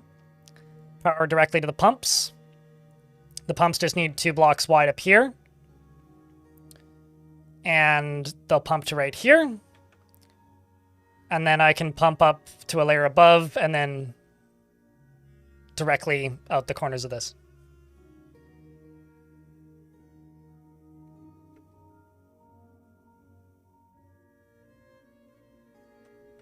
KD made new packaging, and we lost 25 grams of that 125 gram pack. You know, I actually could not tell you the last time I had craft dinner. And as a cheese enthusiast, I'm a little bit offended that the way you're writing that reads like you are acknowledging KD as cheese. Actually, maybe I'm more of a cheese gatekeeper then. Okay, I would retract my statement and say, as a cheese gatekeeper, and somebody who will say, no, not my cheese, I'm offended that you are considering Kraft Dinner even a cheese product. That. It's more like a hydromechanical than hydroelectric, if I were to say.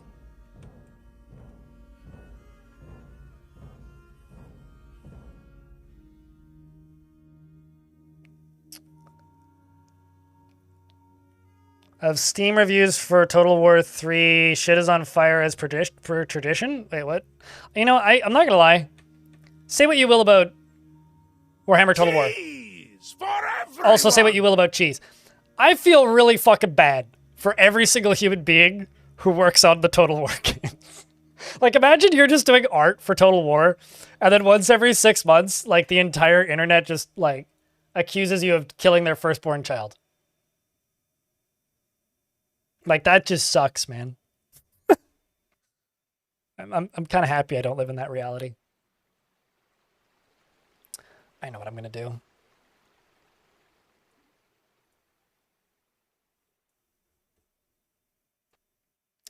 I'm changing part of my screen layout so that I can actually see when ads are running. Because currently I can't actually see when ads are running. I'm trying to fix that. I found a solution. I have a solution for tomorrow, but I need to set that up manually, so. There we go.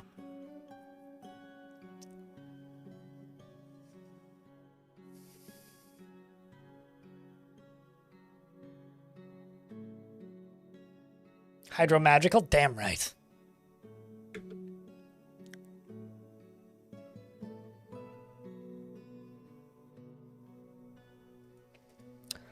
Okay, so they're going to go work on that. I still have a lot of dwarves that need bedrooms.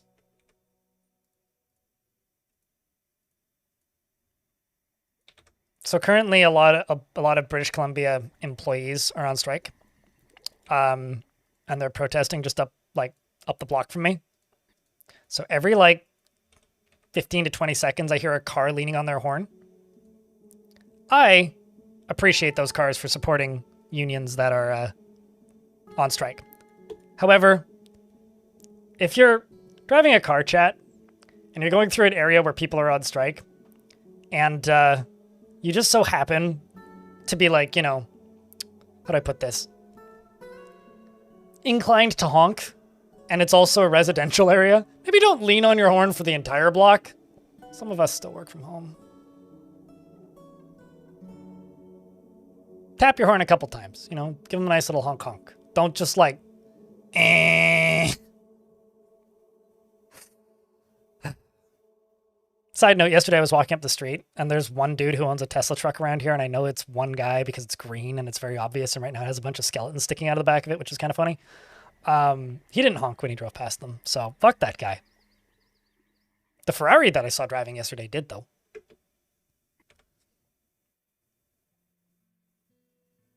Katie is real cheese? I don't care if it is cheese at one point or always cheese. Also, YouTube just crashed. I'm sorry, but apparently I can't see YouTube now. Cheesekeeper, I'll take it.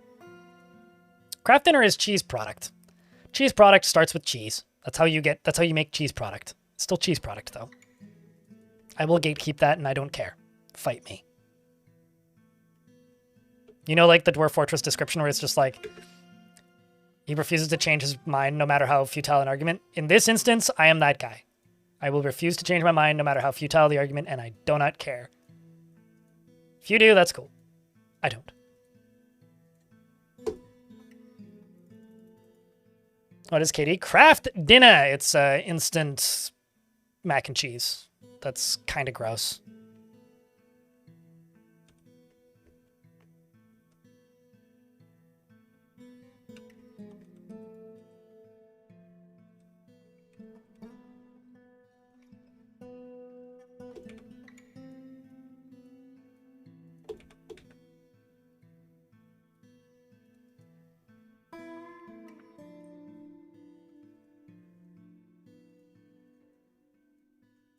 All right. Progress is not being made quickly, but it's being made slowly, so that's better than nothing. I totally forgot about these apartments I built.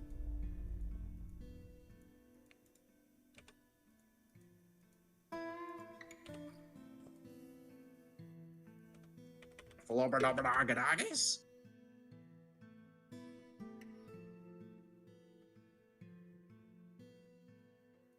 Well, see, I was a broke, like, wage worker at one point in my life, Cyberdud.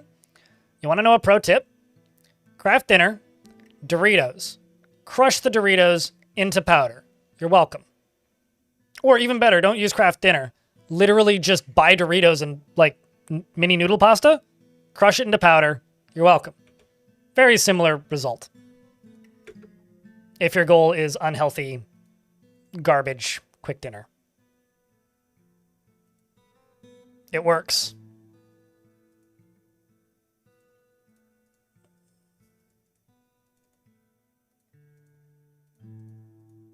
The reason I'm manually assigning all of these is so that I know how many more dwarves I need to make bedrooms for. And this gives me a rough number. See, rough number. Because the list gets smaller as I go through this. I'm really concerned about the dwarves that are super happy in this fort. I'm not gonna lie.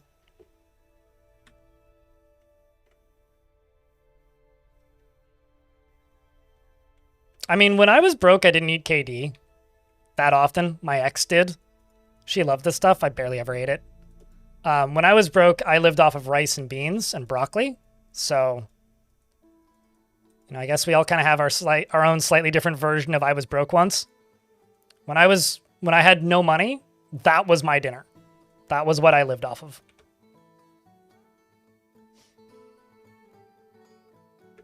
Fried chicken and potato wedges. I did buy the potato wedges from gas stations.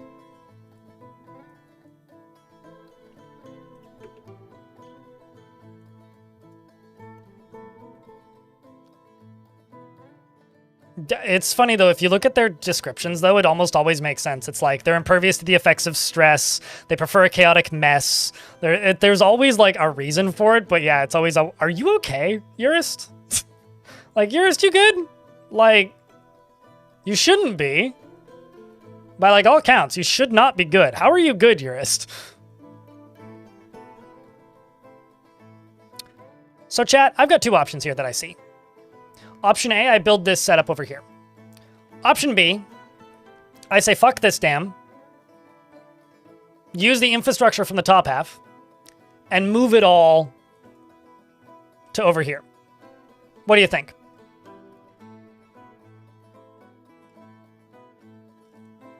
What do you think, chat?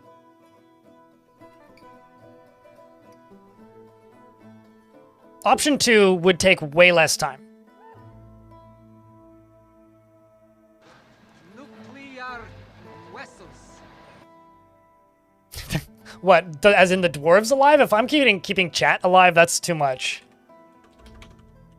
That is too much. That is far too much. How do I put this? Like, pressure, I guess.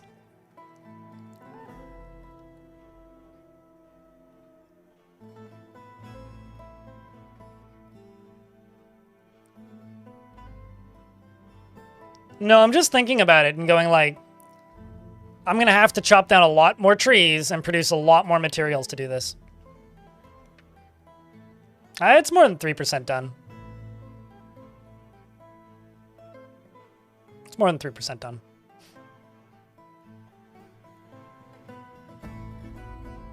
Enjoy your food, Cyberdud. It's okay, your pestering is appreciated.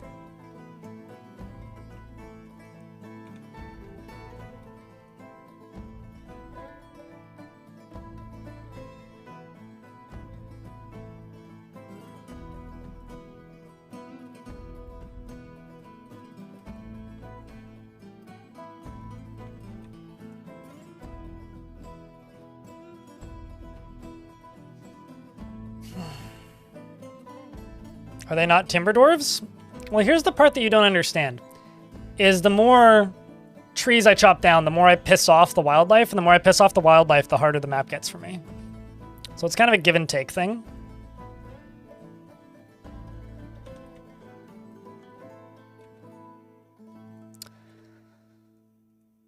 Hi-ho, it's off to clear cut the forests we go.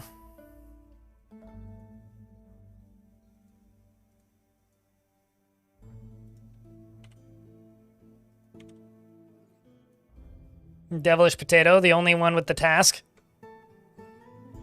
Get to it, dwarf.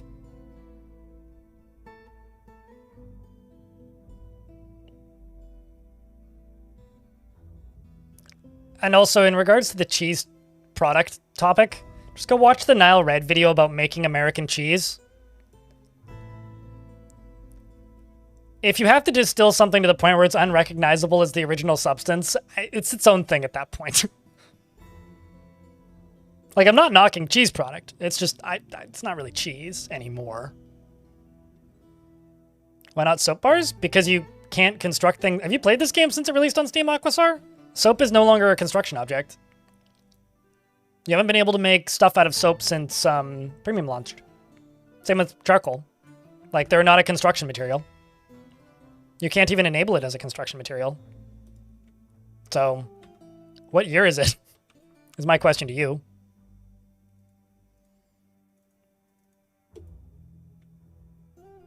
But I would gladly use soap if that was an option. It's just not.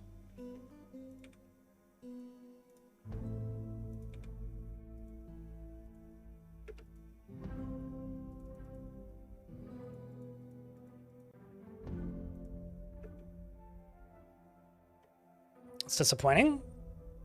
I mean, no, it's not. Or maybe it was. I mean, it's probably a better alternative for the game. But like, you need to remember that in order to make soap, right? What is soap made out of? It requires lye to make it, which requires ash to make it. So if we're even just like talking mechanically, it makes more sense to just use wood because that requires wood. Soap is in fact a lye, and it requires a lot of lye as well.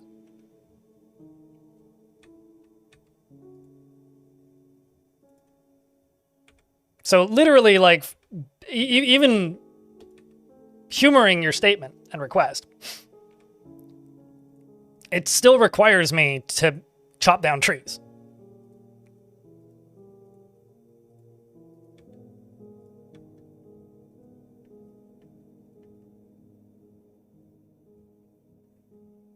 Chat's just a bunch of liars.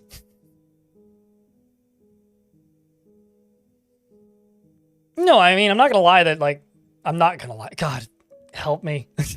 This fucking language. Soap being a construction material was funny. But even if it was still usable as a construction material in the current game, just using wood blocks would be more logical.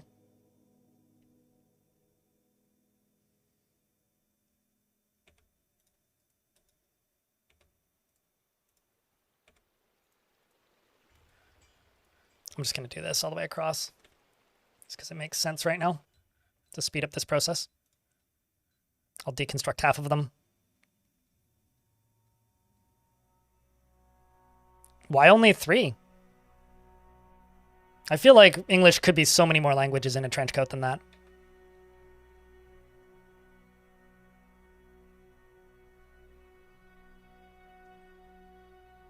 Doesn't display wasteful opulence. Counterpoint.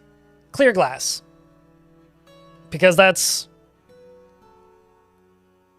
needs potash, which needs pearl ash, so ash, potash, pearl ash, sand, charcoal to make pearl ash, charcoal to make clear glass.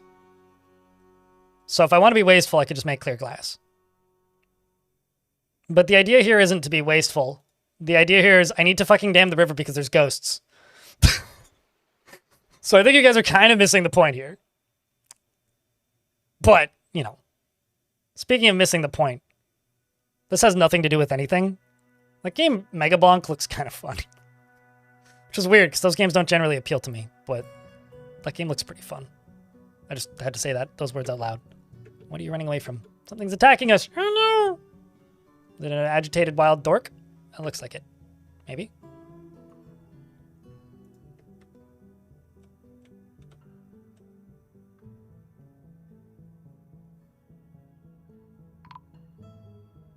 An elven caravan has arrived to trade. You know, I actually haven't traded with them once yet, even though they arrive every year.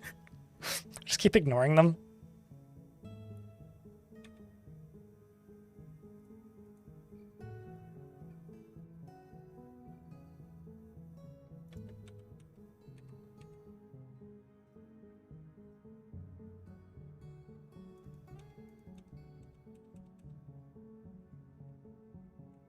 Is the day of the month. Thanks for the content, man. Good stuff. Cheers, Corlane. Thank you very much for keeping that sub alive. Seriously, means a lot. It really does. Thanks for the prime. And thanks for helping keep the channel funded.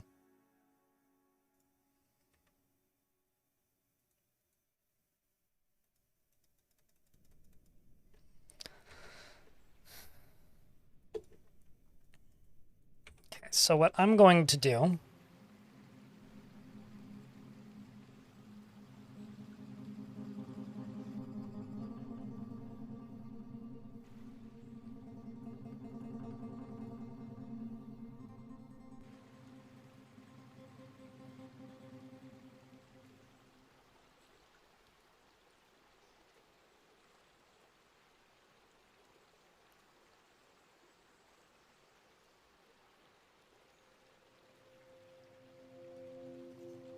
Nah, I need these one further up. I do.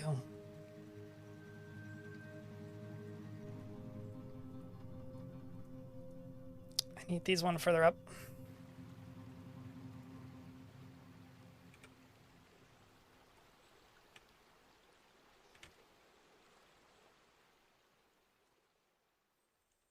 What blocks do I have a lot of? Let's go with Sandpear.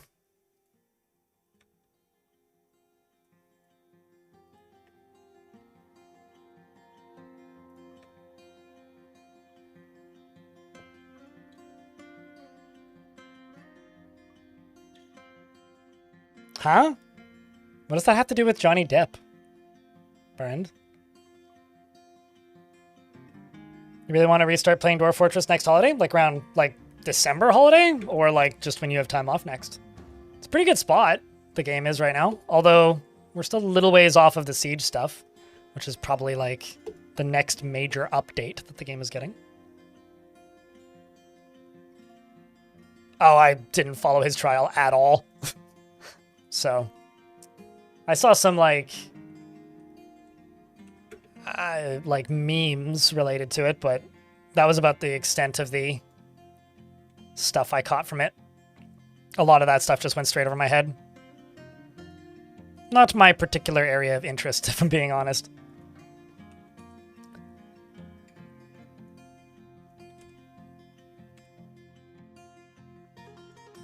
Let's just see what they have for trading. I'm just mildly curious. I'm just mildly curious.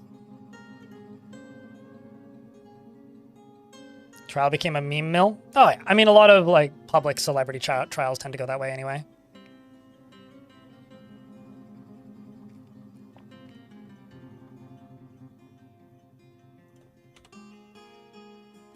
Turns out the dwarf's very busy at the moment. What squad are you in?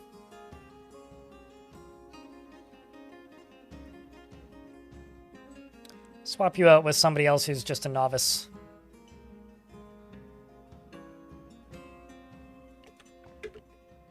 Because you are pissed.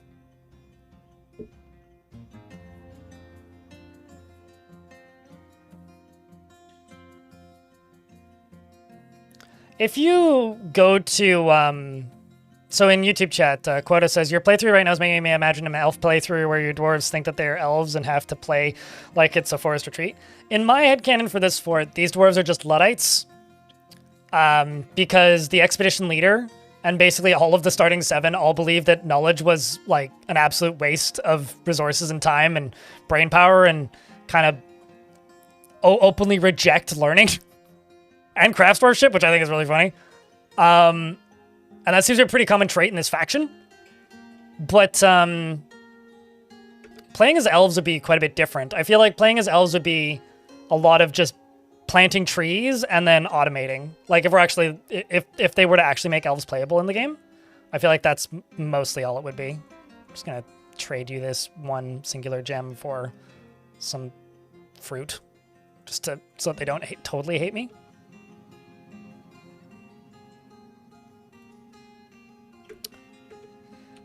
All right, chat. Hopefully nothing terrible happens.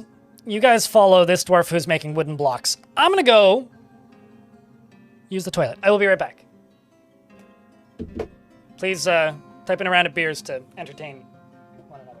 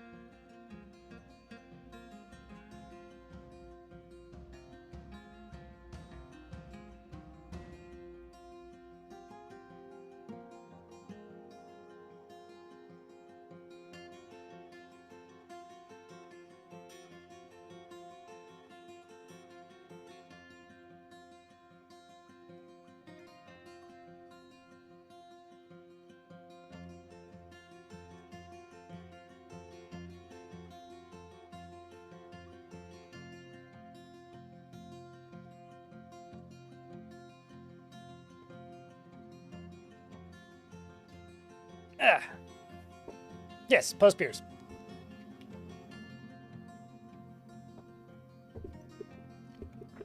The sound commands are limited to tier 2 subscribers. 'Tis worth noting. I'm also going to try and condense these capybaras a little bit. We can sell them to the dwarves when they come by. Good, good, good, good. We're making progress. Same with up here. Bites off the shell to get at the nut. See how he bites off the shell. It's crazy.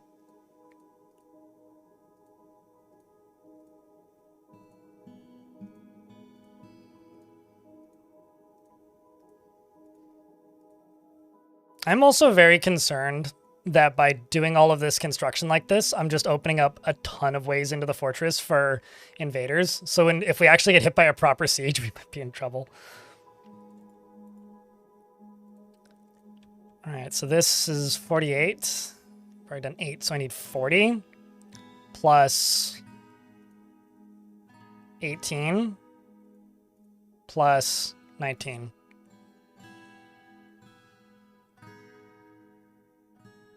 Let's just do 80. Have some extras.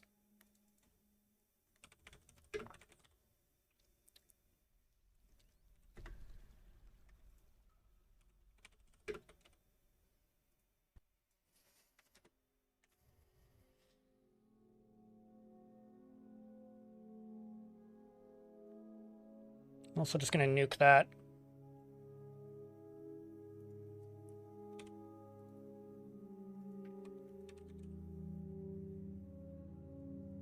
I'm going to eat some birds, and I'm going to slaughter a bird and some capybaras. I'm just going to go in here and type in yak.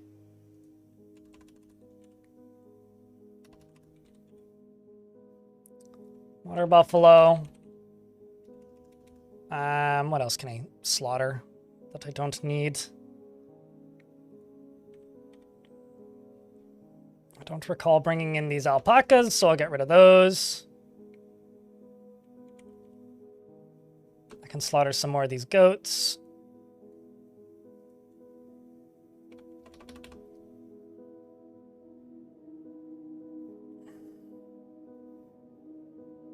Okay, that's about it. Do we have geese? Do we? Yes, we do. We also have some turkeys.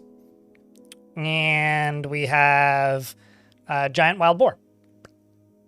You get a generic goose. Sure. You can.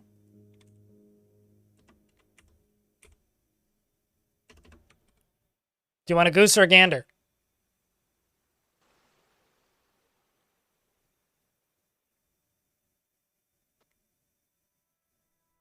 Twitch is a thing that happens when you haven't slept for too long, Jesus, and your eyebrows move involuntarily. That's a twitch. But the better question is, why are you a tube? Food for thought. Anyway, Jesus in the YouTube chat says hi.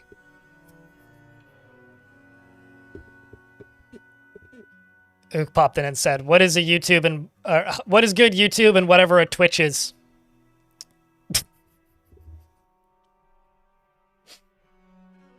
You want a goose, cat? Goose.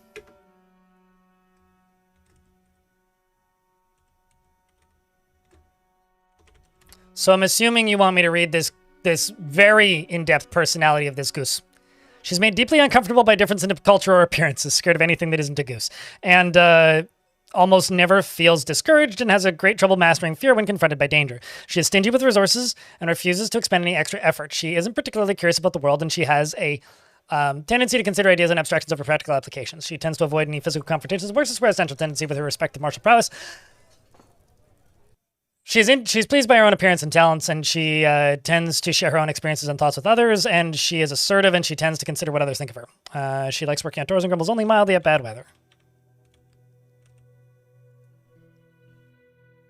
And I think that's all she's got, because she's just a dwarf in her personality, so welcome to the fort.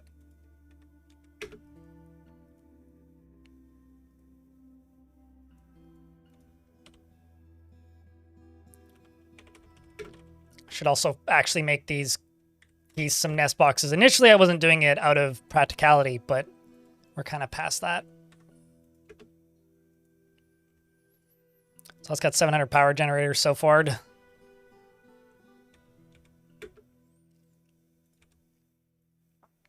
That's all sandpear wood. Let's do another line of that. And then I'll need a wall after that. Which means actually maybe the faster way to do this would be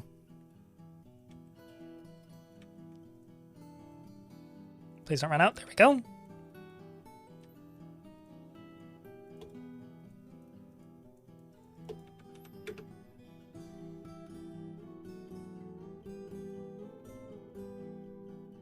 Definitely geese eggs. Goose eggs? Goose eggs for Christmas. She's going to die horribly, isn't she? What makes you say that? I mean, maybe. That's not a poor guesstimate, but I don't know. I cannot confirm nor deny whether or not that whether or not that goose will die horribly.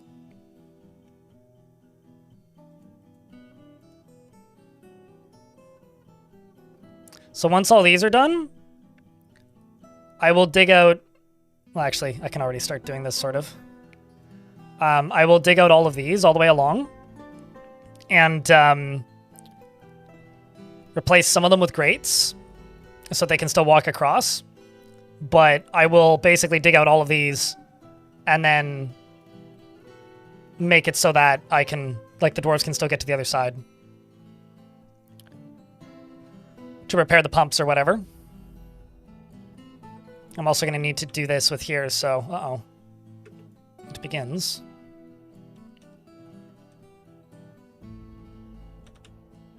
Some sort of angry animal attacking us.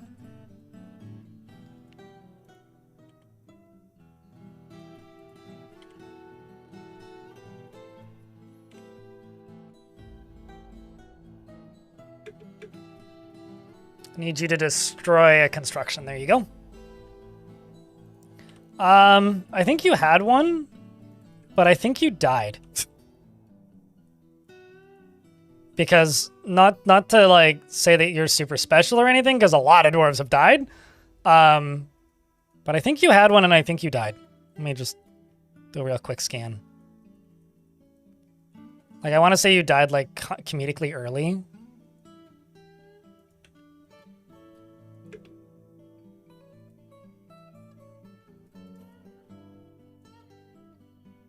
That doesn't look right.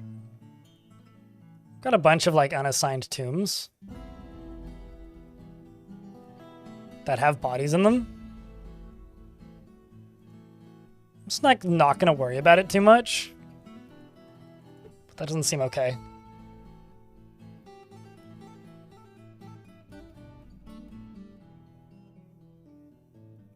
I don't understand the question.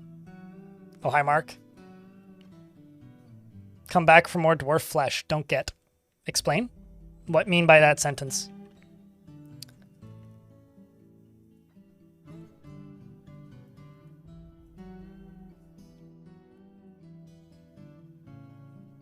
I mean, I would argue that that is the fate of most dwarves in this game, is to die eventually, but pretty safely, actually.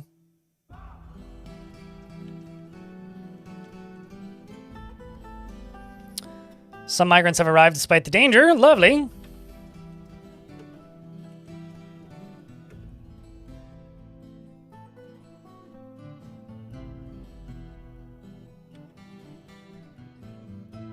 Oh, I see what you mean. I get it now. No, they have not come back. I actually haven't seen another, like, giant alligator since. So, I know, actually. They have not. They've abandoned me. Pretty true to life, actually. It's in that way, I guess. Jornelius, thank you very much for the 32nd month. Welcome back, dude.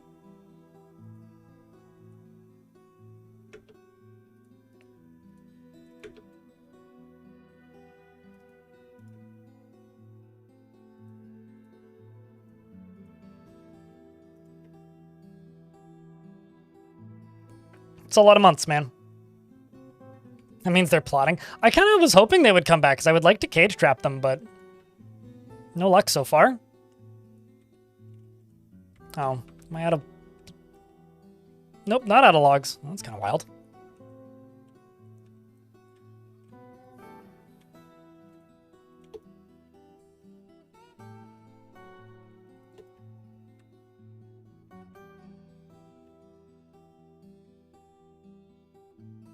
Oh, no, most certainly. Like, if anything, I hope... If they show up, I hope they show up at the absolute worst possible time. That would be the ideal outcome here. Is that they show up exactly when it would be worst for me. Because that would equal maximum comedy. And who doesn't want that?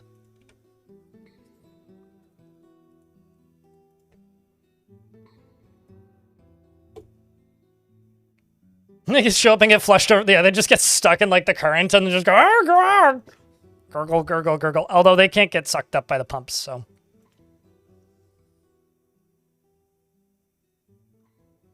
It's not very Jesus-like, Jesus. I'm just saying. Jesus in YouTube says, something about putting things in tubes sounds rather scandalous. Well, allow me to take that statement and give you the curveball. Pringles. That's all. I don't know what you're going to do with that information, but Pringles.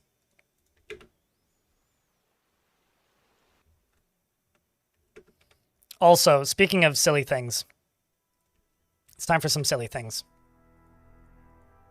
This is the beauty of having, like, large projects like this sometimes, because sometimes it just makes sense to just do this.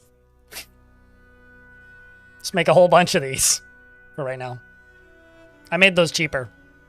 Do you appreciate it, Shark Jumping Waters? I hope you do.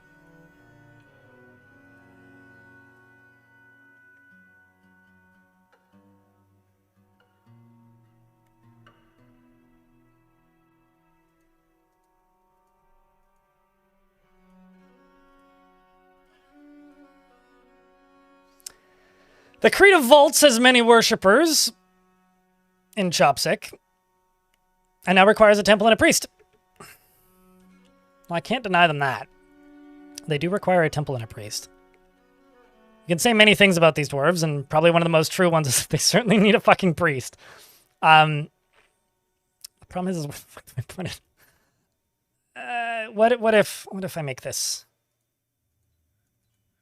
into a temple for the Krita Vaults? And what if I take full advantage of that silly thing?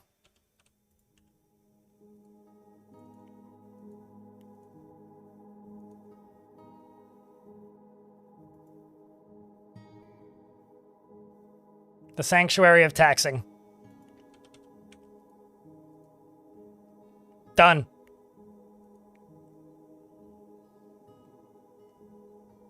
This gem cutter can now be this religious figure, and it's going to be for local residents only.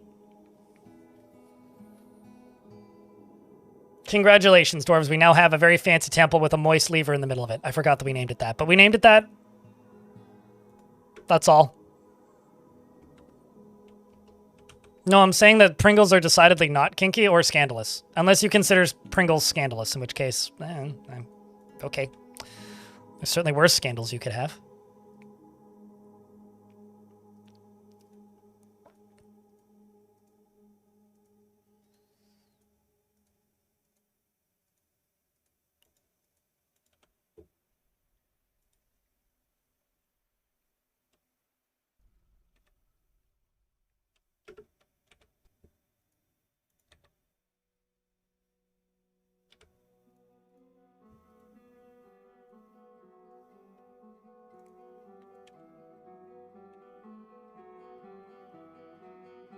And I could just put a door there and there.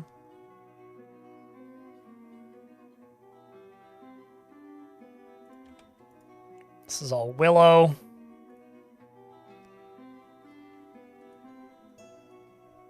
What do I have the most of right now? Just a whole bunch of willow.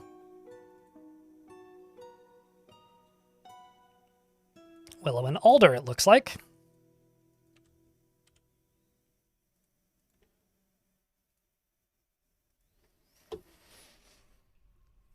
You cannot create religions in Dwarfort, no. Contraband.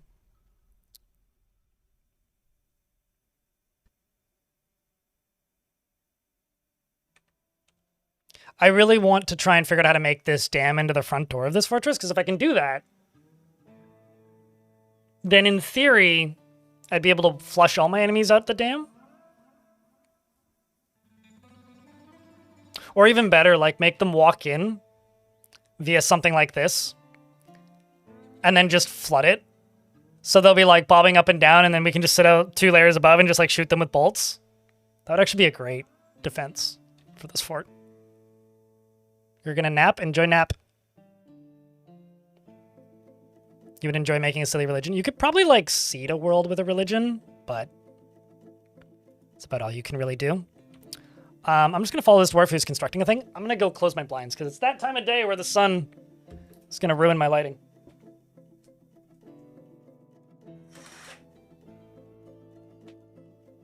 I really like this office versus my old office because I'm blessed with natural light. However, the biggest problem with this office is I'm blessed with natural light. So especially in the winter, like when the sun shines in, when the sun's lower in the sky for most of the day, it does hit me at troublesome angles. Damn right. Sometimes you just gotta close the blind, right? Just like every single time you decide to close Dwarf Fortress at the end of the day. Good for vitamin D. Oh no, trust me, I'm significantly healthier and happier in where I live now versus where I used to live. Absolutely. So it is definitely good for me. How goes the fort? Wet. That's about it. Mostly just wet. I'm also realizing that I've completely screwed up this side. I did not need to do that, but that is speeding up the building process, though. Which is fine. What blocks do I have a lot of? Let's go all the way across with Hazel. And just for continuity's sake, I will deconstruct those at the end and then replace it with Hazel. How often do you screw something up in Dwarf Fortress and then realize after the fact that you screwed it up and then feel really dumb? Because that's me right now. Did not need to do that, but... Mold damage. Yeah, this fort's certainly going to be suffering from black mold. Was that a pig I just saw? Who let you in the fort? Excuse me? Oh, great.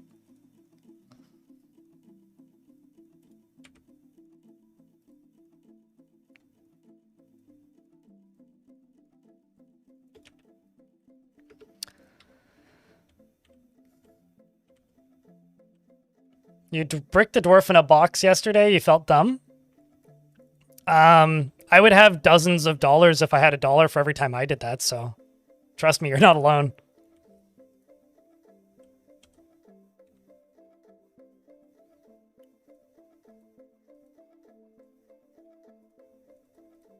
The problem with this system as I see it right now is I need to get the water around this. And so even though I can go all the way across with these pumps, they're never going to be as efficient as they would be if I just had a line of pumps all the way across.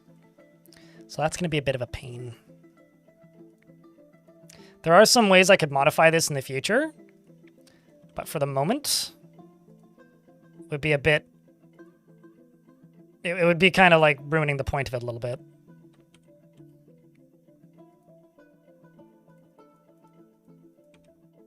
For lack of a better term.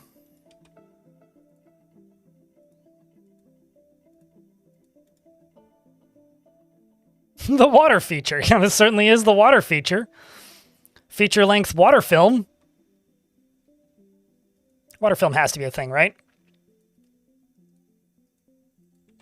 Aside from, like, you know, whatever the name of that... What are you fighting with? Aside from the name of that movie that James Cameron made, whatever it's called. The Abyss? Yeah, that.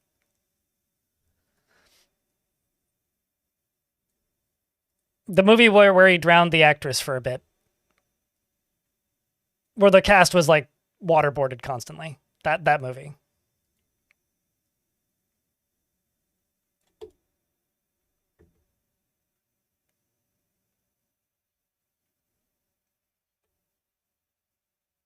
Just a really thin layer of water. Oh, like those, like, super thin waterfalls that you sometimes see in fountains? I mean, maybe, I don't know. I'm not really thinking about anything I'm saying, I'm just kind of speaking. My lips are moving and words are coming out, and hopefully it entertains people a little bit. No, I'm not talking about the second Avatar movie. I've never actually seen that. I only saw the first one, which I didn't super enjoy. My parents, like, swear it's one of the greatest films they've ever seen and maybe the best movie ever made, and it makes me question my dad's taste in movies, to be honest.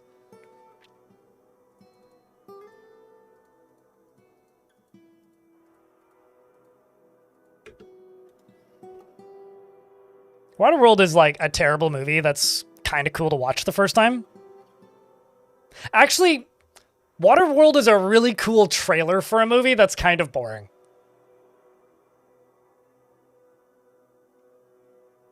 Terrible? Yeah.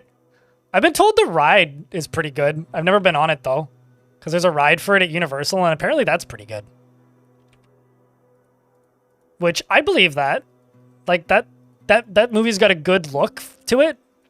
Obviously, it's not a good movie to the good look, but I think it's got a good enough look that, like, I could see that being an entertaining...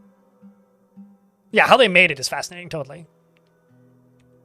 But I could see that being, like, an entertaining, like, theme park ride. So it requires 180 power. Yeah, this is going to be plenty by the time it gets all the way across.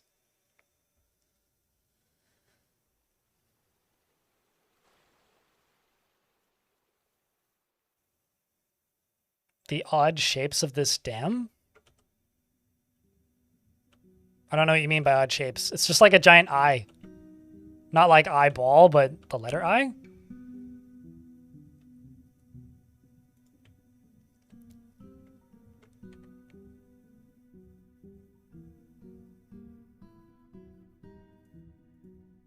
So this is going to be a very specific regional Canadian thing. Is anybody here familiar with the energy drink Beaver Buzz?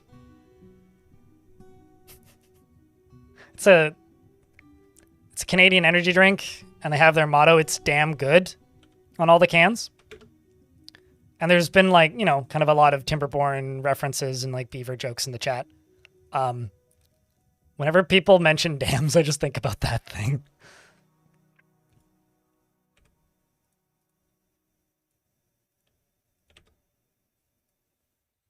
You're ordering that? I mean, I don't know how widely they ship. I know that you can order it by the case.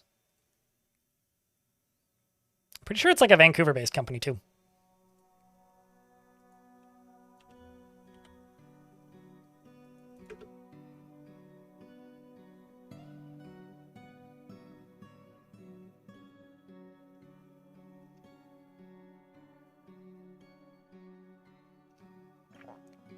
Mostly to make your wife roll her eyes. I mean, hey, if it works, Jody, it works. If it gives you entertainment, more power to you. So I'm going to have to turn off the other end of this to finish this.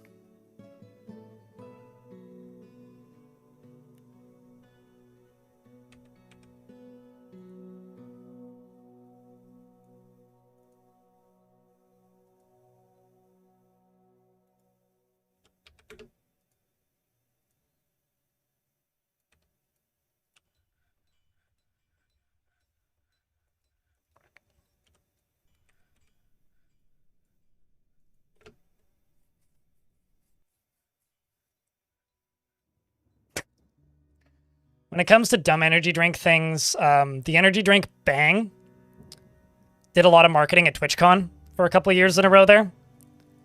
And I will never forget, it was like TwitchCon and PAX.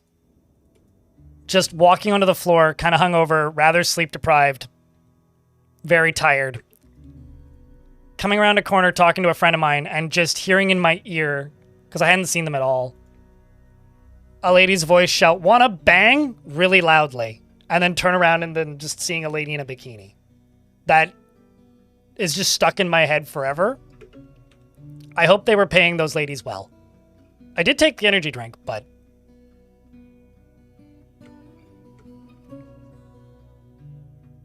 it was free, so, you know, I was tired.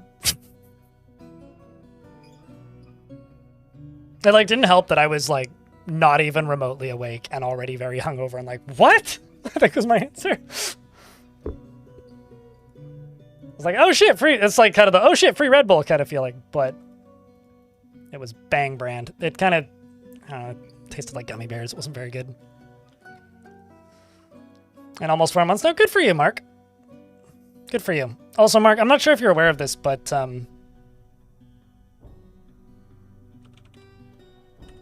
I have a Tommy Wiseau emote.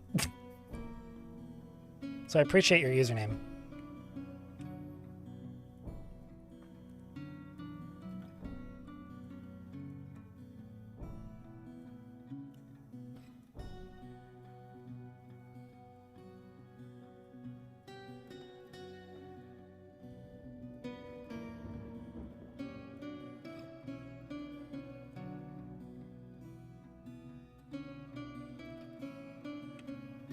We're almost there. Slow and steady wins the dwarf.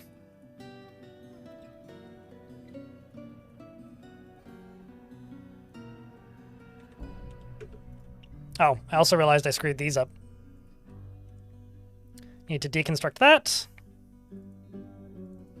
Deconstruct that just at the end so that power can transfer up.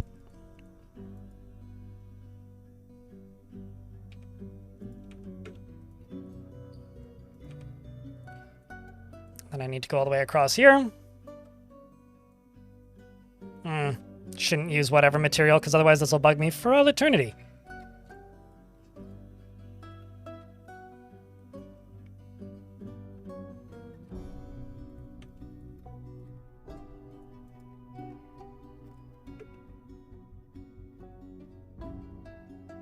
Need to quit smoking ASAP? I felt that about smoking joints last year. There was a point where I was pretty consistently waking up in the morning and coughing, and I was like, uh-oh. It's time to stop! And I stuck to it. And now I smoke a joint maybe once, I don't know, every 8 weeks or so. It's like exclusively a concert thing now when I want to share. So if I know enough people that are going to a concert, I will bring a joint, but that's about it.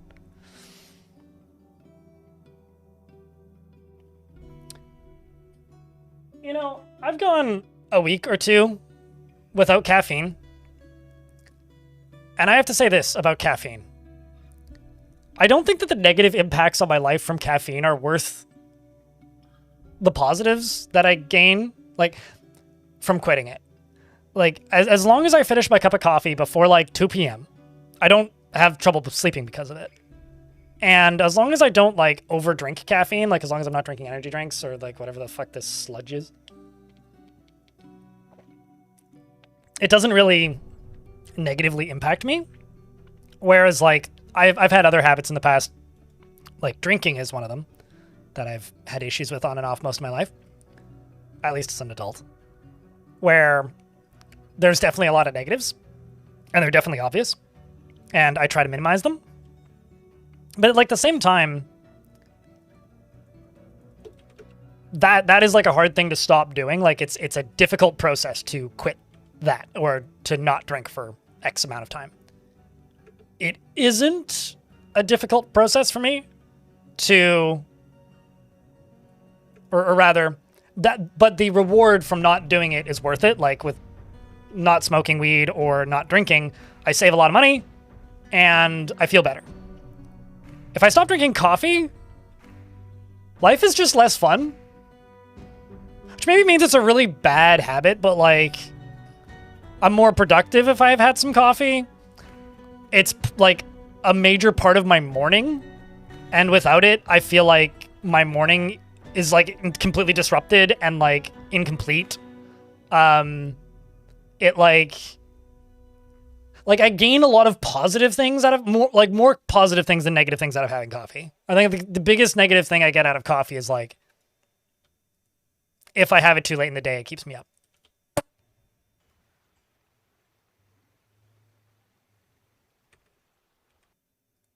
So I don't know. I don't think I'll ever really give up coffee. I will say I did cut back my caffeine a lot. I've talked about this many times where, like, especially when I worked in restaurants, on average, I was drinking like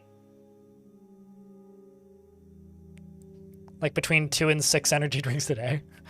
That's just worth of caffeine. Like it wasn't always in energy drinks. It was like 4 or 5, maybe 6 large cups of coffee when I worked in fast food from McDonald's, plus like what's it called? Other sources of caffeine. I was drinking a lot of coffee at one point and had a lot of caffeine intake at one point. So like, when I think about it that way, I've cut back a lot on my caffeine intake, and I think that that's more valuable in the long... I'm just trying to get these doors out of here. I think that that's more valuable in the long run than like quitting it outright, is just reducing it. Like keeping it a reasonable amount of intake is like all I really need. And that's an almond door.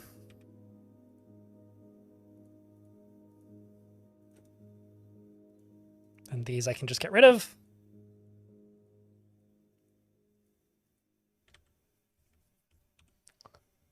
Oh no, certainly. Like that caffeine problem I had was 100% self-medicating for ADHD. At least I picked coffee to self-medicate with and not something harsher. But like,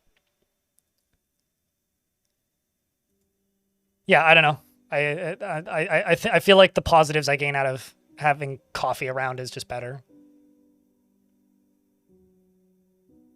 Oh, totally. Yeah, no. Kidney stones are pretty brutal.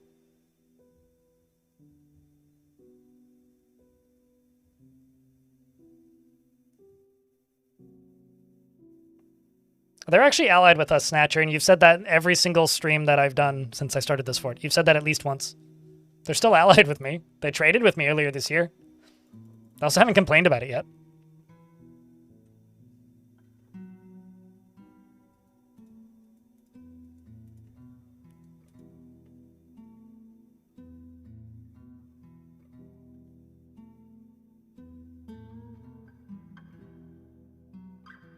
You mean pills, Baruz?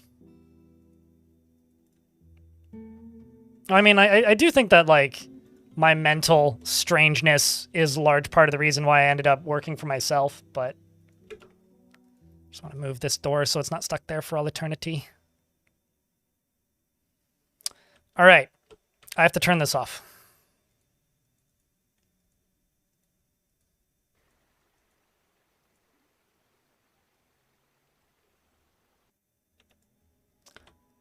And let's do copper mechanism.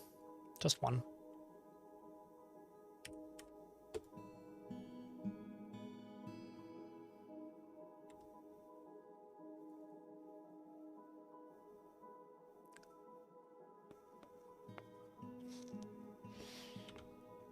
I am, in fact, going to try and dam the river. So this is all stopped pumping now. The river itself is now refilling. Oops. So now all I need to do is I need to finish placing the pumps. I need to engrave... Well, I'll just fortify the walls to let the water flow through and off the map. And then I just need to power the pumps, and then we're good to go. And I need an on-off switch. That's it. And then we're there. I'm doing all right, Lald. Yourself?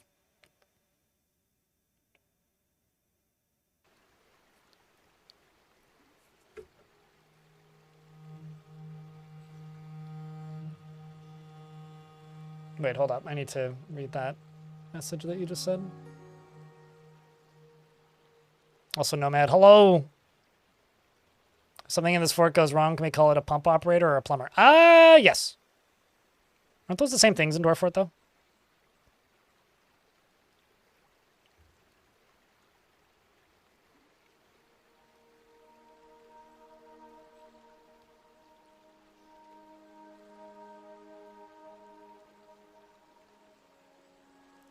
One of your friends quit smoking and his first reaction was, oh my god, food tastes so much better. Oh my god.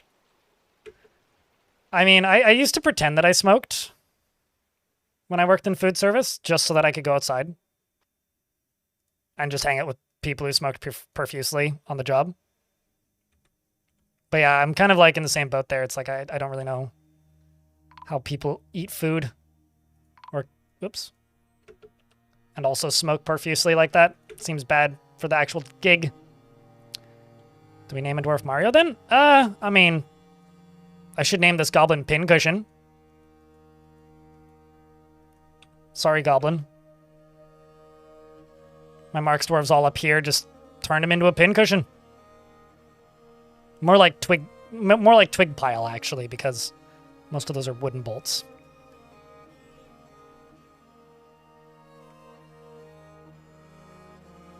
Everybody needs a bag. Yeah, it's like normalize take 5 in the cooking industry, you know? Or food service industry in general. All right, everybody, take 5. It's what we need more of in society in general.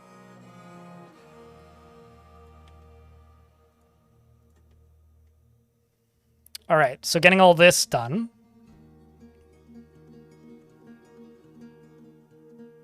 I was gonna say, genuinely, how are they actually getting? Are they just gonna climb down? Actually, don't know how they're gonna get through because this got constructed.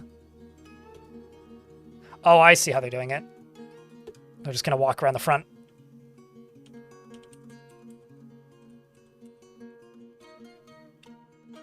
Here they come.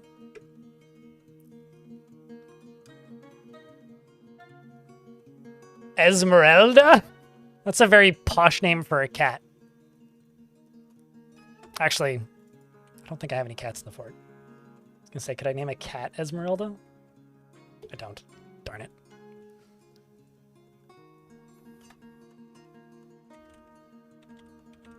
Esmeralda does everything in her power to avoid excitement and stress.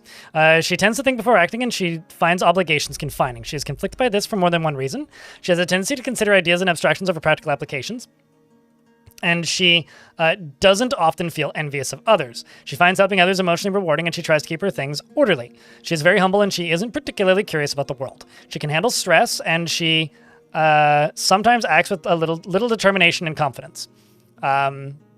She's not particularly interested in what others think of her, and she is somewhat fearful in the face of imminent danger. She can easily fall into love and develop positive feelings, and she rarely feels discouraged. She doesn't often experience strong cravings or urges and needs alcohol to get through the working day. She dreams of crafting a masterwork someday and personally finds sacrifice to be one of the highest ideals. Sees perseverance in the face of adversity, bullheaded and foolish, and values tranquility and a peaceful day. She likes horn silver and horn silver silver. Oh, sorry. She likes horn silver, also silver. Horn silver and also silver. Brown jasper and NAF paper, as well as the color emerald. The words of the Chip of Sisters and the sound of the bronze diamond and the sight of the petals of Cavarding, and when possible prefers to consume maize beer and hates hamsters and has a pet guinea hen. Welcome to the fort. Also, I'm dumb. And we'll have to rebuild that in a sec.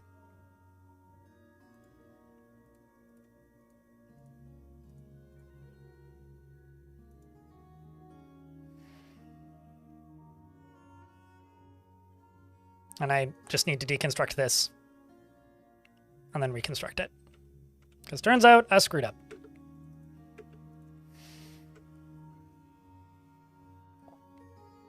Hunched Dwarf of Nature River. Why don't we call it the Hunched Dwarf of Nature Dam? Let's just spell it damn.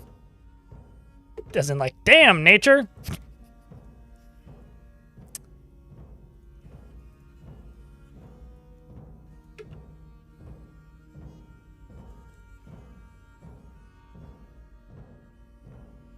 Or if we feel like being silly, then we could call it the Hunched Dwarf of Nature. Damn it!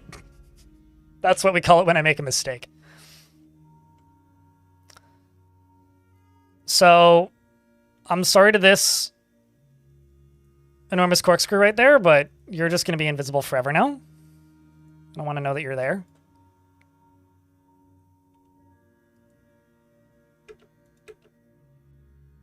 This is also kind of making my life difficult here. I didn't really think this through. A human caravan has arrived. Great. And also ghosts are still tormenting my dwarfs. Let's try this again.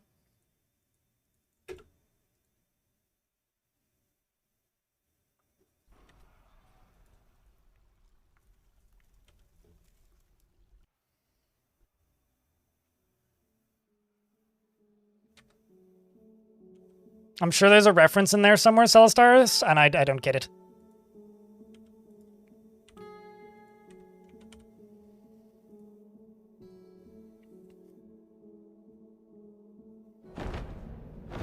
Oh.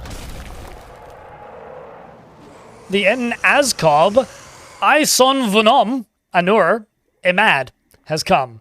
A giant monster with 2 heads. Excellent. Let's turn it also into a stick cushion. I mean, pin cushion. I mean... Ooh, what is that? This is a copper spear. All craftsmanship is of the highest quality. It is encrusted with cushioned magnetite cabochons and I like how they made... Okay, so they had magnetite and they made the magnetite into gems and then they encrusted the copper spear with magnetite instead of, like, making an iron spear. Anyway, it's a ceremonial item, okay? So don't worry about it. This is a copper spear. All craftsmanship is of the highest quality. It is encircled with bands of cushioned magnetite cabochons and decorated with dingo bone and encircled with bands of spore tree. Typical human mistake.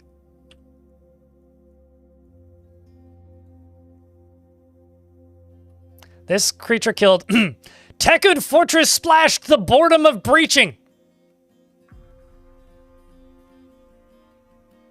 And also killed Toulon, the prestigious famine. Good names. Wonder of Cherishing is this creature's name. First dwarf collides with it, who's Contraman. Contraman already has a steel spear, which is far superior to that pathetic copper toy. But is dueling with the creature by stabbing it in the right head, not the wrong head, with her steel spear, chipping the skull and tearing the brain in the right head. So its right head is now mindless. There's a very real chance that my dwarf falls into the river, but it's now lost its ability to stand. It's winded. It can no longer breathe. Bolts are starting to fly. And it seems that Contraman is successful in their killing. Well done there, dwarf. And as for that spear...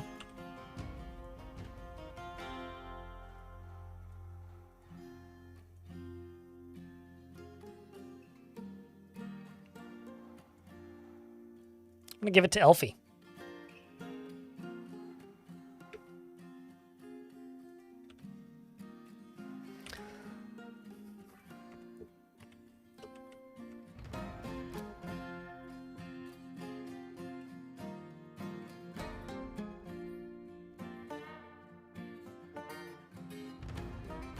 I really did not need to make my life so difficult this way, did I? Why did I do this? If I just didn't dig through these, this would have been easy and kind of a non-issue. But because I dug through these, it's making my life difficult. I could just ignore this one, but that would also, like, be a bit of a liability.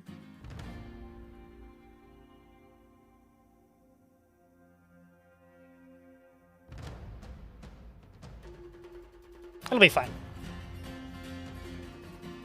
Mark's Dwarves, I've never seen them friendly fire. You can intentionally friendly fire in adventure mode, but I've never seen them friendly fire. I was waiting for that to happen. Oh, are you going to climb back up? Oh, look, he climbed back up. Great. Fuck it. You know what? I don't care.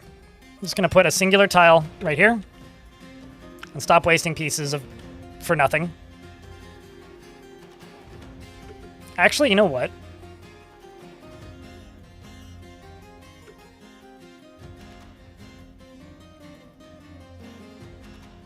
Putting a tile here would probably be enough, but then I'll have to deconstruct it later. I'm just going to put a wall piece here. Fuck it. It's just one pump. I could fix this later if I really care, but currently I kind of don't. My mayor, Devoted Mortal, has been reelected. And then after this, there's only one more thing I gotta do.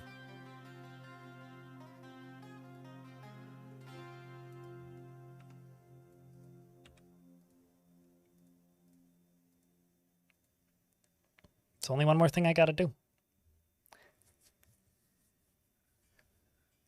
So, No Name has to bail. Thanks for hanging out, No Name. Chat room, it is time for us to begin the most important moment of the next 25 minutes.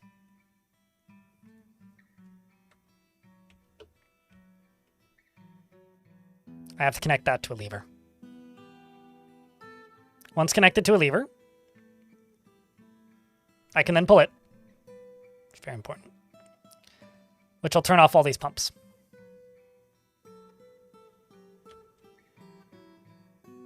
It's time to feed the kitties. That's very important. You should always remember to feed the kitties.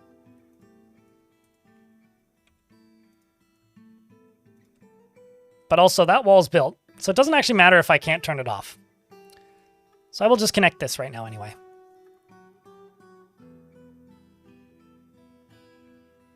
I hope this works. I think you can connect to the back of them.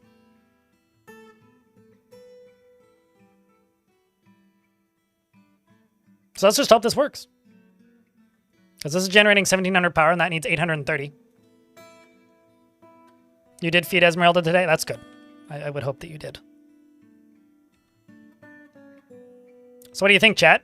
Is Dam 2 going to be as successful as Dam 1?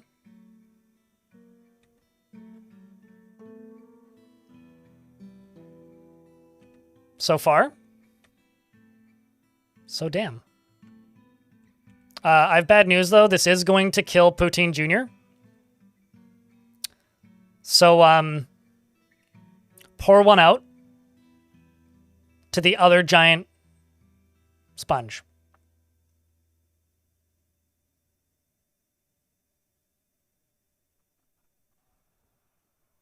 Good night, sweet sponge. You 13-year-old bastard. As all my dwarves go to war with the ravens once more.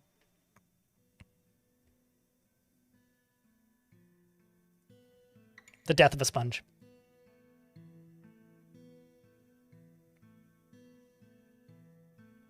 Sleep well, sweet sponge.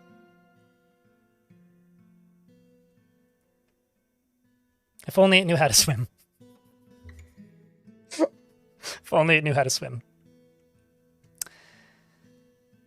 And just like that, we have the whole damn damned. I could actually turn on the other half to speed this up.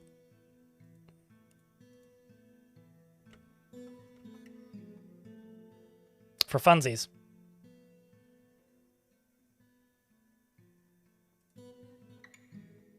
You know what? Screw it. I'm actually going to use the moist lever and just make it into the very moist lever. So we either have them both on or them both off. Although this one's already off again. Because it's like running out of water for power very quickly. Because this is all down to 5. So once this all hits here, it's just going to be done. Look at that. Look at how quick we are draining this. So that's the remainder of what this top one has. Whenever those turn on, they turn over and pump out a bunch more water. But this one's doing all the work. That's it.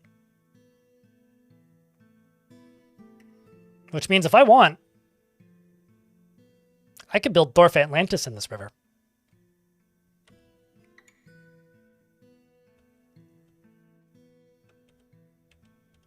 A riverbed Atlantis, if you will.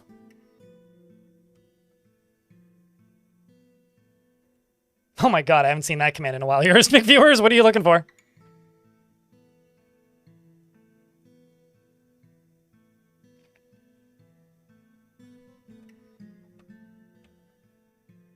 Dwatlantis?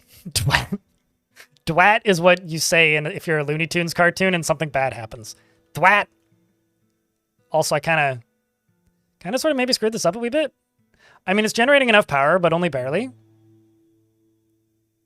And the issue is, I made this like one tile too close. So the actual smart thing to do right now would be to turn this whole fucking thing off.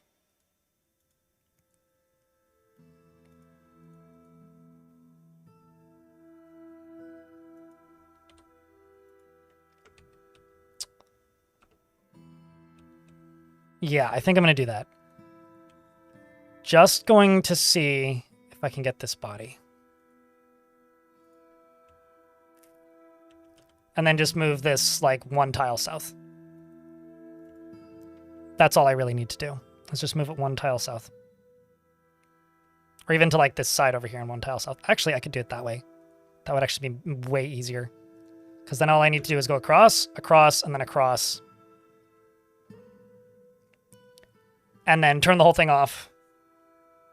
And then move down to there. So I'm just going to forbid everything down in here because this is actually currently a little bit of a liability. Just so that nobody goes and runs in there and does something stupid. But I'm just going to move these down one.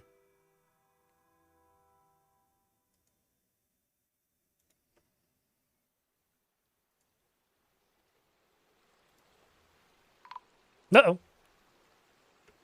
Sodell the dwarf has been found dead. They found him dead, finally. Oh no, why are you in here, dwarf? That's silly.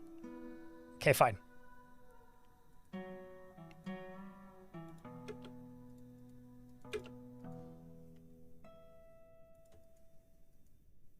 The problem is this whole thing's going to shut off in a second, so let's actually just get all these dwarves inside. Remove this from the burrow.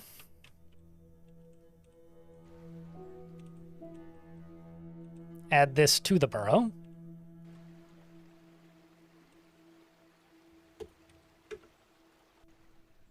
Wait for this to finish getting connected.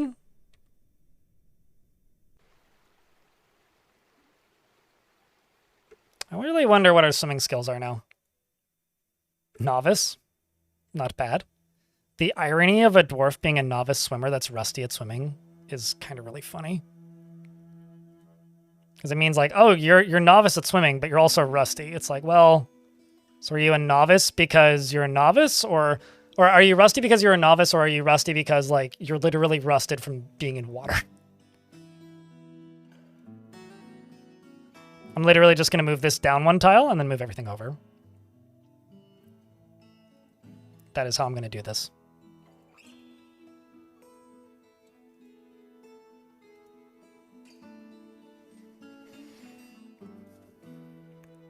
Okay, so you up here, pull that, which shuts the whole thing off. Refills the whole river. Drains up here. Deconstruct you.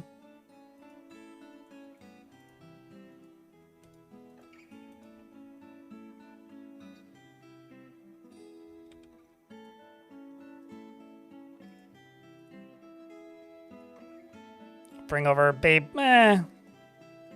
Applewood logs. Although actually, I could just go all the way right there. Because you can connect, what are they called? You can connect pumps to these axles. And then I'm just gonna go 1, 2, 3, 4, 5, 6, 7, 8, 9, 10, 11. Swimming guilds are not a thing in Dwarfort. Not every possible skill has a guild associated with it. As chat always finds out and gets sad when they realize that no, you cannot in fact make a Guilder's Guild. As much as you may want. Unfortunately, it doesn't exist.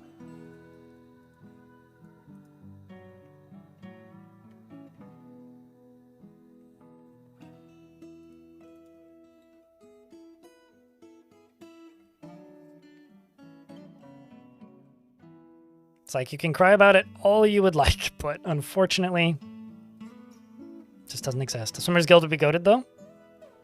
I think a farming guild would be more likely to be goated, or like a cheesemaker's guild, because they might actually work with goats. Whereas I don't think I don't think a Swimmer's Guild would. You know, sometimes I acknowledge and like play along with like Zoomer or Gen Alpha speak, and then sometimes I just completely wholeheartedly reject it to the point where I make myself sound dumb because I think it's funny.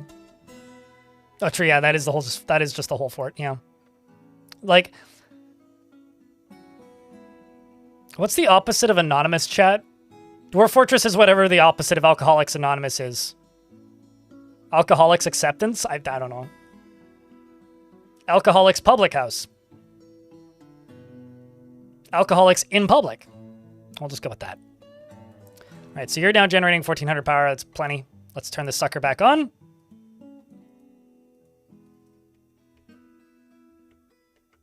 A frat party, sure.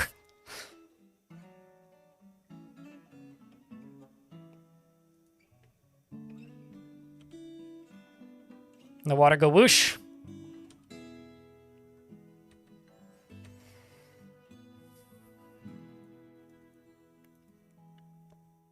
So chat room, how was your weekend? What were you guys up to this past weekend? I spent a lot of time editing, not enough time sleeping, and I went to a concert that was pretty fun. Hope you had a good weekend too. Alcoholics Alliance, there you go.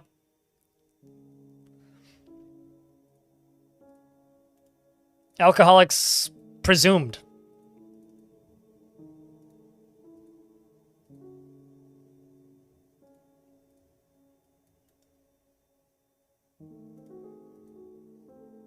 Yeah, okay. So it's still doing the same thing. I'll just make more. It'll be fine. It's just Louisiana.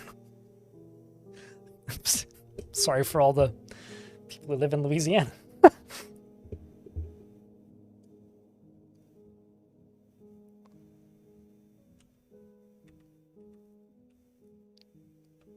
All right, well, let's turn the burrow off.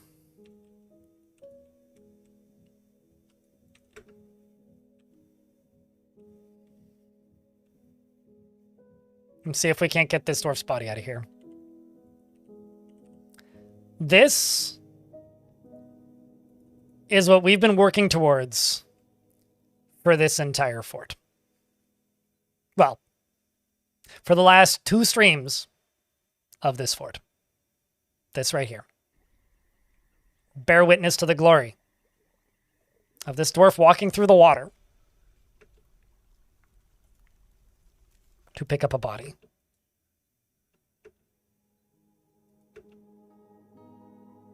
Look at that. This ghost has been, well, is one of 2, actually, who's been tormenting us for years at this point.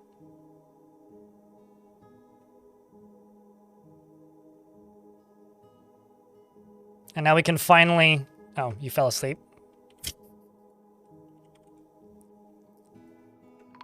Get these dealt with. So that's 1. Obok.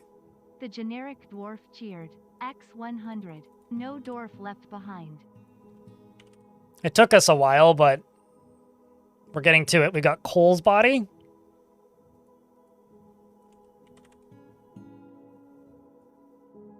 Got Libash, who's the dwarf that just rose as a ghost. Who's like, haha, I have risen from the dead to haunt you. Never mind. That's 2.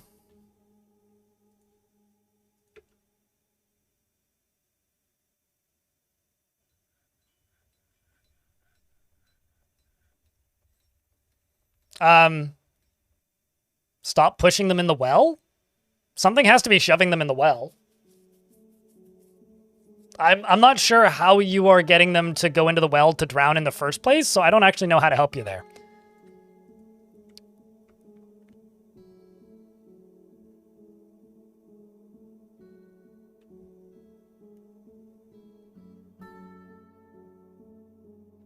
In the mud, welding optical fibers. Have to save children from the lack of internet. I'm getting fiber, or the 25 gigabit fiber, capable fiber installed in my building, like sometime this month. We just got confirmation that it's happening last night, so be excited.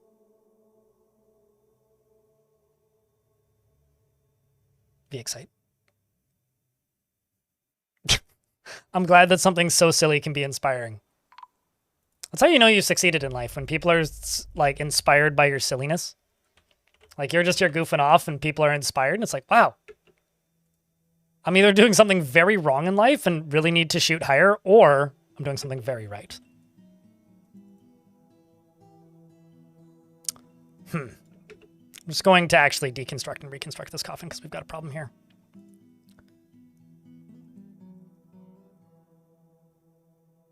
So I've got a coffin with 1 body in it.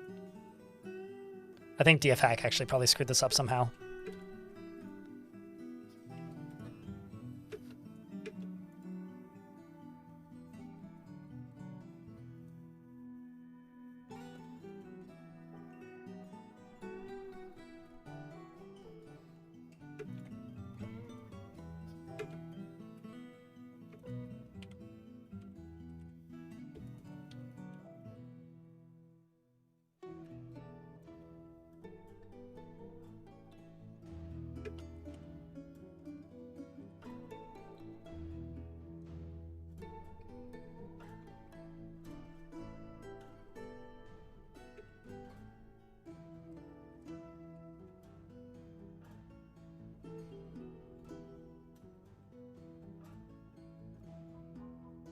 Okay, so that coffin's been unbuilt and rebuilt? I don't understand why this is happening. I'm just going to destroy this. Or unassign that, I guess. Let's see where you put it.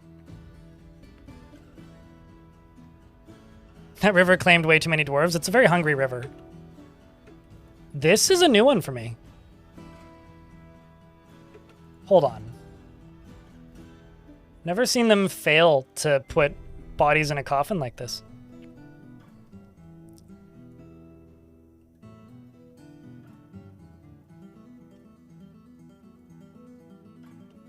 Hold up. Hold up.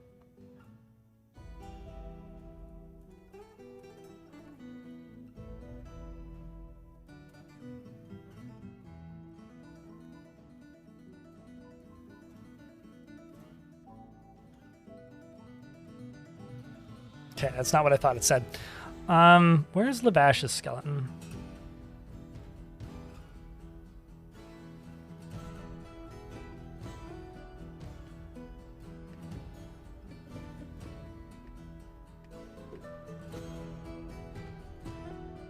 Labash Cadol.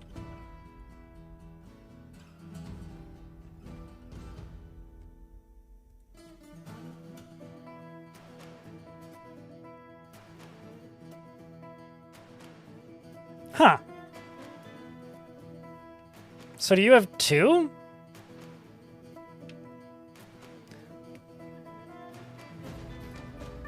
Oh. I get it. Yeah, I'm blaming DF Hack on this. I've ended up with multiple dwarves assigned to the same tomb. That's kind of causing problems. I get what's happening. Or multiple dwarves assigned to different tombs. And now this bit of it is like no longer capable of being put in here. I'm just gonna dump it and just destroy it. Just gonna do it that way. Because the ghost has already been dealt with, but like that's just bizarre. I've never seen that happen before. Let's wait for the dwarf to come over here and dump that. Thunk.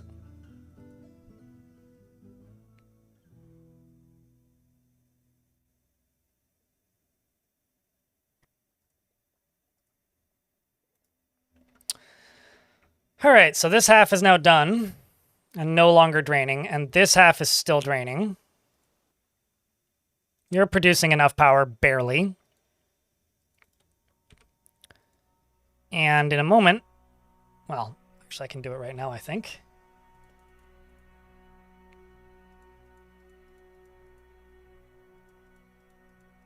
I can go all the way across here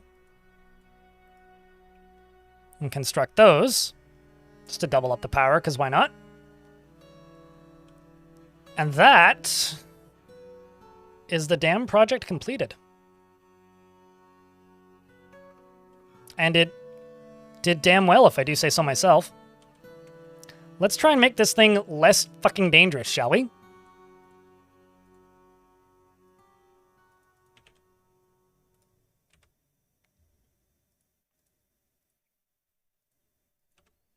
Because right now it's still pretty fucking dangerous.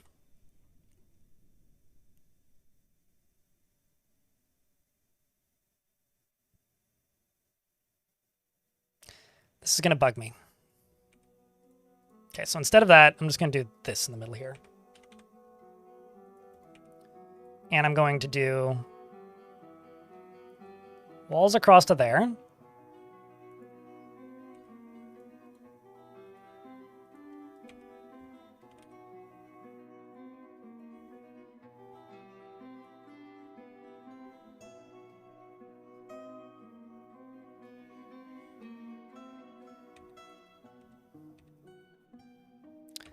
And then in front of you, let's do almond and almond. And then I'm going to do another layer on top and maybe a second layer on top because I'm a little bit concerned about enemies using this as an entrance.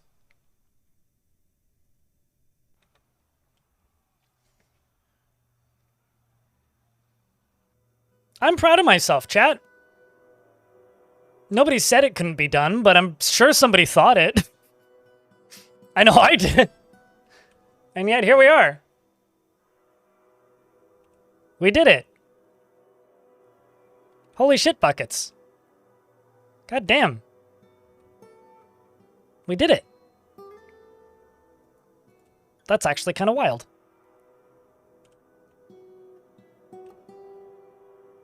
That was like excessively over-engineered. But now the most common Dwarf Fortress statement. Fucking now what? I think, like, looking at this, the only thing that really seems logical to me is I expand this all the way across, do my damnedest to put a roof on it, wall off the top on both ends, so that things can't really climb down or so that it's harder for them to climb down. And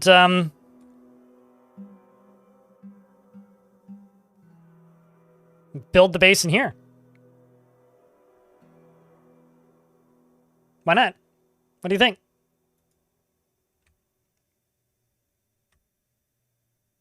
I mean, I have this huge farming area now if I deconstruct this end. Look at that. I mean, hell fucking yeah. I mean, assuming I deconstruct this, it's not at risk of, like, powering on and causing problems.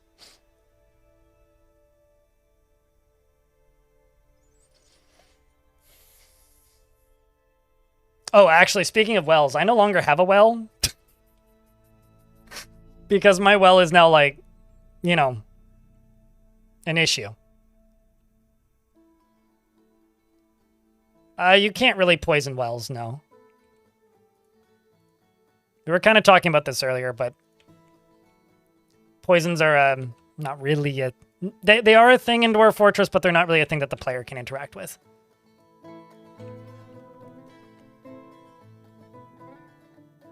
For better and for worse. I think it's probably for the best, but...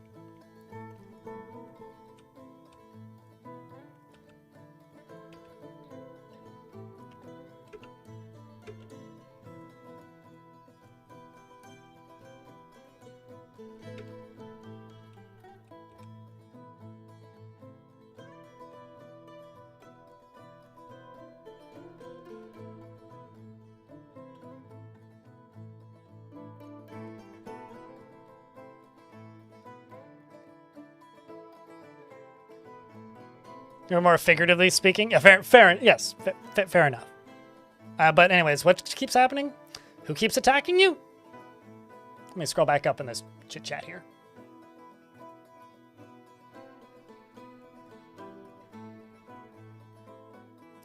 You have 2 rivers on the map, and the second one is 8 levels higher, and there is a goblin city upstream the first river. Can you block the rivers and flood the annoying goblins? Not from your fortress, no. No, you cannot do that. It's one of those things that, like, seems like it should be possible, but the game doesn't really account for it. I kind of wish you could, though, but yeah, you can't.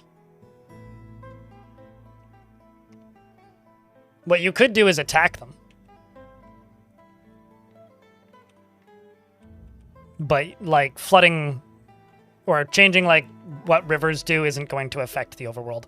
There's a lot of really old stories about rivers, about flooding rivers and, like, destroying civilizations that way. And the reality of, like, how the game works is, like, pretty different from, like, the fantastical ideal of how it could work.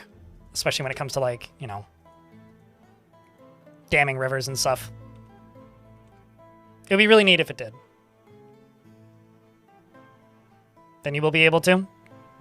I mean, my advice would be to, if you have a big river, build a couple pumps, make a similar setup to this, and build a really large water cistern, and just simply drown the enemies that try to invade you. I mean, if they like can't get to you without drowning, then like they aren't going to be much of a threat to you now, are they?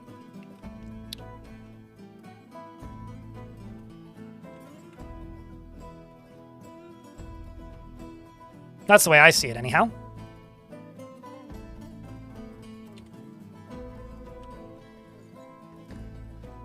How are we doing on logs? Plenty! Okay, I can go back to making wooden blocks. Let's just make 5 hundo. Because I really want to turn this entire trench into a dwarven city. That's what I want to do. Although one of the first things I need to do, actually, after saying that idea out loud, is I need to deconstruct these 2 stairs right here and get rid of this. Because right now that is a very dangerous entrance to the city. I mean, the fortress.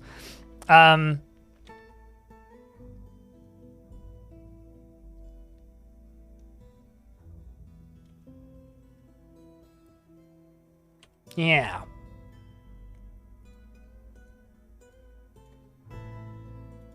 I'm gonna give a couple dwarves picks because I'm sure there's some picks available now.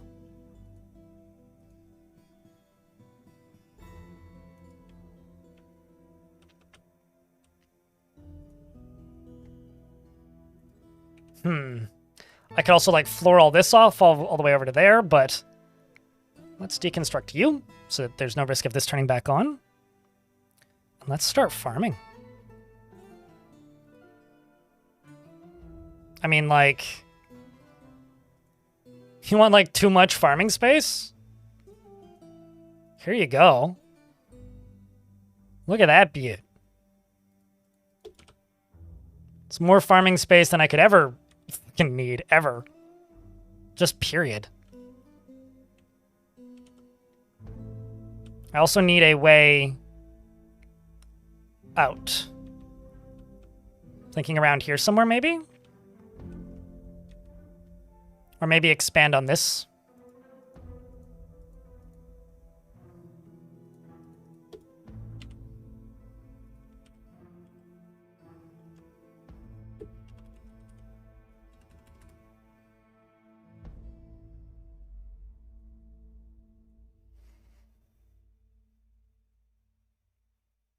I think that'll just count that as an invest 10. Lol.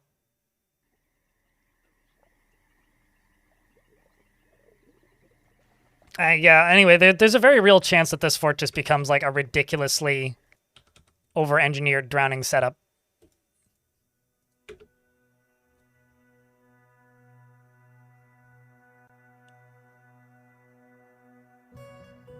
Not to forget, once the river is totally drained, it's all farming grounds. Are riverbeds farmable?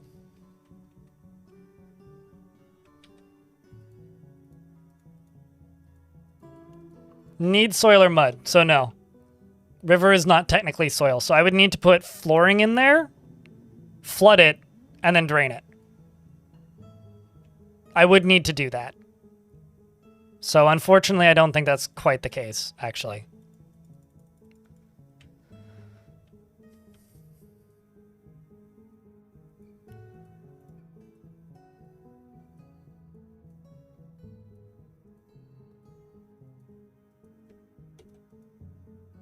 It's generating so much fucking power, it's ridiculous.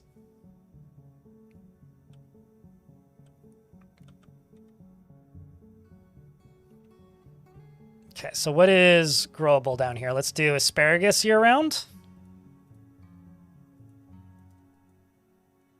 What else do we have? Let's do strawberries year-round. Damn right. Gonna have to stop cooking all these seeds, though.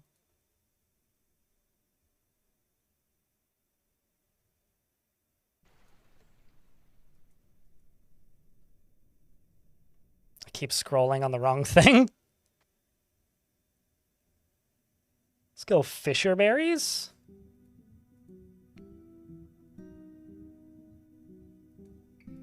This is a little bit ironic given the fortress. And rope reeds.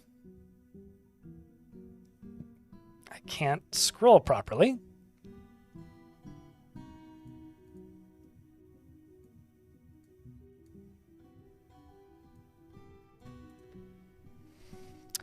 Well, I'm going to need to restrict farming jobs now, I think. I mean, look at that.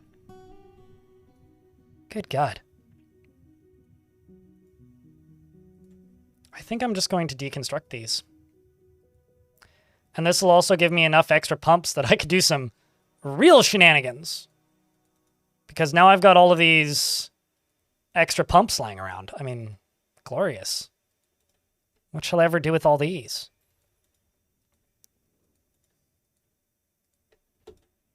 I can fill this whole thing in and maybe get the mud out of here. I don't know. Deconstruct it, reconstruct it. I thought I just saw a ghost. No, okay. It's like a mandatory volunteer hour thing everybody has to plant.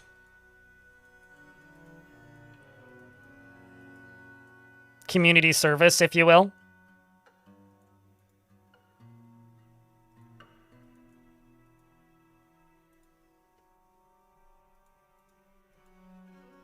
Deconstruct that. Deconstruct you. Deconstruct you.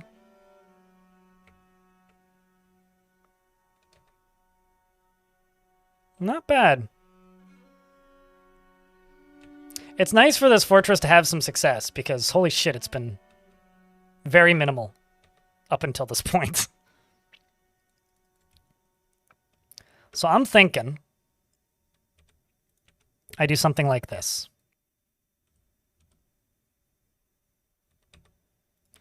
What if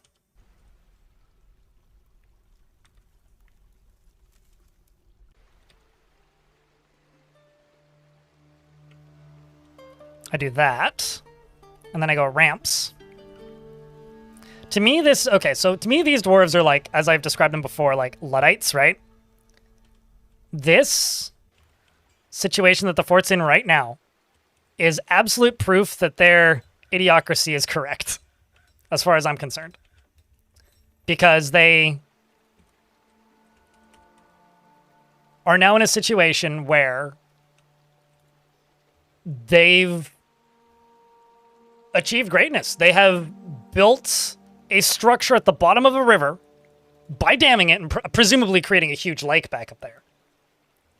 And I'm now constructing it, and that's now my front door. Or it's going to be my front door. It's not yet, but it will be. The problem is, enemies could still attack me from above. Which is not good. But this could look really cool when it's done.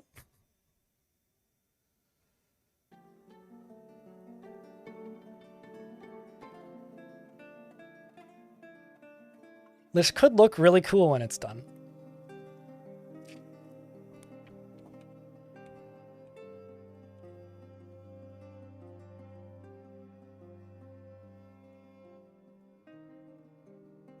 Chat, do you have any ideas in your head for things that you could build in Dwarf Fortress that you're like, I will never put the time in to actually do that, but man, that would be really cool. This is like the sort of thing that I think about when I'm like, yeah, I would never actually put the time in to do that. This sort of thing.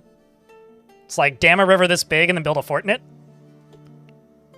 And considering, like, we've been getting attacked by agitated wilds more or less the entire fort.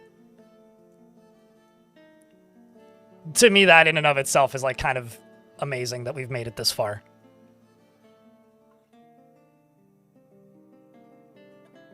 If it looks cool, who cares if it works, right?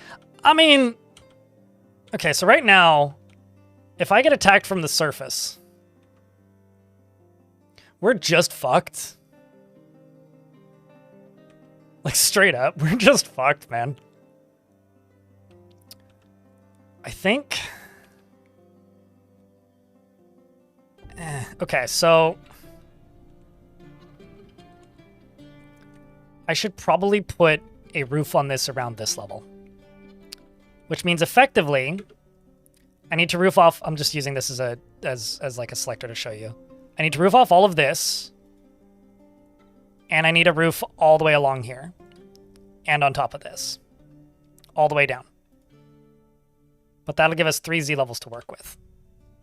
Which is kind of a lot. Kind of a lot.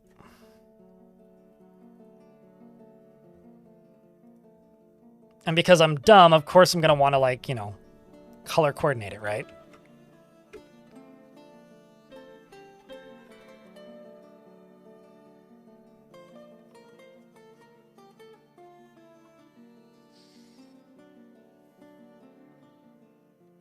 With fall bridge and traps and all that stuff.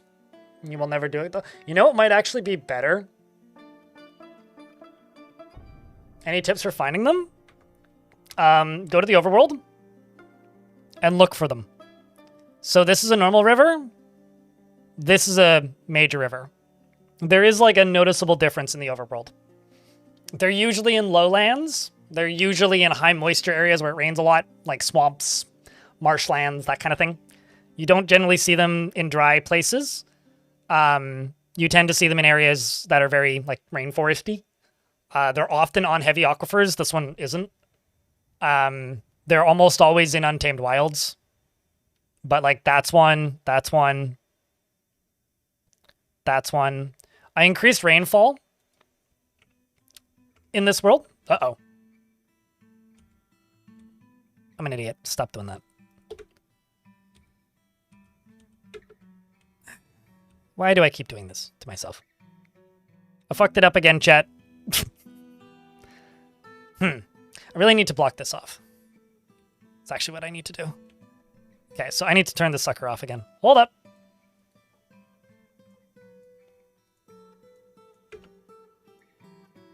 But it's okay. We can work on all these constructions while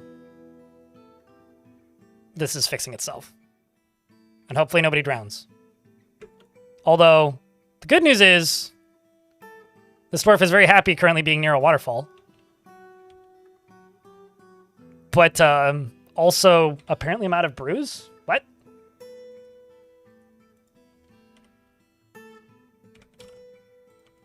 Excuse me?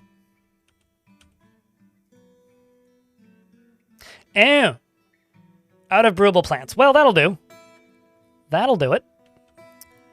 That'll do us. Thankfully, we'll have plenty soon.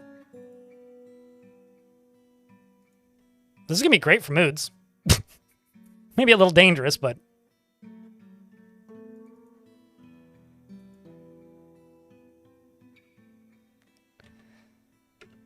Uh-oh. Hey, dwarfs, let's turn on the burrow.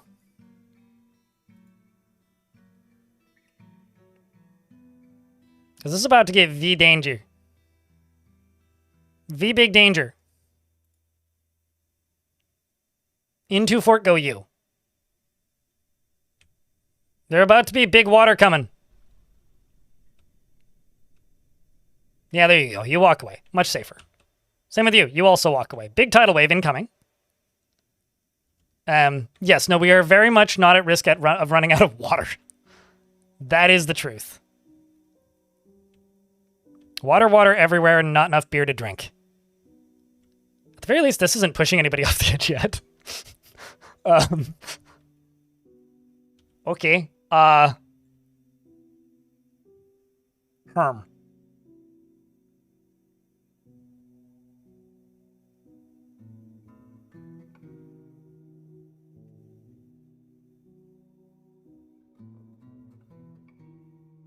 It might fight me?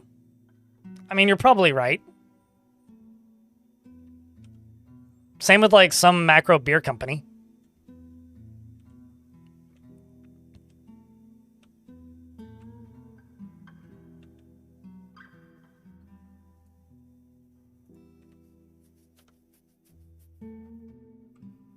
Well, the good news is all this water's almost out. So what I guess what I can do now is I can go across here and do this. Just let the rest of it fucking drain.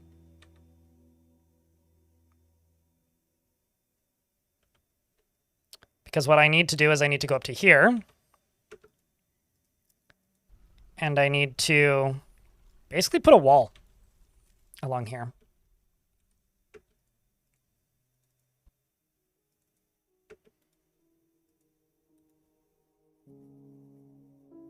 And then just wall this off. There! A Dorfin caravan has come. Please don't mind our water park. Admission is free. Exit is difficult.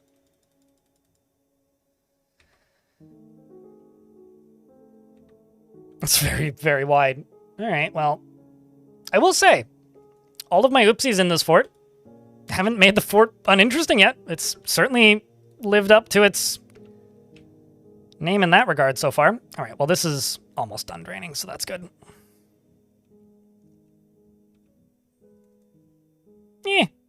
What could possibly go wrong?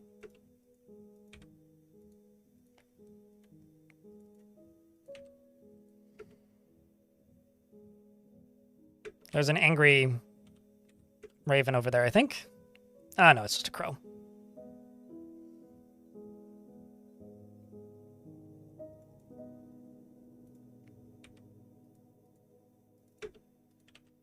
What do you think, Chad? Is that dwarf going to fall, or are they going to successfully construct this? Nope, they made it. All right.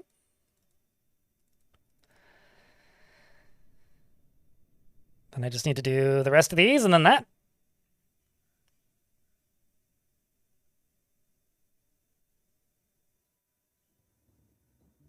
Okay. And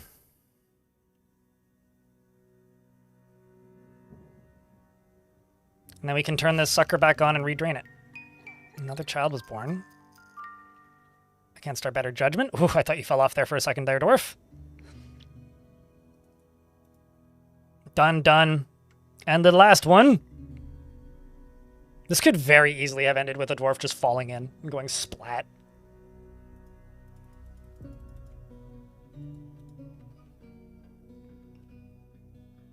And done. Sweet. So now that I've got all that done,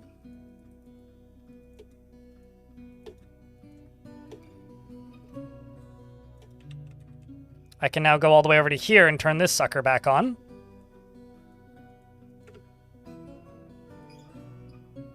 Which, as soon as that gets pulled, this will turn into gushers. Right there. Which begins the water draining again.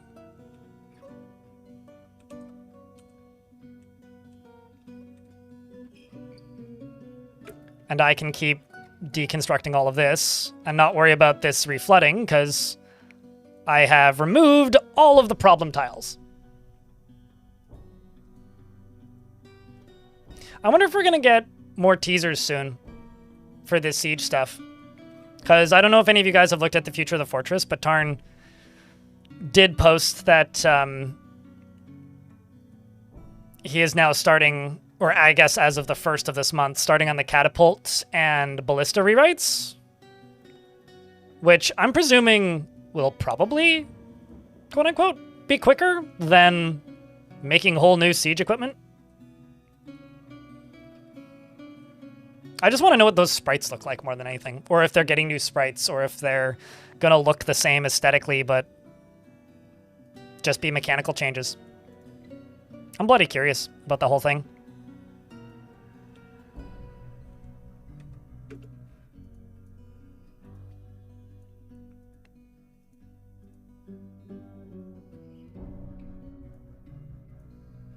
I don't know if they're going to be automatic ballistas, but I'm curious to see what they do to ballistas. Like, I'm really curious to see how they're going to let you aim ballistas.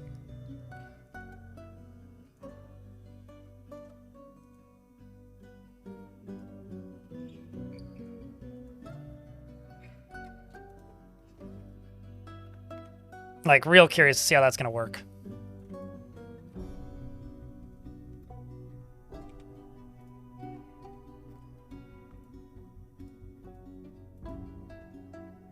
Let's just go over here and deconstruct this. Let's turn off the burrow again.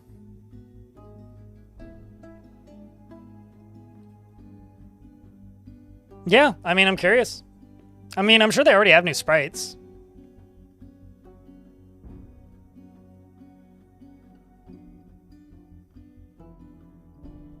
So, I need everybody's opinion on this. This is from Terra Blue in the YouTube chat. Is it me, or does Blind look like Ryan Reynolds? No, I don't think so. Normally I get Linus Tech Tips, so that's a new one for me. Alright, so Twitch chat has confirmed it. Terra Blue, it's just you. That's kind of what I thought, yeah.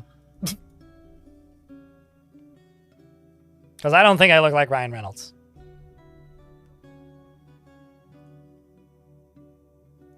Who is Ryan Reynolds? Deadpool.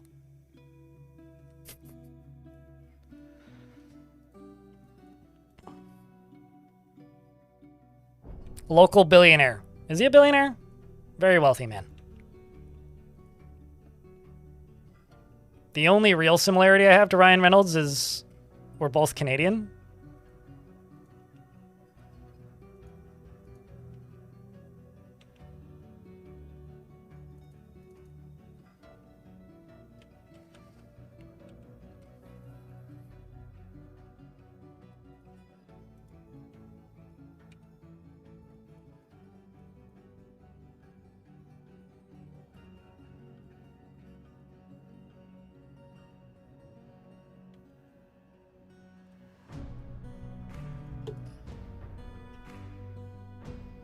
Deadpool is streaming Dwarf Fortress. That's a funny thought. Although I've been told by a number of people who would know that Benedict Cumberbatch plays a lot of World of Warcraft. So there are certainly like celebrities that like random video games that you probably like. Same with like Steven Spielberg, who's like widely known to be a video game enjoyer of sorts.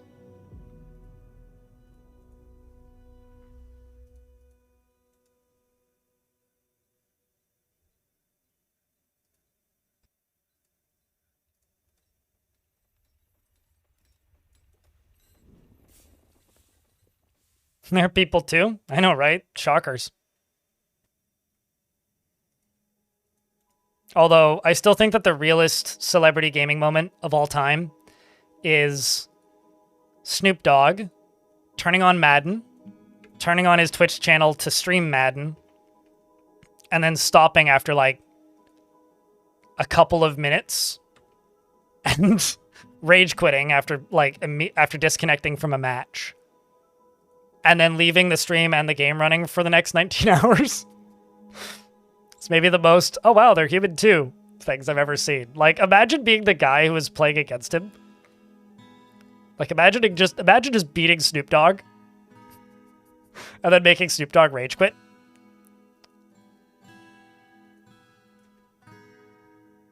Actually, I think the second most video game player moment was when I saw that clip of T-Pain's daughter running in while he was streaming Battlefield and her asking him if he was going to be like Markiplier.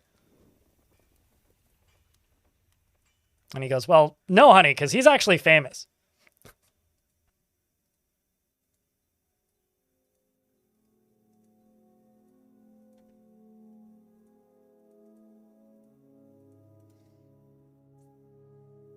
Wait, what? Really? Pilot? That's funny. Wasn't he muted as well? Oh, I don't know if he was muted. No idea about that, but...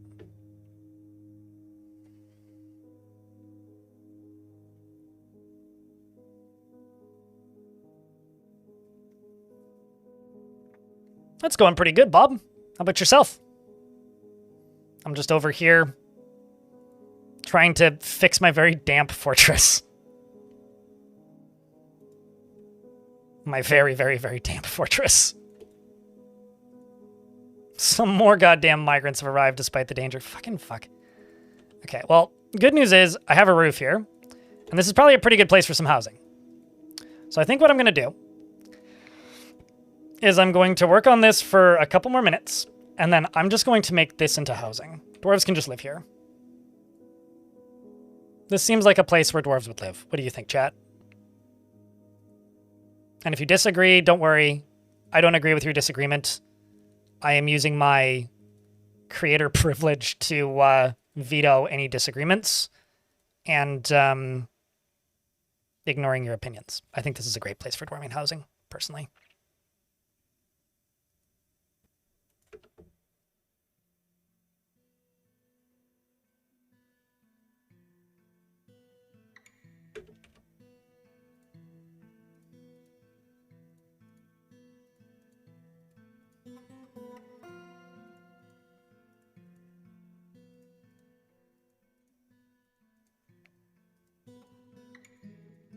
Look at all these bedrooms. It's glorious. And then what I can do is I can go across the top here.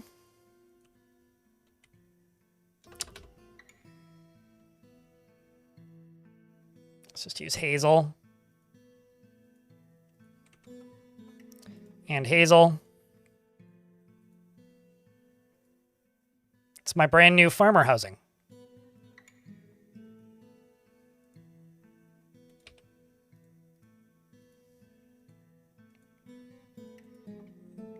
And then I'm just going to go across. Just go bump, bump, bump, bump. Ba-da, bump, bump, bump.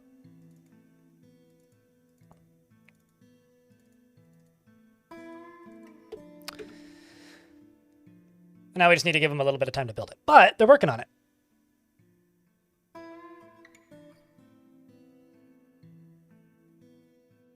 Wait, why are we looking at this photograph? What exactly does Chad Kruger have to do with this? They say, greetings from the Mountain Homes. Let's discuss your situation. Merit deserves reward. You know, they appreciate my skills of building this dam and are offering me royalty. And I'm sitting here looking at this and going, how the fuck would I ever satisfy the needs of a baron? They would need such a big bedroom, holy shit. Chad, I'm gonna let this one up to you. What do you think? Ads are about to run. Oh, we're in an ad break. You have the duration of the ad break to tell me if we should accept this or wait until next year. What do you think, chat?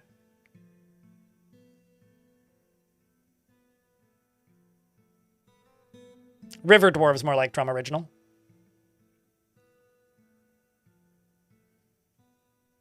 Well, it doesn't really matter the shape of the building. Mark.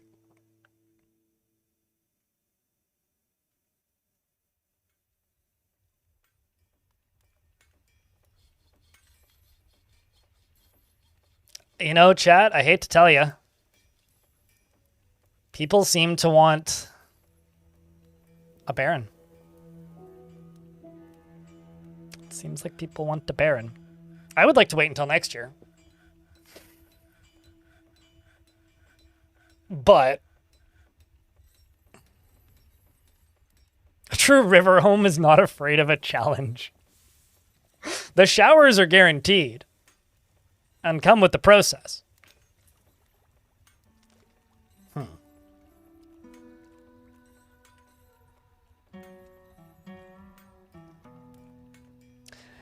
There's two types of people in chat, Ordstein. There's people who are like, building above ground? Not in a mountain? Heresy! And then there's people who are like, you know, I think like building a tower would be pretty peak. It's like, but, make up your damn mind.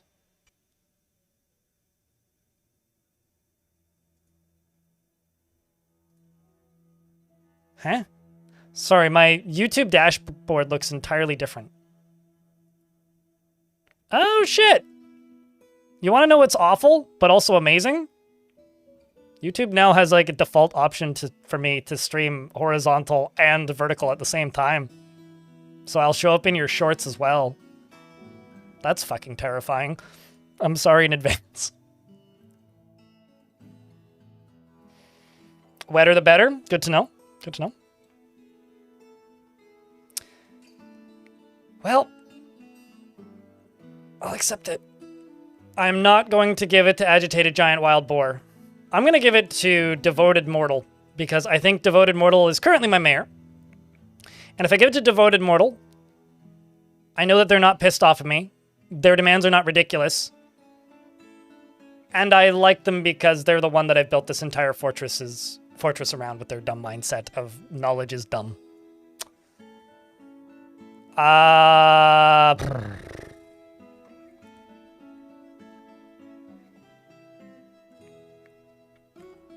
don't know what to ask for. I was going to ask for iron bars, steel bars, large gems, and cheese. One of those is easy. The other one is large gems. I guess I can make gems out of unrelated things, but...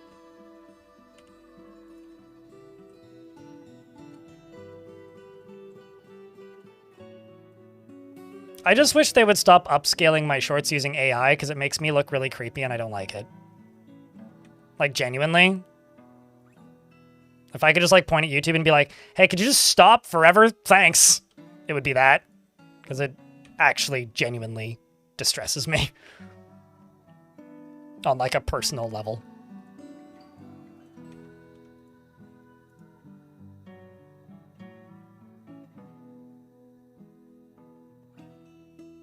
That wouldn't work here. The highest level miner, that's an interesting piece of, or way to do it.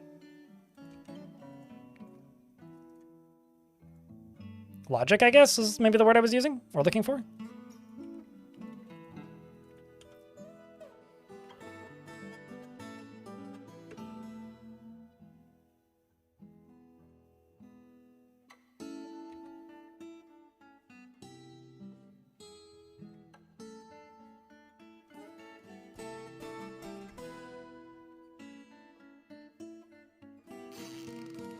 Basically, I want to put a wall piece here, a wall piece here, wall piece here, and a wall piece here, and then a wall piece here, and a wall piece here. That's what I'm going to do. So let's wait for you to build that first piece, and then we can do this, and this, and this, and this. Then that, and then that. And then that'll more or less get the water out of here. And then I can go all the way across here. And I can fill this whole thing in with blocks, basically. Because I want this aquifer to stop leaking into here.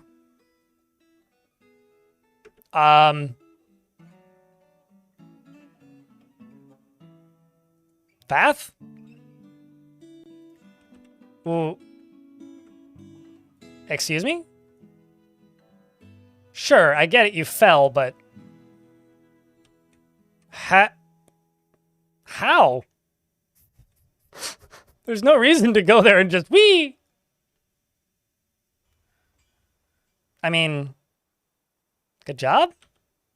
I guess. Thanks. Oh well. I don't really know what to do with that information. I think maybe...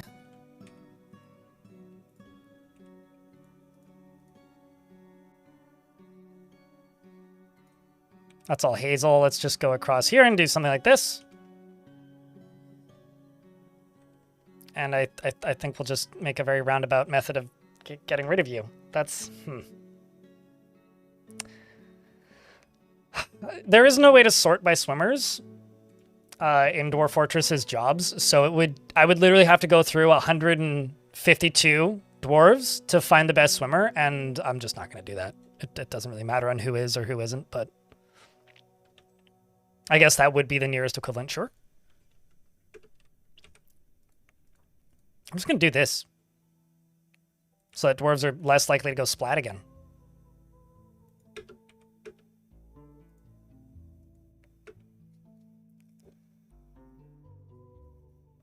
I mean, there's one way that we could sort by swimmers, and that's throw all of the dwarves into a really big pool, but I feel like that would just end with me having a couple of dwarves left. Probably not great for overall fort survivability. Which obviously is something I'm an expert in, clearly. You okay over there, dwarf? I'm guessing no.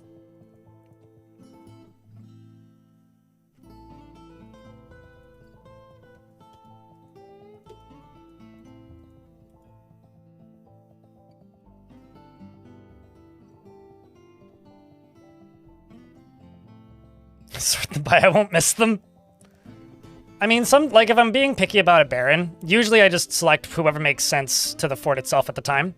But if I'm actually being picky about a Baron, usually what I do is I go for a dwarf that doesn't have ridiculous requests or demands or likes, I guess, and dislikes.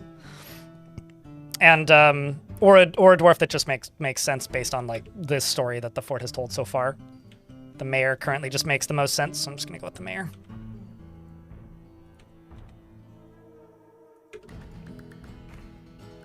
I'm still not sure how this dwarf died, but...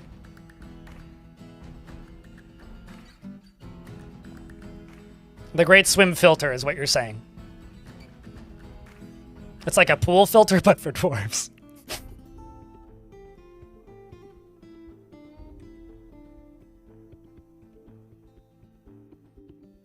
I keep seeing this dwarf and thinking they're a ghost.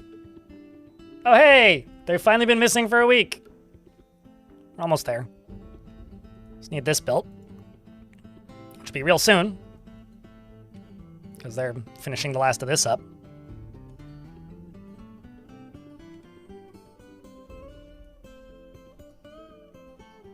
And then I just need to build over to here and here.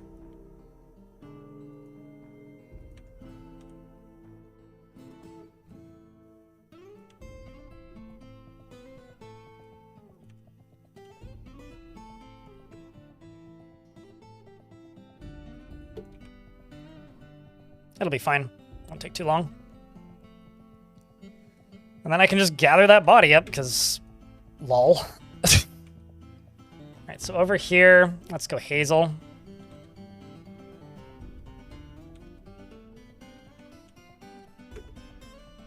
Hazel. And then right there, Hazel. Uh-oh, we must be getting attacked by giant animals again. And I need another temple. Man, it really sucks to be this dwarf, eh? Imagine being this dwarf. Like, this dwarf's just going like, well, I guess it's just my week now. If I, like, deconstruct one tile above you, can you get out? We'll see. Because there's just so many construction jobs, like, your existence is, like, the lowest priority thing. That's all Willow.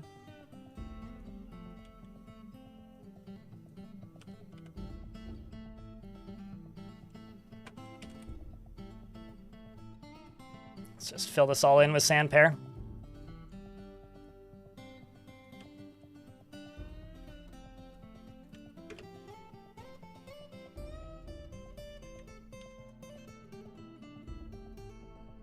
At least he's got water. I mean, yeah, there's no concern about drowning. She's definitely not going to drown. She's definitely not going to drown. That much is for sure. It's like the one real true perk of being stuck right there in particular. As well, you're not going to drown. It would help if I selected Hazel the first time, which is what I'm trying to select. You know, it would be much faster if I just deconstructed this wall. Do you ever, like, find yourself doing something, like, ridiculously time-consuming for absolutely zero logical reason in this game, or is it just me? Because I feel like half the time I'm doing something just, like, ridiculously overcomplicated for absolutely no logical reason whatsoever.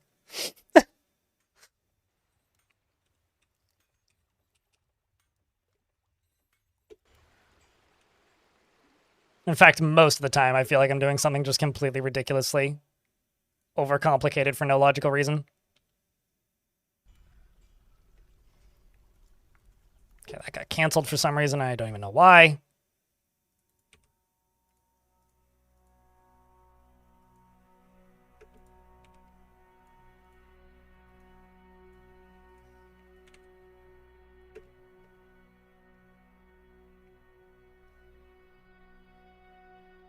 That's description fits doing anything in DF? I guess so. Or maybe just like... Wasn't expecting that. The Hillocks of Buff. You know, honestly, there is many jokes in this name. The Hillocks of Buff Paddled. They're canoeing here, folks. That or that's like an anime shipping joke. It's one of the two, and I'm not sure which. Has been founded nearly a day to the southeast, incorporated into your holdings. Would you look at that, chat? Shoutouts to the citizens, the brave citizens of Buff Paddled. Truly one of the Hillixes of all time.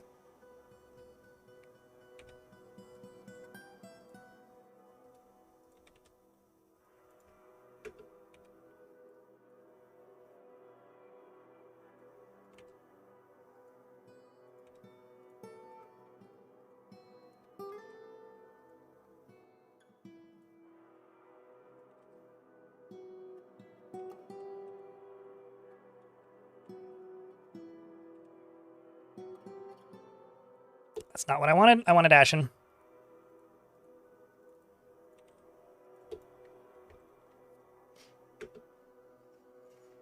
Well, paddles could be. Who says you need boats to also have paddles? Personally, I think you can have boats and paddles separately or together. You don't need one to have the other.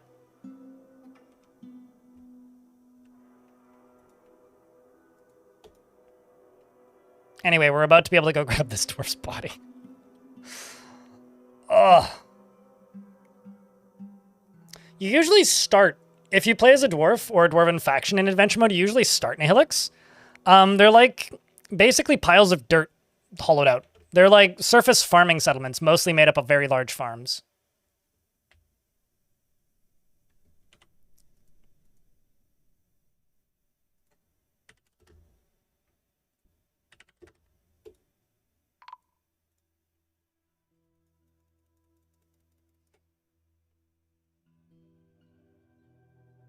They ain't propelling no boat.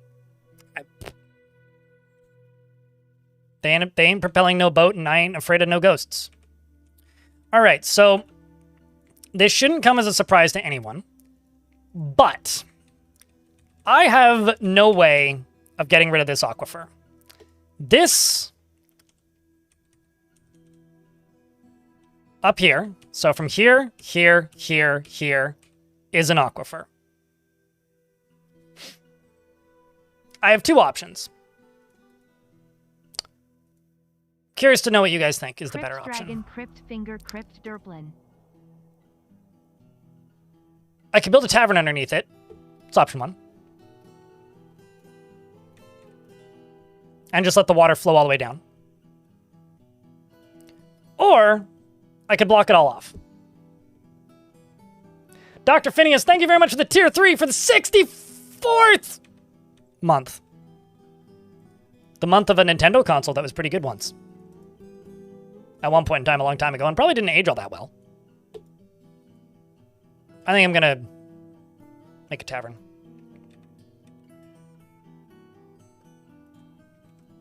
Which requires me to do a few silly things.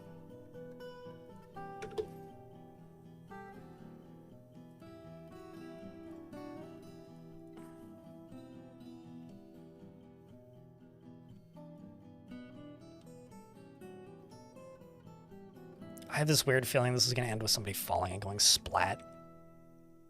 It's like, no way this ends well, but we'll see.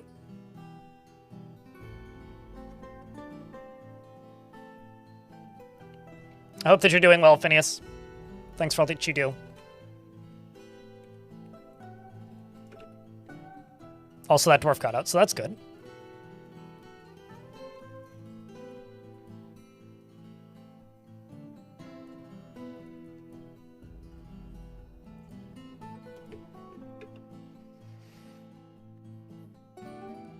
Whew, the game frame rate no like this much.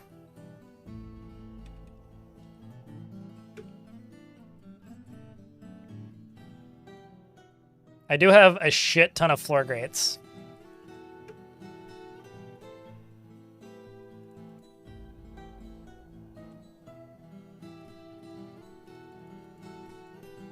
So I guess that is kind of a perk of this setup currently. Is that because I have a shit ton of floor grates, there's something to build off of. The floor grates are mostly just there to stop dwarves from falling. And that's about it.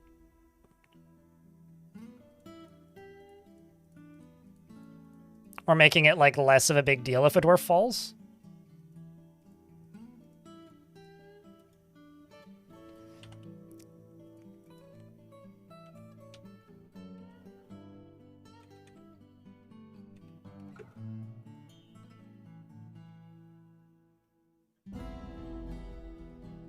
Just trying to think how I can end this off. I guess probably up here.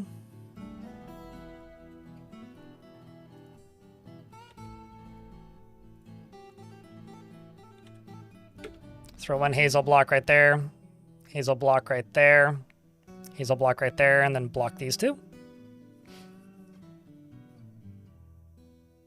I mean, they have a tavern, but it's tiny and kind of sucks.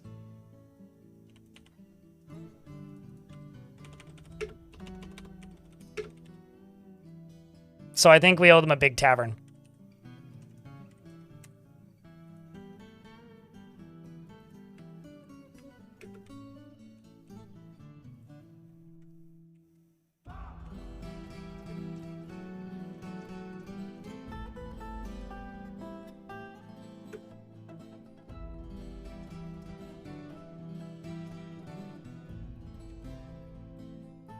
So I could probably, and now like every single one of these layers is all just going to be like a nice misty walkway. Although, I mean, the way I could deal with this top layer Actually, just concentrate this a little bit, maybe? Could be fine. What could possibly go wrong?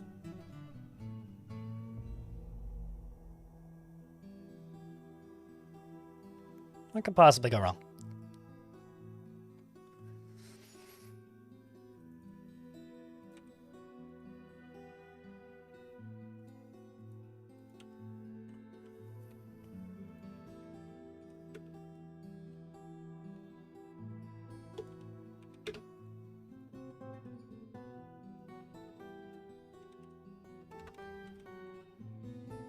I think this might be the most I've thought about Hazelwood ever while playing this game.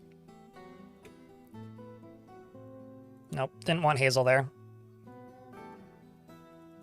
I do want Hazel walls there. But I don't really want Hazel floors. Really like the color of almond. Which I do actually have enough to do this with.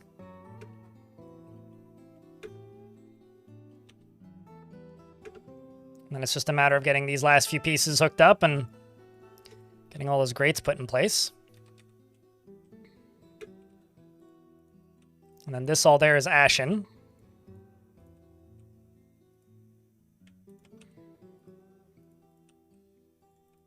Which is the wood that you shout out loud when you hurt your shin and shout, ashen!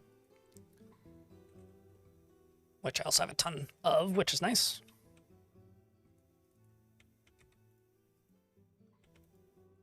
Okay, we've already got ramps and such.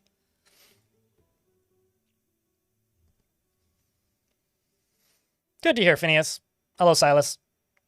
Are we feeding sacrifice to the wave pool? It's no longer a wave pool. It's now a front door. A kind of damp one, but it's now a front door. It's no longer a wave pool. We've successfully dammed the entirety of this river. I'll have you know. I mean, look at this. It's now just a mandatory shower that you take upon walking through the front door.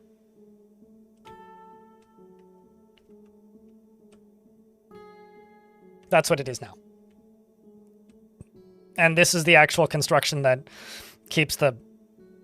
I was going to say keeps the fort safe, but I don't actually think that's a good way of describing it.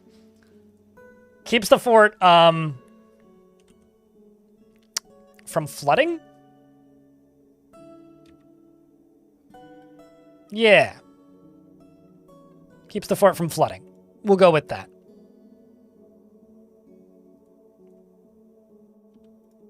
We'll go with that.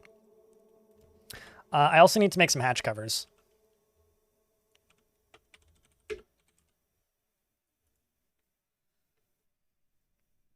It's a big-ass river. Yeah! The Big Donkey River, as we call it.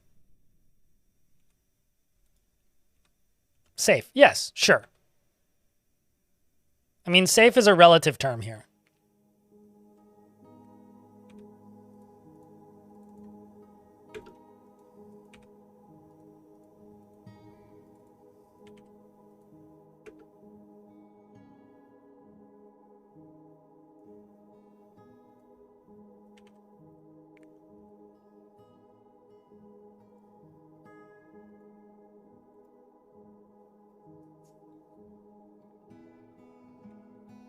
As safe as something like this could be, I guess.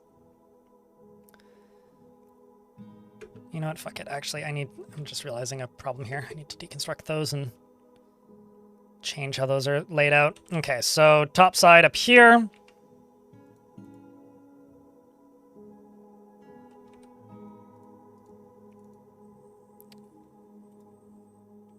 Sure, let's just fill this up with a different material, because I keep unbuilding and rebuilding it. Willow and hazel.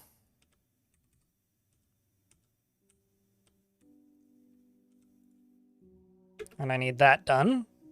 So that's the first priority. Then that's second priority. This is also a fort that, like, One of the reasons I'm kind of happy I'm doing this fort right now is I'm pretty convinced, and I could be wrong here, but I'm pretty convinced that it's not going to be possible to make this fortress after this update releases, or after the next update releases. I'm pretty sure it's not going to be possible to do it. Because after this next update, you know, how do I put this? It's going to be a lot harder to build above ground in general. At least I wouldn't be able to build... Based on my assumptions of how the siege changes are going to work, building a fortress like this will be significantly harder once that update is out.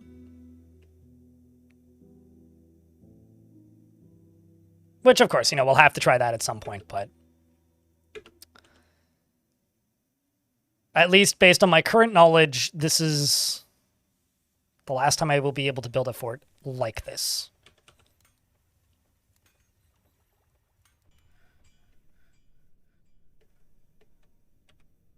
Especially out of wood. Yeah. Realistically, it'll probably still be possible, but it's going to be a very different kind of thing. Presumably, unless you know, disable a lot of how it currently works. Or a lot of how I would, or like disable a lot of the changes, I guess. Because you'll be able to turn them off in the options.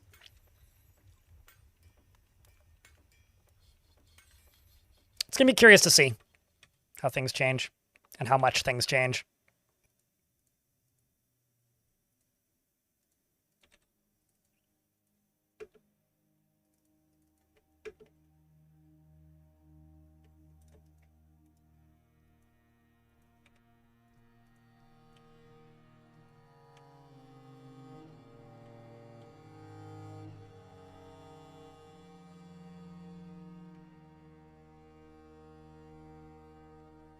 Bring in some more beds. No. Bed. Let's just say 50. Actually, I need a lot of beds.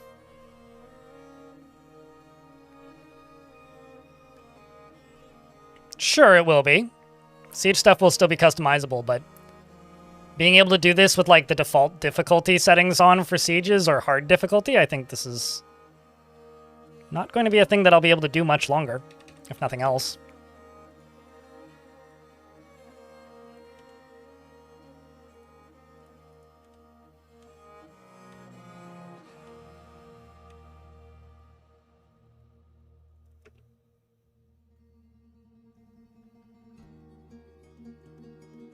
And that's all Willow.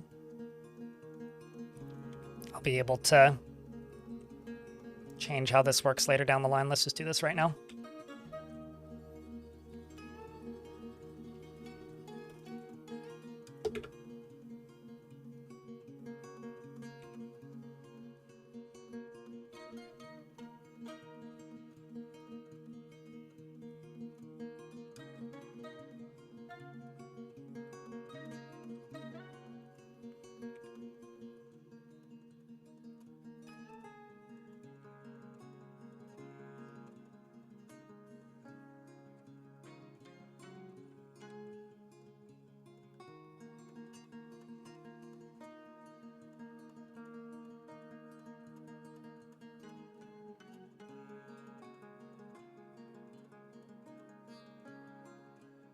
You'll have to read up on those changes. Basically, like, walls will be destroyable.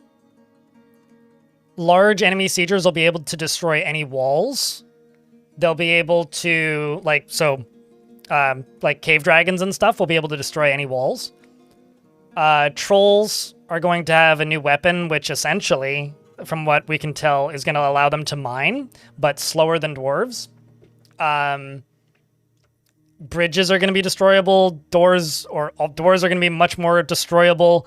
Raised bridges are going to be destroyable. The enemies are going to be able to scale walls and have more tools to do so. All kinds of things. And siege weapons are also getting reworked for us, the player. So, kind of a lot of stuff is happening, and there's a lot of questions in the air as to actually, like, how impactful it's going to be, and we won't really know until we see it. But there is a, like, to-do list and stuff that's public. But we don't, like, know exactly what it's going to look like when it's done just yet. I'm gonna smooth these. Maybe not those, but those.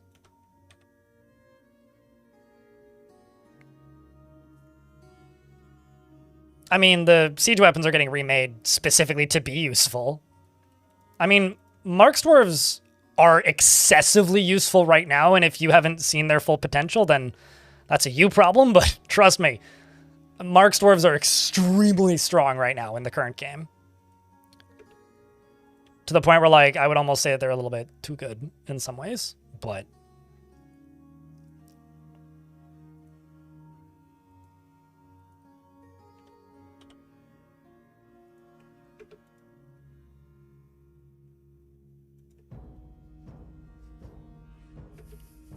Oh, more necessary? Sure. I mean, actually, I would say that Mark's Dwarves, I know people like to call them archers, but I'm being specific here. Mark's Dwarves are, I would describe them as necessary right now when fighting Forgotten Beasts or Titans made of fire or any creature with webs. Because they more or less nerf the power of those creatures down to almost nothing. Like, they don't make them into literally nothing, but almost nothing. Like, they make them a significantly smaller problem. Like, right now, it's like, if you're having trouble fighting with, like, any creature that shoots fire, just grab, like, some steel bolts and just kill them.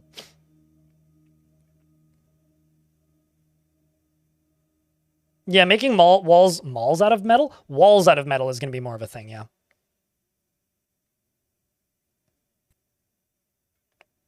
Clem Hazard, that is true. Moats will be more useful.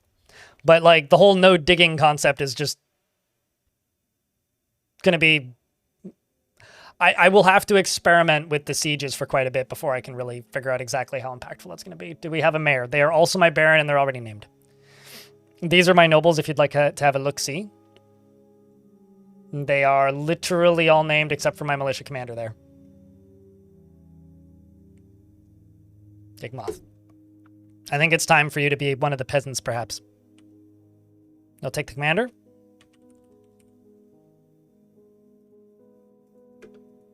There's two kind of viewers, right? There's the people who are just like, I want to be the most useless dwarf in existence. And then there's the, I want to be the most important dwarf in the fort. And there's no middle ground, and I like it. It's funny. Moth.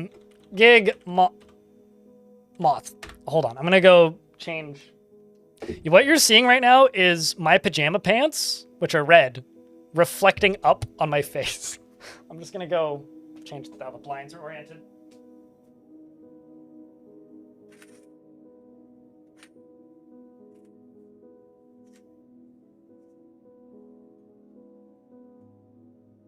There we go. That's better. I was getting a little silly. I looked over at my screen. I'm like, wow, I'm red. Holy shit. Speaking of red, Digmoth tends to be a little tight with resources when working on projects, and he is brave in the face of imminent danger. He prefers that everyone live as harmoniously as possible. And he is trusting. He isn't particularly ambitious. He has little interest in joking around. He is somewhat uncomfortable around those that appear unusual or live differently from himself. And he does not easily hate or develop negative feelings. He doesn't often experience strong cravings or urges. And he tends to consider what others think of him. He has a greedy streak, and he always scratches his head when he's trying to remember something and needs alcohol to get through the working day, and likes working outdoors and only grumbles mildly at bad weather. He tends to be a little tight with resources when working on projects, and he's brave. I already read that. He likes gypsum and aluminum, as well as indigo tourmaline and clear glass and stingray leather. Giant stoat tooth and the color slate gray, and greaves and greaves, beds, and cavies for their three toes. I also like beds, so I respect this dwarf. Beds and cavies for their three toes. And the words of the Chip of Sisters, Impossible prefers to consume the giant Rias macaw and cranberry wine and hemp seed oil and finger millet flour, and absolutely hates mosquitoes. Word. And you have, like, no friends, which really says a lot about how long you've been in the military. You've killed one white stork since arriving in the military. You've been here since the year 327. It's now the year 330.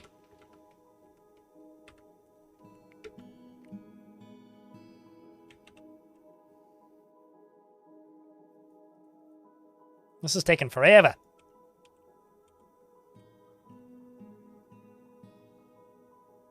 I mean, I like naps, I like beds, I like sleeping. You know, chat, so true story about me.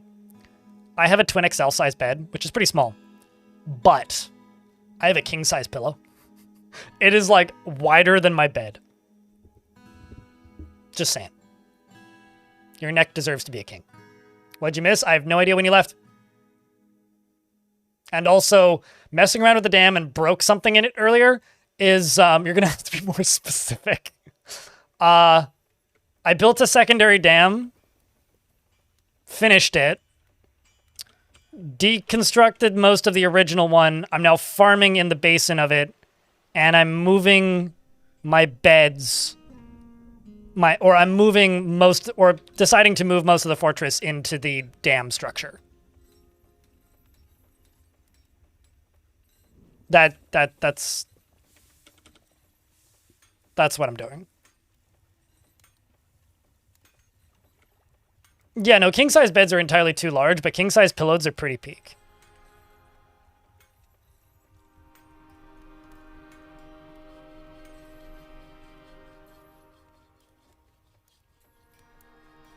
I ate a croissant.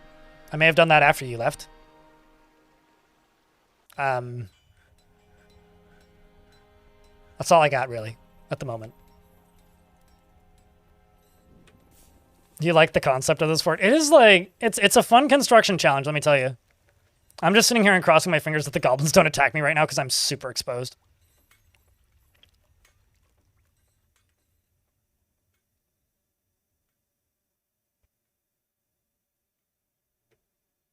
Like, once we get all of this stuff sorted out, we will be in a much better spot. Like, once all these dwarves have bedrooms and things are a little bit more predictable, we will be in a much better spot. Yeah, I was going to say, that's just a dwarf. Or that's just a pillow. A dwarf-sized body pillow. Although, I don't own a body pillow. Just a king-size pillow.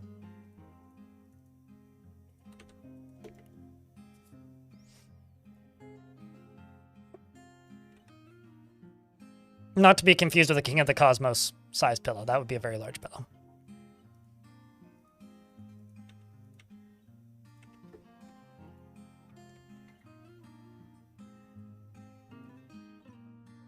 And once again, the reason I manually assign these is so that I can then look at the dwarf list and it says how many don't have bedrooms, because the ones that do have bedrooms are all listed as has quarters.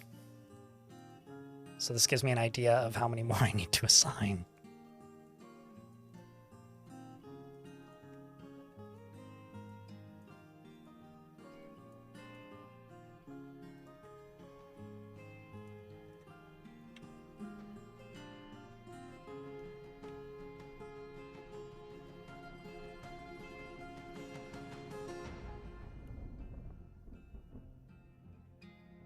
And then going all the way along here and deconstructing this will allow me to swap it out with Hazel.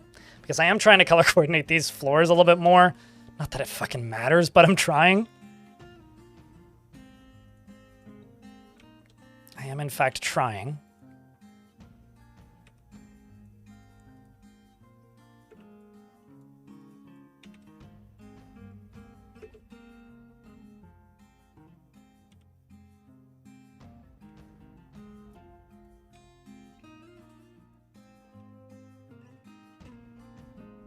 I'm also trying to get rid of some of this mud.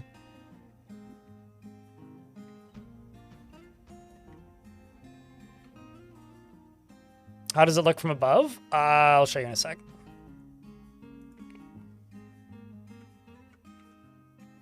Just kind of looks like this from above. Speaking of above. Oopsies, that is not the tool I wanted. Sorry. You didn't see anything, chat. I did not accidentally designate a whole bunch of stuff for digging. Please don't accuse me of trying to cheat the rules of this fort. I swear I am innocent.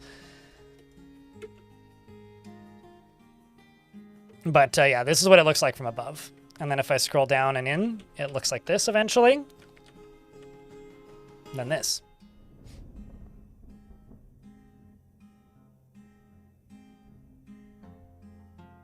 Time to start over. I know. Fort ruined. GG.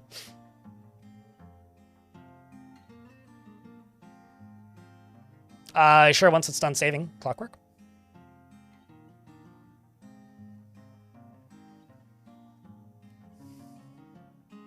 But as somebody who rolls over in his sleep a lot, having a king-size pillow is nice because I don't roll off my pillow.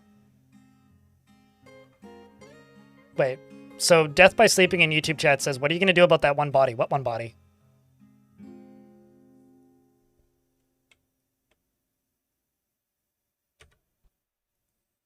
I don't know what one body you're talking about. Like, genuinely? I'm not... Oh.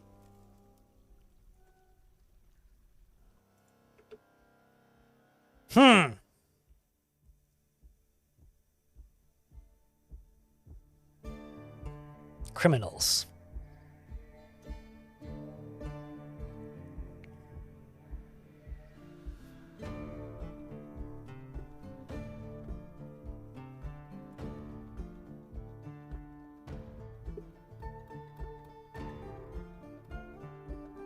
I wonder. Chat, do you guys think I could lock the front door? And then make them enter through the, you know, the river?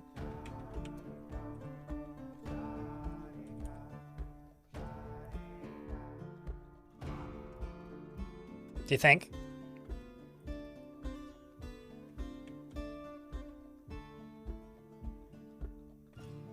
This dwarf being thirsty is very ironic. I mean, I've just finished the front door.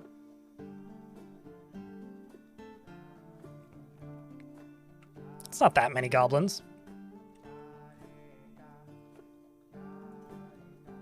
It's actually a pretty small siege, all things considered.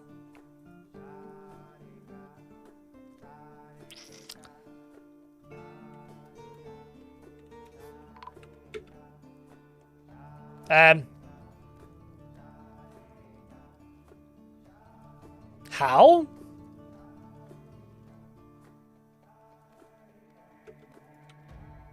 Oh, I forgot that was a puddle. Oh, also the dwarf climbed out, so it's fine. Okay, I was slightly worried about that dwarf for a minute, but no longer really a concern.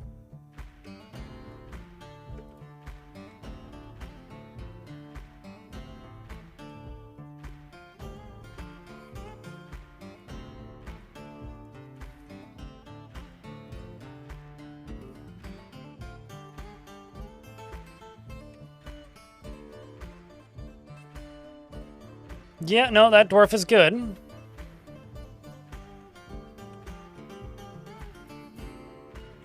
I think I can probably seal this area off enough that we should be able to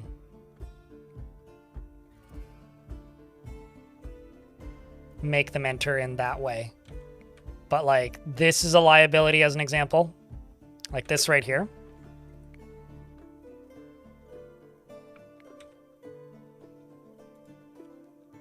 So I think what I need to do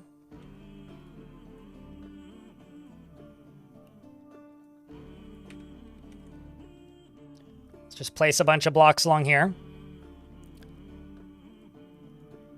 Then deconstruct all of these. Place a bunch of blocks in there and then build that into a wall so that nothing can climb in there. Because right now that's a liability. I mean, I could just fill it in, but where's the fun in that? So I have a lot of, like, patching up of holes to do. But, like, if I patch up all of these holes, it's pretty likely we could end up in a pretty good spot.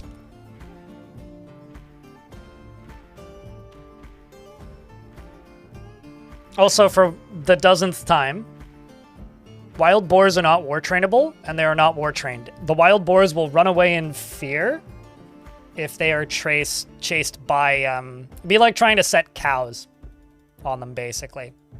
Like, maybe if they're cornered, but they're not going to be super effective as, like, a defense tactic.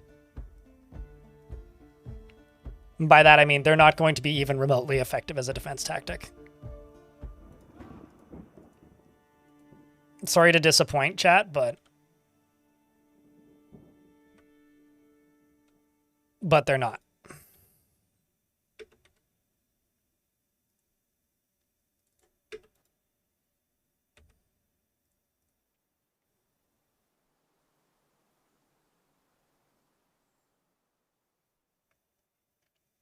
Wild boars will fuck you up in real life, sure, but Dwarf Fortress just has a lot of animals that, like, wild boars can be aggressive, but these are like basically dogs, like they're trained pets, more or less. So, real life be damned, that's kind of not what these are in this case.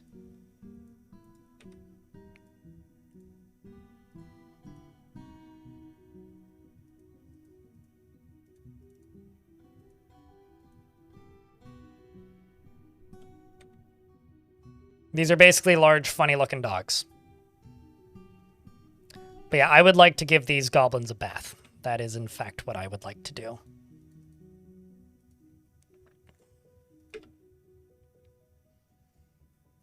I think that would be a lot of fun.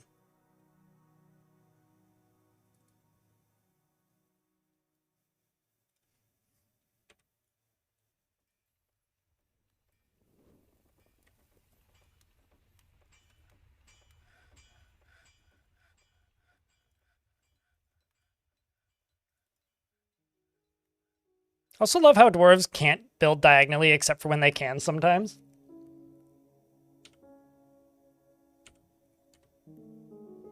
Okay, so that's a hole plugged. This is a concern, a major one.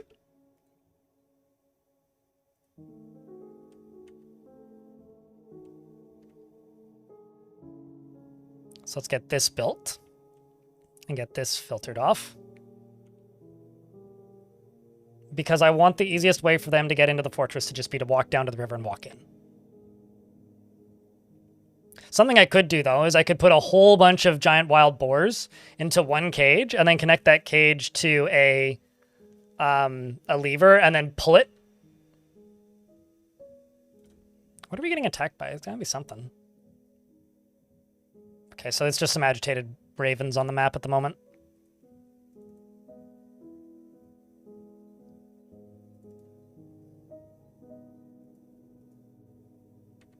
Okay, so now that's significantly harder to get into. All the way down to here is, in theory, safe.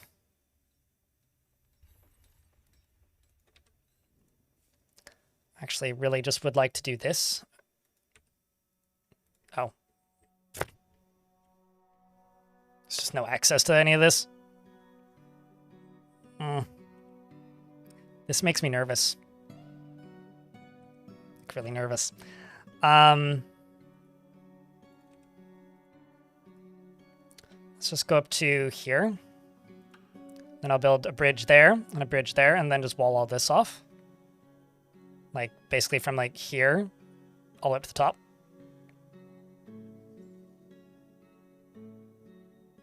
Yeah, pigs are cuddle pets, not warrior. Battle bacon is a funny joke to make, but and then obviously this is the biggest security concern.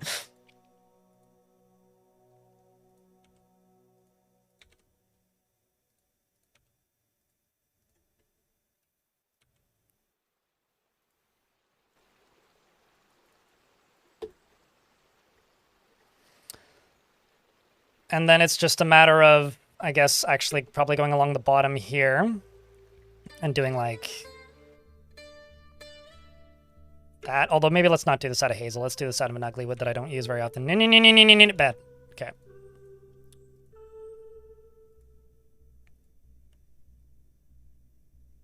Like alder, maybe? Alder problems in one. Swap out some of those for fortified.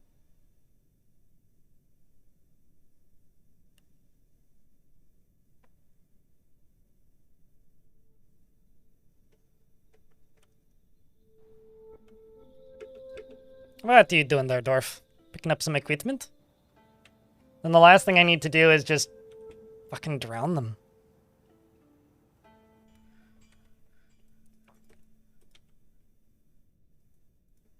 Okay, let's just watch some dwarves do constructing as we finish up 24 really silly projects.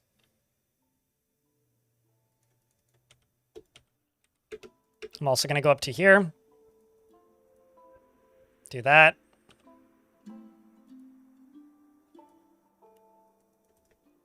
And that.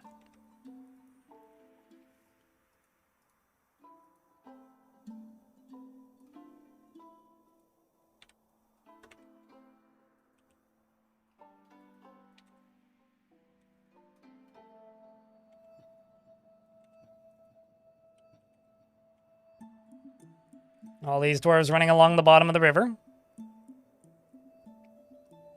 Yeah, like I talked about this in my last news video. This is something I really hope gets kind of a rework, because I don't actually like how this mechanic works right now. The parlays, like, it's a neat idea as a mechanic, and I think I like it in concept. I just don't like how it's currently implemented. It's way too gamey and easy to cheese. Like I made this offhanded comment in my last news video about this, where I was like, what if they asked for something that's like a little bit more reasonable than an artifact, like, I don't know, 5 children or something? And everybody's like, yeah, because that's less valuable than an artifact. I'm like, well, I could just go rescue them back, you know? It's much harder to get an artifact back. It's possible to get children back. It's not possible to get an artifact back, at least. Rather, it is possible. It's just way harder to get an artifact back. Anyways, I don't know. It seems like a much more reasonable trade to me. You deal with a bunch of problems, and I give you an artifact. All right. Speaking of artifacts, it's nearly done. Let's go across here. So now I need to hope that these goblins aren't smart.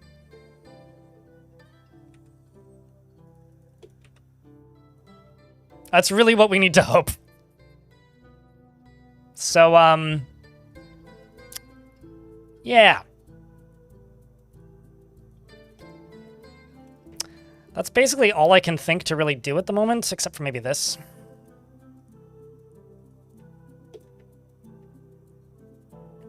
And then once all that nonsense is constructed,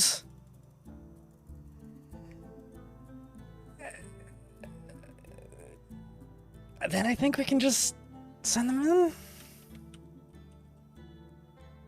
Yeah, I hope this mechanic gets a little bit more weight put behind it, I guess. Or reason for it to exist the way it currently does. I love how they're all just crowded around the wagon. If I deconstruct that, that'll stop them from clustering up right there.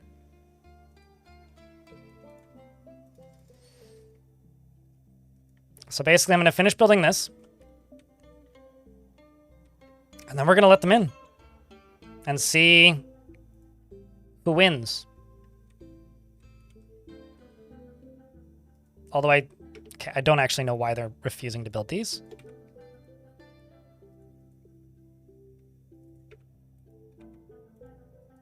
But I do need to finish these.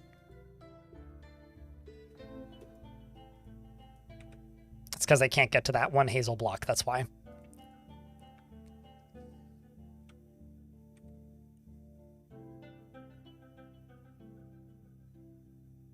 Do you guys think that this river is going to work as a form of defense, chat?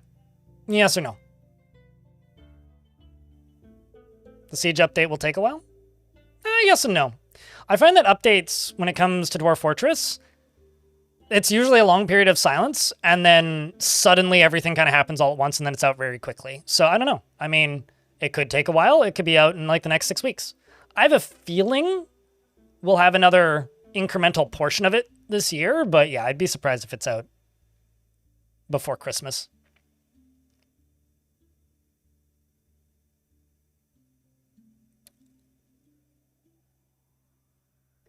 I don't know how they're planning on rolling it out. Mockatality, because like I actually don't know how to say your name. I know I've seen your name. I feel like your name is one of those names where I say it differently every time I read it. I think it depends.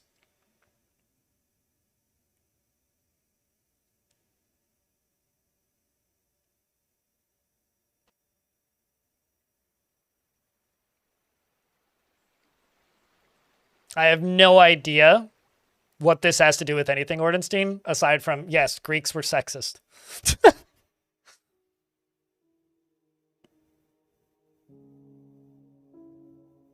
No, it's the question of whether or not they're going to find a way into the fort that I've forgotten about more than anything, Literan. Moke? Okay. But I can do that. Yeah, anyway, I personally think that just, like, it'll either be out sooner than we all think. It depends on how much Tarn is showing, right? I will say one thing in regards to the siege stuff. I know a few things. I don't know when it'll be out. But I might have a bit of an idea. I think it might be out sooner than we expect, based on what I've heard. Okay, now that is wild. Why is there, like, grass right there? Huh? Why is there clay right there? Oh, is it because I constructed something and deconstructed it? You know, actually, hold on, I wonder. Okay, I can't build a road. I guess I could just build a stone, like a wooden road. Stone road? Wooden road? All right, I just need this block filled.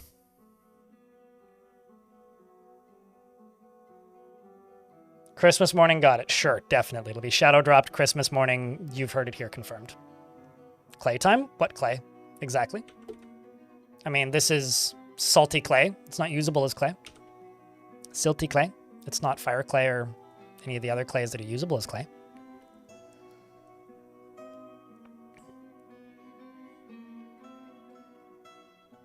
You can collapse something on it? How exactly? There's no dirt above it and I'm not allowed to dig. I mean, I could also just, like, build on it, because, like, those were tiles that I built on earlier. So I presume that if I build and deconstruct, it'll make it usable as dirt. There we go. All right, so let's go up. Let's turn this on. Put everybody in the burrow. Let's wait a little bit. And also just double check and make sure that the burrow includes all the areas that we need it to include.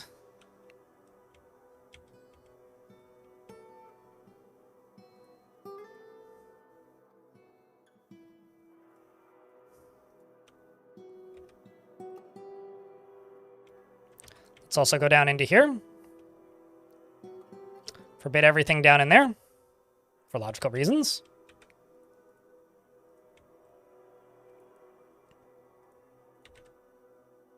Right, basically out of hazel. Which is fine for the most part. I can also deconstruct some of this, because why not?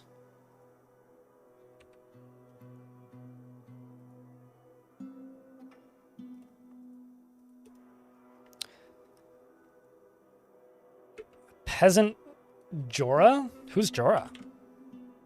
Which one? Lady or boy? Or boy or girl? Blah, blah, blah. Male or female? Man or lady? Which one? Boy? Okay. Fortunately, I have two peasants.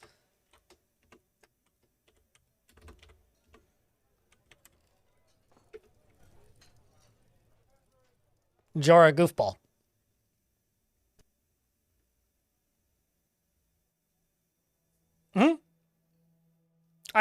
Basically what I'm saying is I kind of hope that they treat this one like an expansion pack. release, like actually put some marketing behind it. He is not bothered in the slightest by deviations from the norm or even extreme differences in lifestyle or appearance. Oh, Jorah, not a problem. And he is troubled by this, dislikes the natural world. Wait, what? Sorry. He is greatly moved by art and natural beauty, and he's troubled by this because he dislikes the natural world. He is somewhat quarrelsome, and he is bothered by this as he values friendship. He is quick to form negative views about things, and he often feels nervous. He isn't given to flights of fancy, and he often feels lustful. He has a greedy streak, and he generally acts with a narrow focus on the current activity. He is conflicted by this as he values perseverance. He finds this troubling since he has a noticeable lack of perseverance, and he finds this troubling because he values perseverance. Okay, I don't think I've ever seen that before. He stretches his hand when he scratches his head, not stretches. Stretches his head. Yes, Mr. Fantastic. He scratches his head when he's thinking, and he becomes very rigid when he's angry. He needs alcohol to get through the working day, and he's getting used to tragedy. He dreams of creating a great work of art, and personally thinks that the entire concept of sacrifice for others is truly disgusting. Truly, and respects those that persevere through their trials and labors, and sees merrymakings of waste. Some ads are currently running, so I will wait until the ads are done before we do anything else, or I pause. He dreams of creating a great work of art, and likes malachite and lead, as well as moss opal and cacao wood and puffin leather, barrels, ballista parts, and the sight of the aquamarine of boulders when possible prefers to consume finger millet, beer, and hates flies. The river hungers. We must feed our god. He worships Shin Barothstib Thastris Athir, which is the Crimson something or another. The fuck is that? The god of jewels, wealth, and trade. Ah, yes. Ah, yes. All right, so let's just close this. Kurthnoke.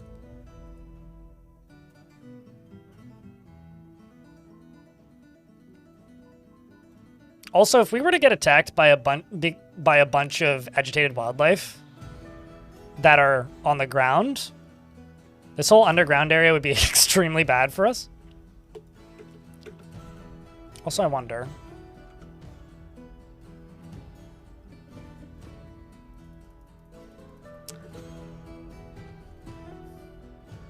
Okay, levers pulled. Drawbridge is shut.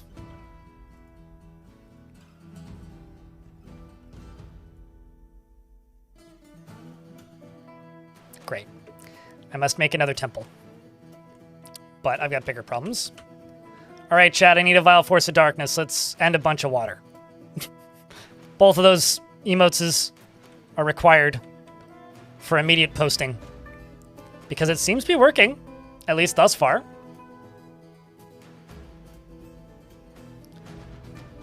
I said I want it to be marketed like a DLC. Or at least that's what I intended to say. So essentially, I want them to release a trailer for it. I want them to give us a release date. That's what I mean.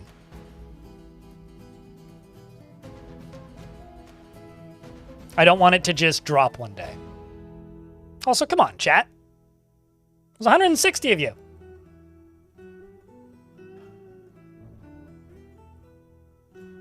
We can get some more emotes in the chat. We can do that. YouTube folks, if you want to participate, I don't know, post a blue square.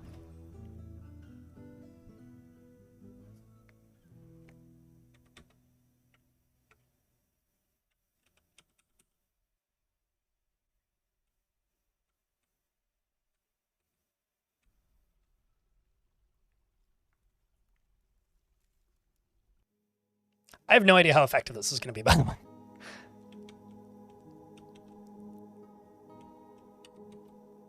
One of these duders here is terrified?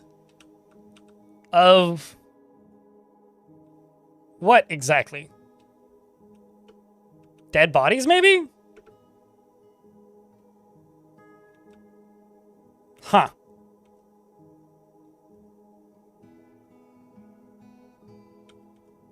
Don't forget the soap. Oh, absolutely. I mean, showers are included with invading this fort. We don't provide soap or towels, however. So now we just need to wait for them to get to around here. Very busy part of the fort, frankly.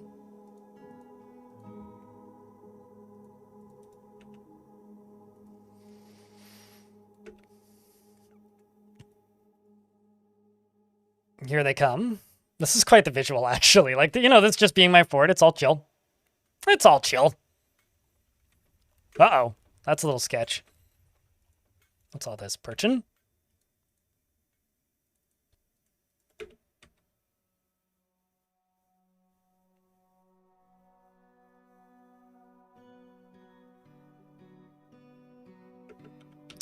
Well, so I found a problem. They're shooting bolts.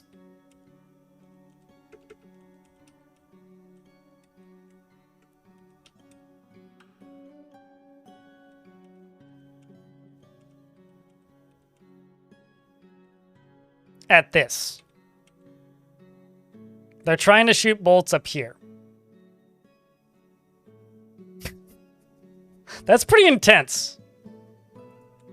So, I guess we give him a big whoosh, eh?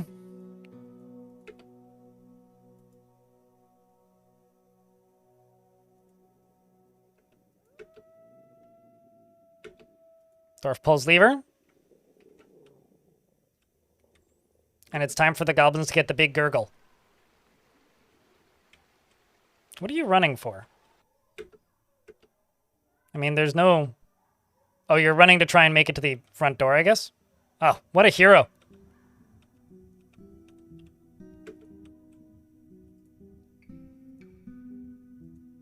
What a goddamn hero, chat. Where are you going? Looks like only one made it.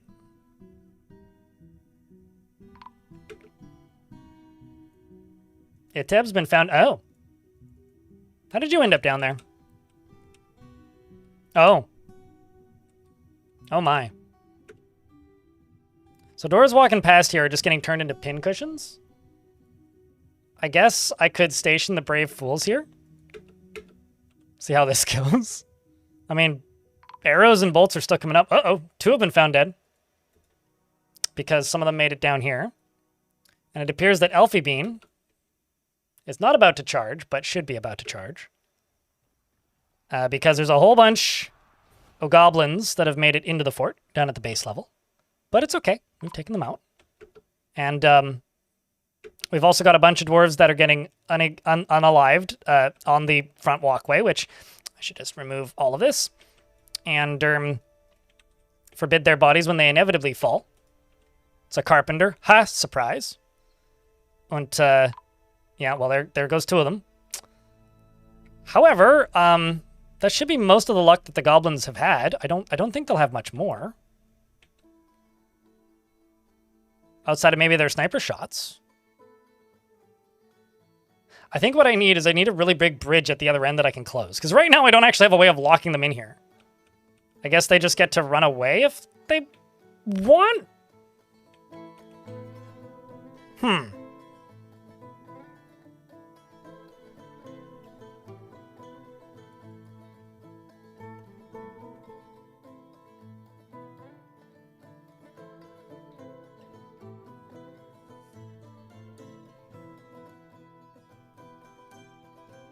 No, Lemonfield has drowned. Because I, unfortunately or fortunately, depending on your perspective, I had to change this how the setup works. And so Lemonfield is no longer with us.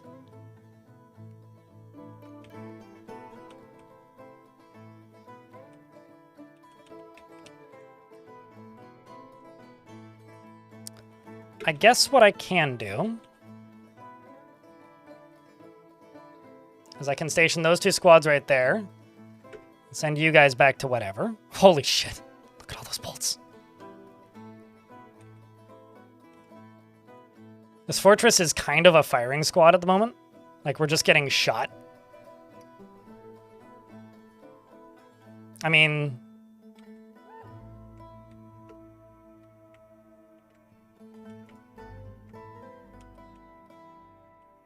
as they get closer, the dwarves should be able to start shooting. I mean, they all have bolts. So in theory, we should start seeing bolts flying out of these guys pretty soon. Yeah, it's unfortunate, Merlin. Let's get some bolts. There we go. Look at that.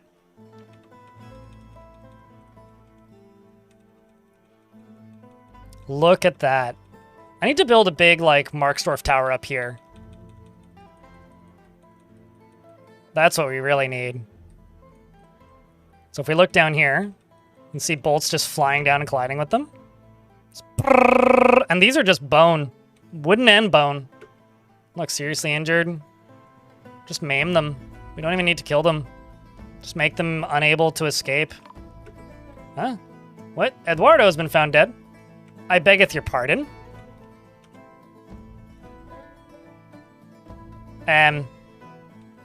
How...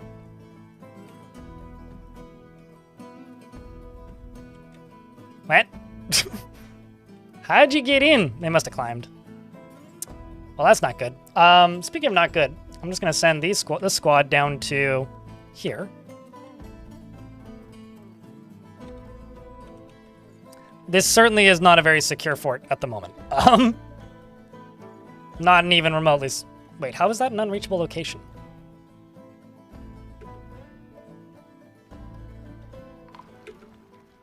Bunch of doors being found dead.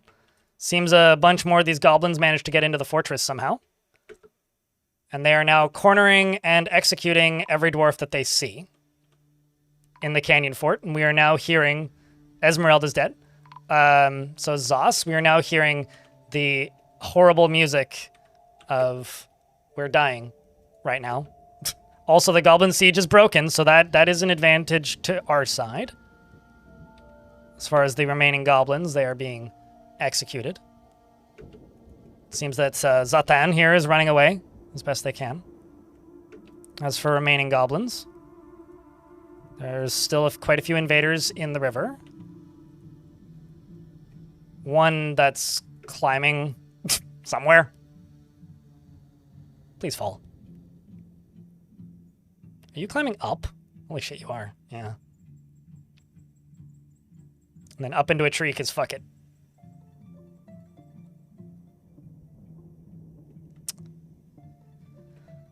Well, that could have gone a lot worse. But we need less beds now, and I do still have my Baron.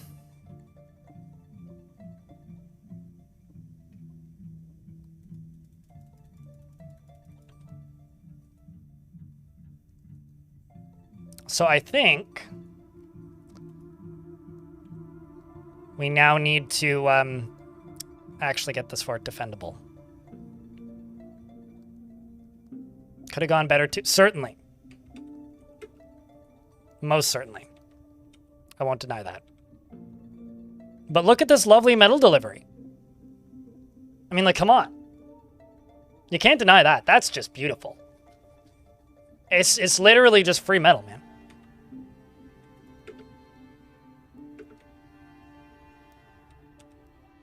This is my well, which is operating once again. Which is kind of amazing. Also, I have no idea how these dwarves got in here. Like, genuinely, I have no idea. So I guess I will just... I don't even fucking know, man. I genuinely don't. I have no idea.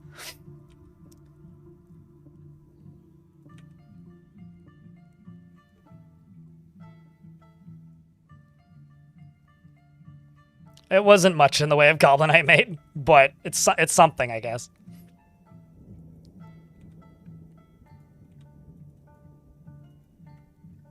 I can also turn off the burrows for the area that we're in. All right, well, it's time to expand the tombs.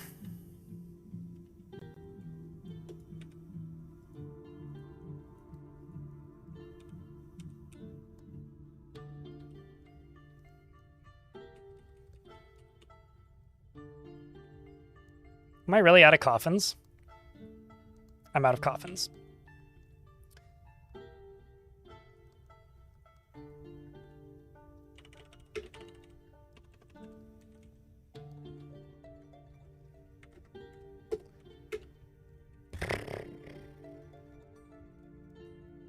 Yeah, I think the only good news to come out of this is that I don't is now I don't need as many like bedrooms. It's the only good news.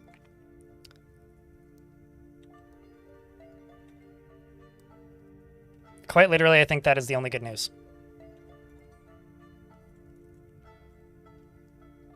But chat, I think, yeah, Salty's got the right idea. Round of beers for all the successes. And now I need to figure out how to defend this fucking fort. Because this fort is fucking ridiculous. Like, genuinely, I need to figure out how to defend this goddamn fort. Because at the moment, I have very little idea of how I'm actually going to do that. Because it is extremely exposed. Like, we're just like on the side of a fucking cliff, basically. I've got a fruit fly on my face, and I wish you would die. Please die. I managed to avoid fruit flies in my apartment right up until, like, the end of the year. And I'm pretty sure I got them from a houseplant that I bought. All right, so the way I'm going to do this is I'm going to deconstruct all these walls, and I'm going to go all the way over to here, and then all the way over to there.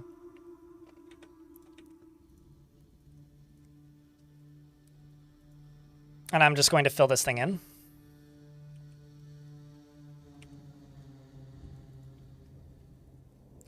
Same with here. Actually, I'm just going to go down here even.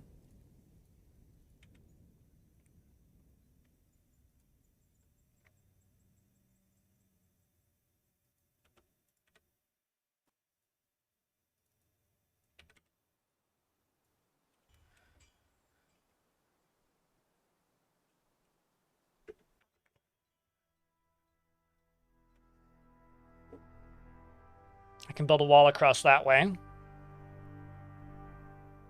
This is madness! Madness? How you doing, Hobo?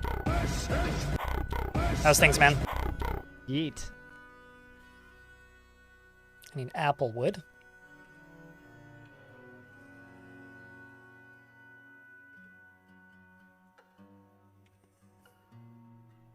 That'd be 9, right?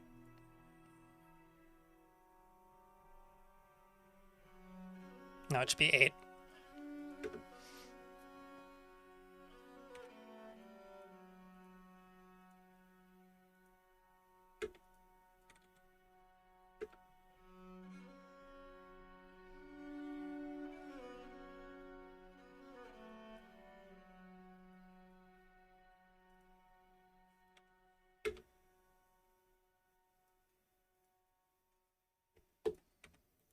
I can just not worry about that at the end there. But yeah, that corner there was a big problem.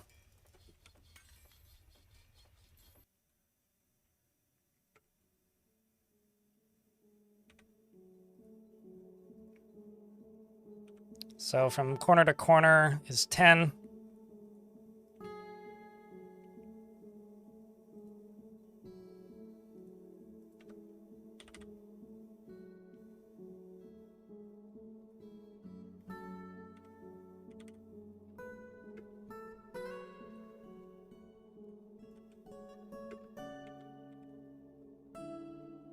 Then go all the way across to there. And get rid of this. And get rid of that.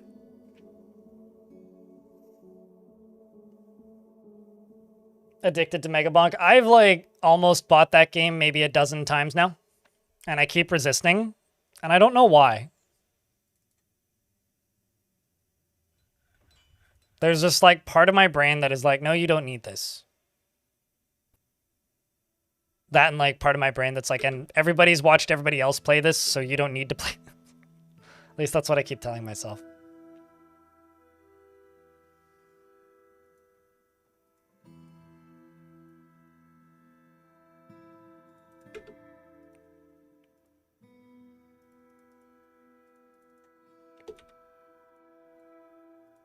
Like, sometimes I just perpetually feel late to the party on video games. Which admittedly is like kind of a victim of my own success, I suppose.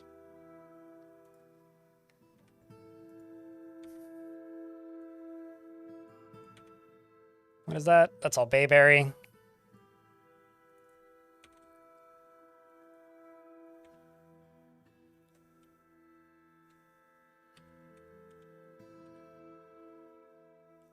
Oh, I know what it is, Stonova.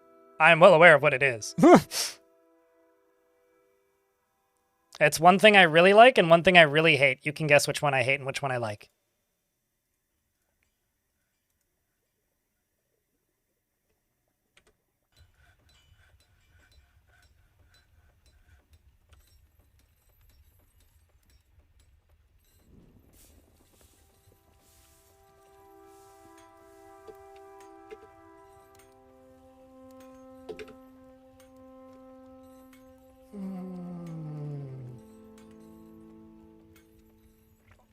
I'm also not a fan of Survivor type games, but I fucking love Risk of Rain.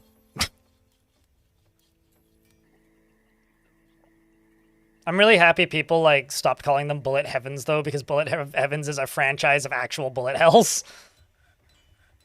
And it was really starting to distress me that people kept calling them Bullet Heavens. I'm like, but Bullet Heaven is literally a game. You can't do that. It's like calling Diablo a gauntlet.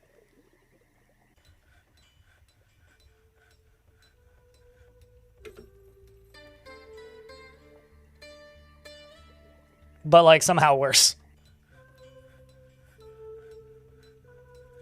Brotato's been your jam. You know what was a game that I like watched a bunch of footage of this weekend while eating lunch and taking a break from editing? Was Mugenics. That new Edmund McMullen game. It's Team Meets back in town, man. I'm like actually somewhat curious about that. The biggest sad I have about that game, though, is the soundtrack isn't written by Danny B. Genuinely disappoint. Like, massively disappoint.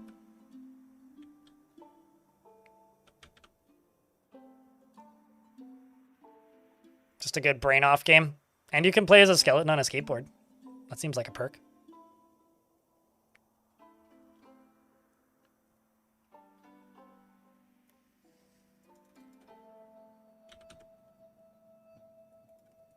It does seem like I don't have anybody in hospital, so that's good.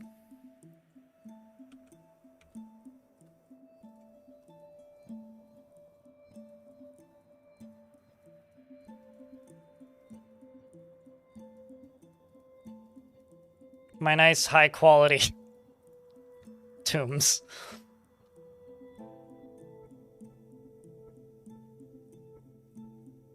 I have fond memories of Gauntlet on the N64. Gauntlet Legends, specifically. And then one series of fond, memory of spending like $80 between 4 people and beating Gauntlet Legends on a arcade machine. That was an expensive afternoon, but you know what? I think it was worth it. I think it was worth it. I think it was worth it. I think.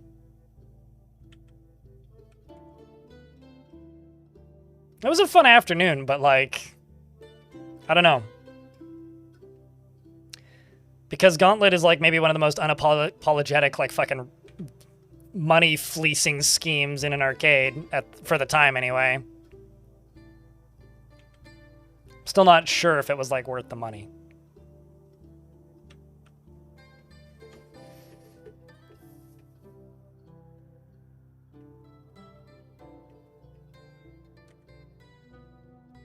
Okay, this is all Bayberry.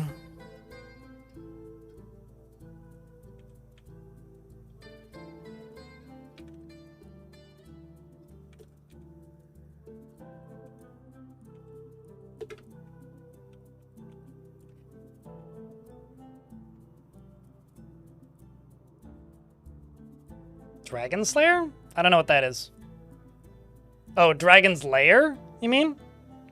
L-A-I-R? Because I'm pretty sure Gauntlet Legends was way after Dragon's Lair. But for me, it was like, absolute horrendous waste of money. Holy tombs. What a job. There goes Esmeralda. So sorry, dwarf.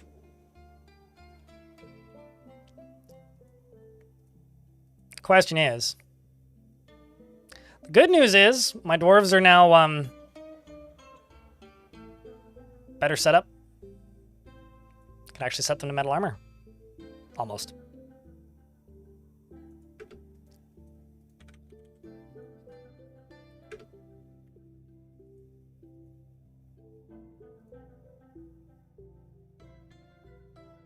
Almost.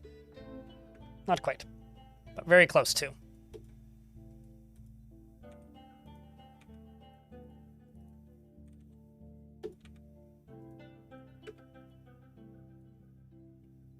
I don't actually know what material this is. It's all willow. Okay.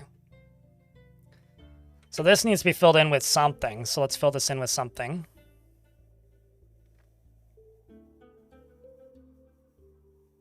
Need 96 blocks.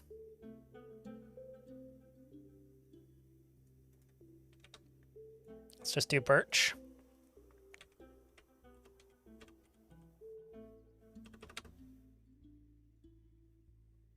Birch and almond. That's what I'll do.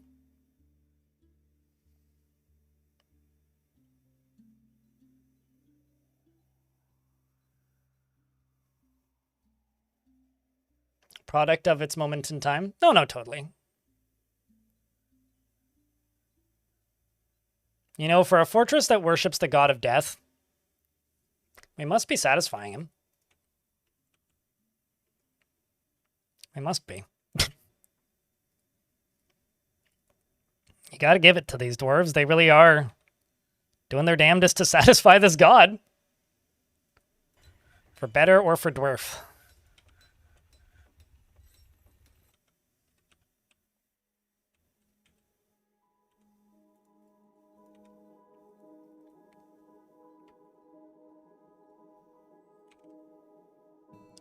Bayberry. All the way across.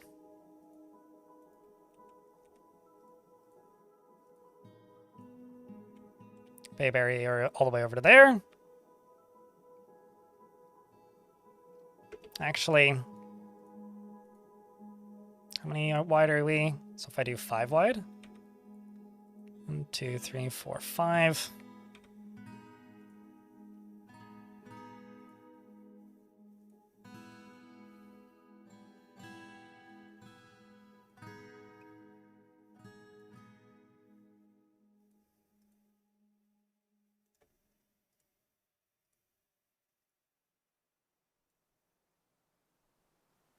This will just allow me to put rows of bedrooms in. So 1, 2, 3, 4, 5, 6. 1, 2, 3, 4, 5, 6. 1, 2, 3, 4, 5, 6.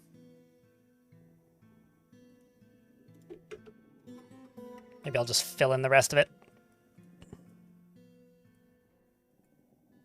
Like put in more crafting stuff or something.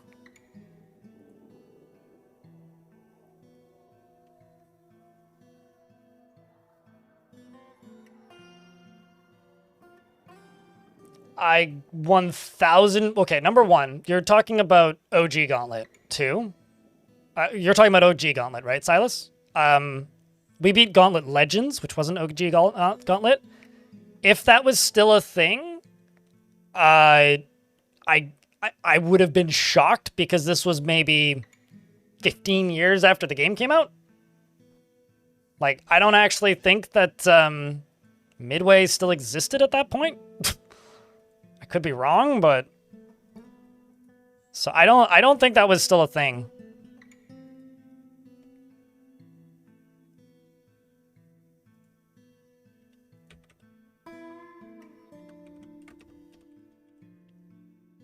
I don't think that was still a thing by that point. So no, I never sent in for a t-shirt, but I also don't think that was still a thing.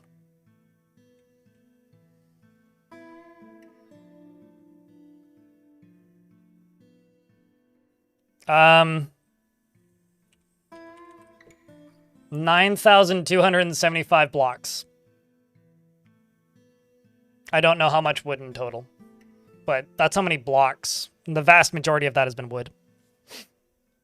Vast majority.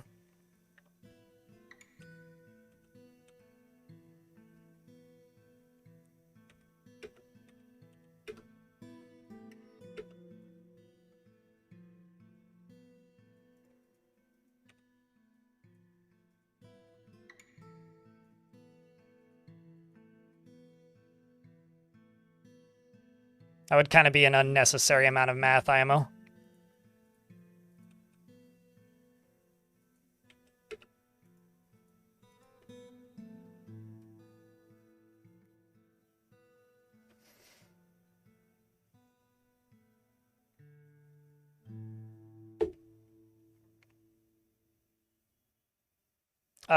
No. I guarantee you that dwarf died because I remember reading out their name when they died.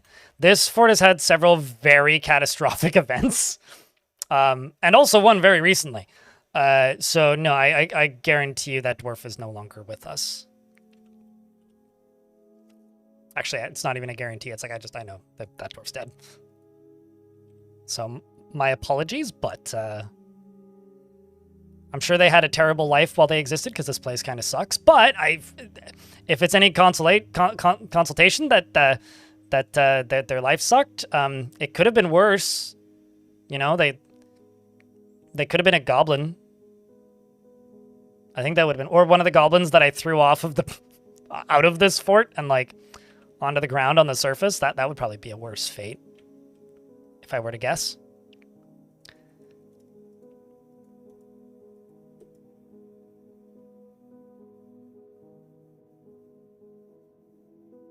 Their suffering is over, at least. Yeah, sure.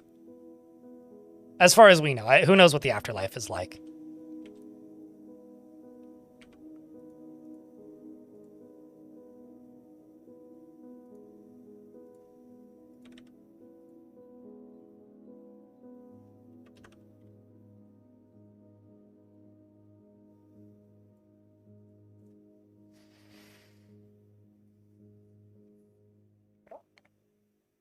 Name one of the giant boars pork chop. There's an elf bard on this map. You don't look like a bard. Pork chop.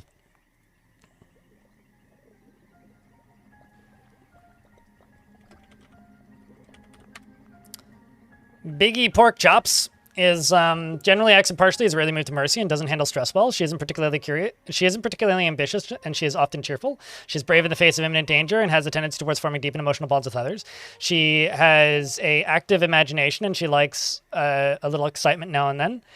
She tends to share her own experiences and thoughts with others, and she does not have a great aesthetic sensitivity. She is conflicted by this. She values artwork and its creation, and she is assertive, and she often feels lustful. Which I swear, like, just appeared as I was reading that. Although maybe I'm going crazy. Oopsies. That ain't what I wanted.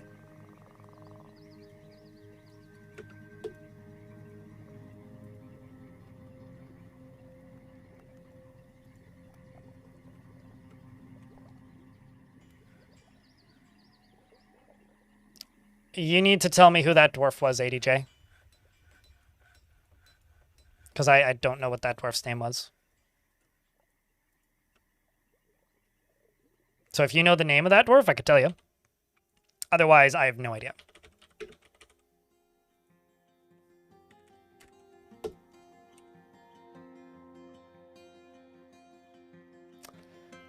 All right, let's go down here and turn this sucker back on.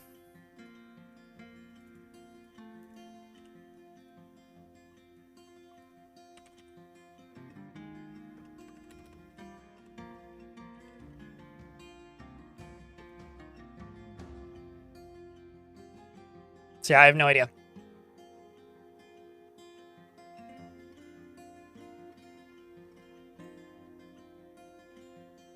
I've been streaming for, I guess, as of this November, White Tiger, 11 years. I've never had wrist problems. So if this is a carpal tunnel speedrun, I have to tell you that I think I failed.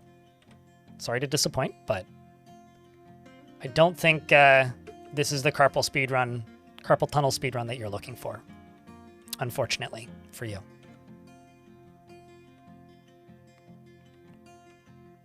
Or rather, happy to disappoint because this problem seems painful. I have no idea why this would be any more carpal tunnel inducing than any normal software that you use on a computer, but People seem to think that this game gives you carpal tunnel, at which point I'd say you probably need to look at your chair setup and your ergonomics.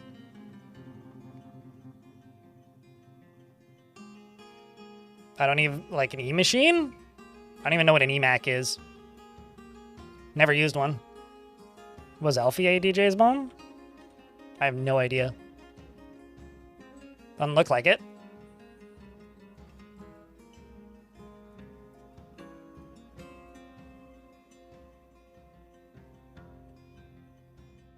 I mean, she's experienced trauma, but no, not that I'm aware of. You need to go back in the VOD and check and tell me. Okay, so now that all this is running,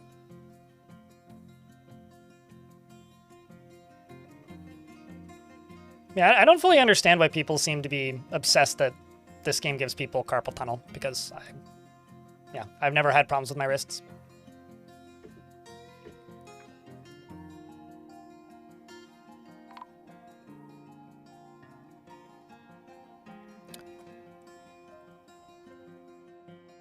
All the random use of caps makes me read in my head like you're screaming at chat for some reason, ADJ, and it's mildly distressing. An elven caravan has arrived. I don't have anything to sell them. They also have no way into the fort, so, I mean, good luck.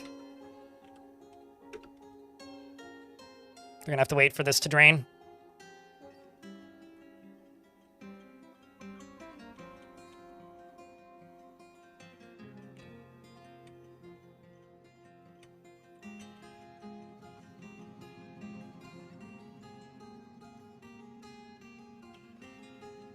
Just clear cut that lower level.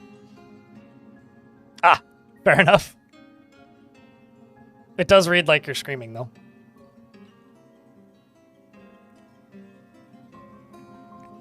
I have virtually nothing I can sell them, so I haven't really traded with them much.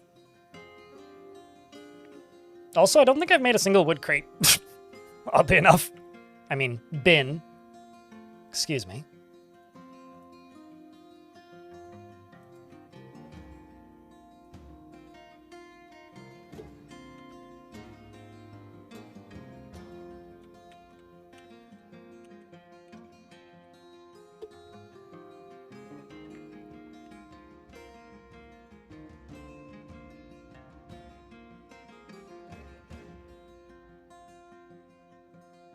Damn. Lots of new armor available. You'll love to see it, frankly.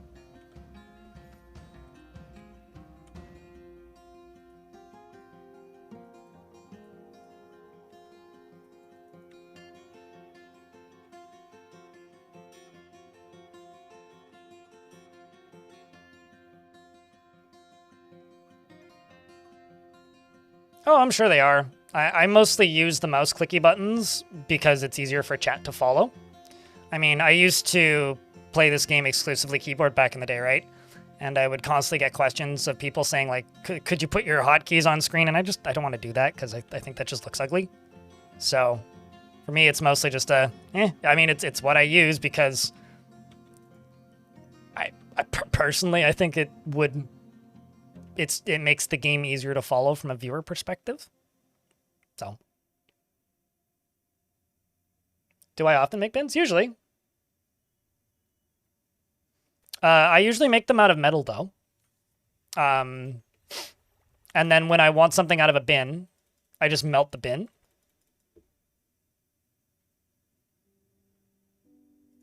So I frequently just do it that way.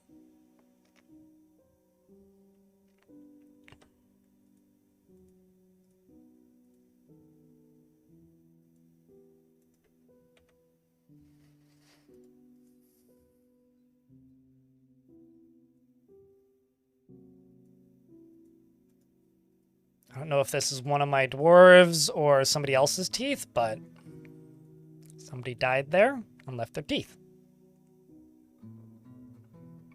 But yeah, I make bins all the time. Bins are a pretty common addition to my forts.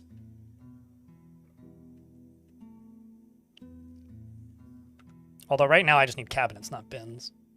I'm just kind of waiting for this to be constructed so that I can just queue up a shit ton of bedrooms all at once.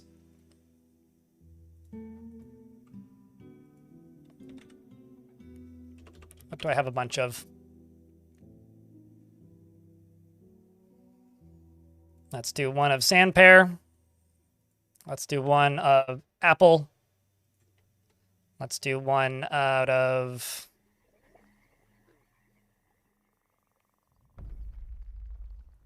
Willow, I guess.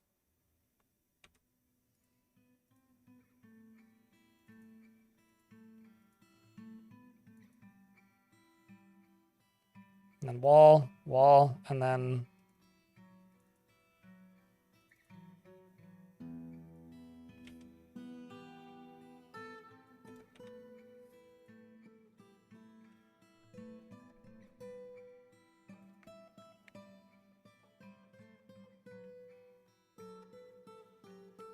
Let's also just get rid of some of these for right now.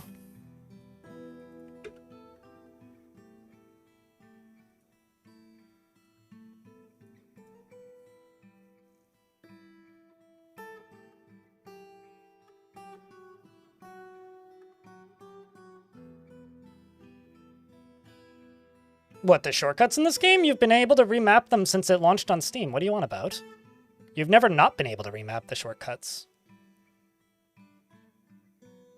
Like, mate, key bindings. You've always been able to remap them. You know, the number of questions I see about this game that can be answered by press escape and hit options. I would make dollars a day if I got $1 per.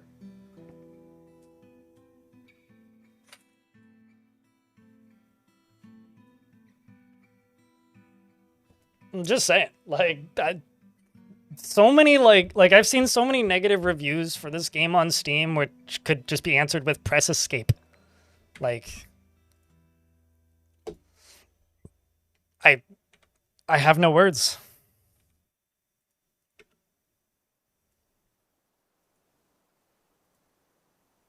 Yeah. Just gonna do this the easy way.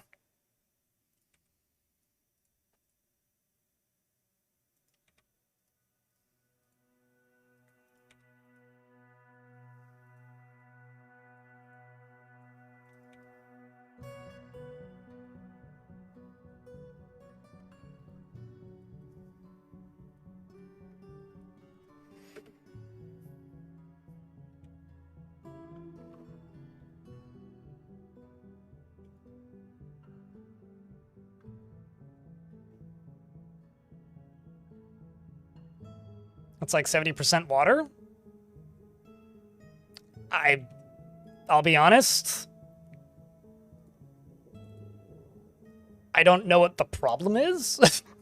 What do you mean by securing it, per se? Are you, like, saying, like, walling off all the edges? Just dig around it and go to another cavern would be my main advice if you're having problems. Yeah, I don't really know. It's a fucking downloadable game, Mousebeater. Like, you can buy that guide if you want, but, like, I'll be honest.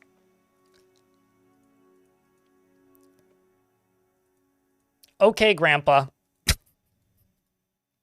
That's how I feel whenever I see people saying I wish games came with paper manuals. Sorry if that's harsh, but, like, that is my physical response whenever I see that now.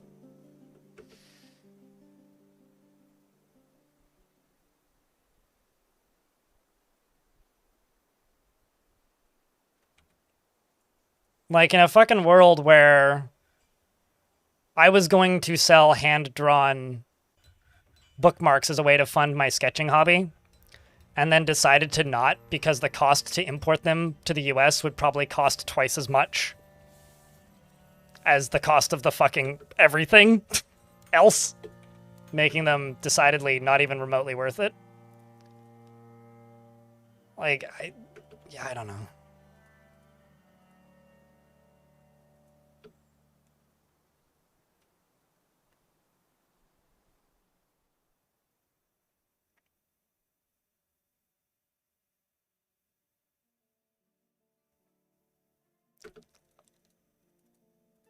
I think that if you want a manual for Dwarf Fortress, allow me to introduce you to the wiki and buy a printer and a ring binder. That'd be my advice. Get yourself a printer. Actually, I'm just looking at these rooms and going, oh, that's a bit of a problem. Let's invert these. Grab yourself a printer and a ring binder.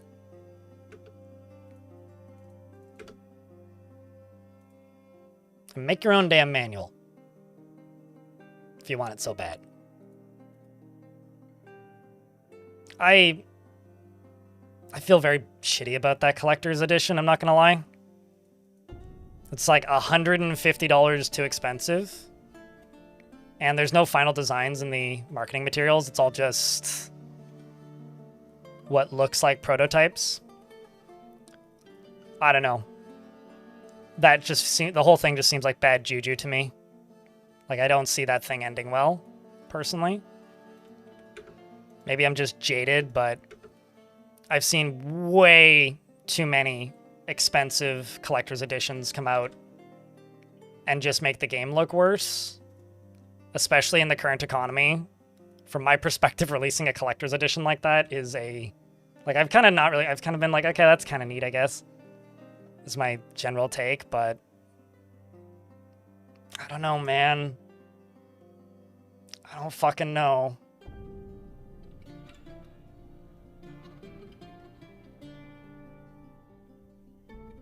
What's so difficult about Alt-Tab, though? Queen thing? Like, you need to realize how many people make Civ. That's not a small editing lift.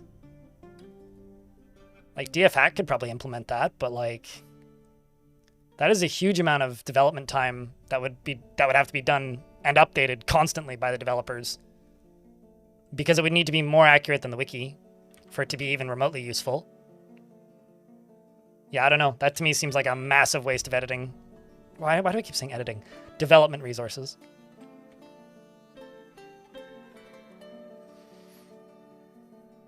Besides, shipping a fucking manual, like the amount of fucking revisions. Yeah, I don't know. This is like pissing me off for some stupid reason. I should stop talking.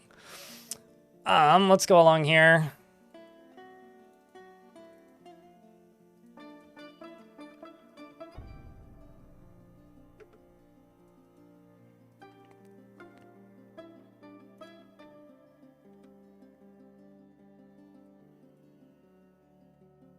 Yeah, I don't know.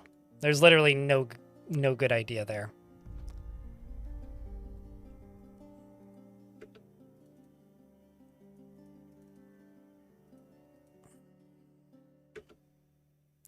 I'm really worried about that collector's edition.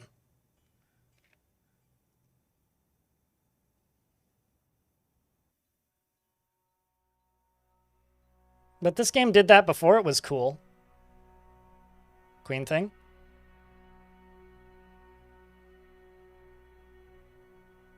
And also, I wouldn't necessarily say that Dwarf Fortress needs a wiki to understand. It needs a wiki to learn.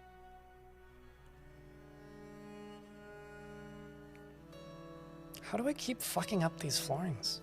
What the hell am I doing?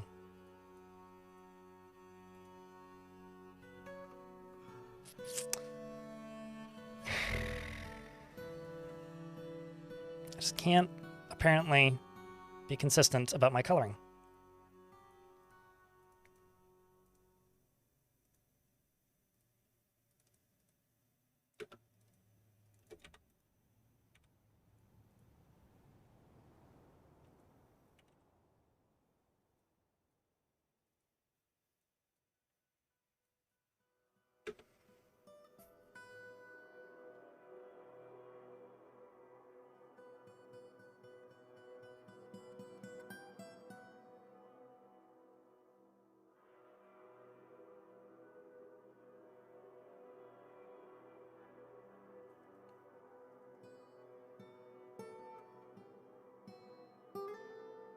Chat, in the last, 10 minutes, I've gotten ridiculously grumpy, and I don't know where it came from. I'm just feeling very irritable.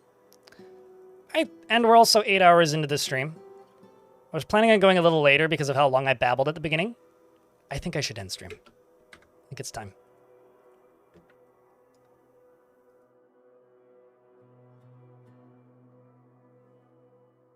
I think it's time.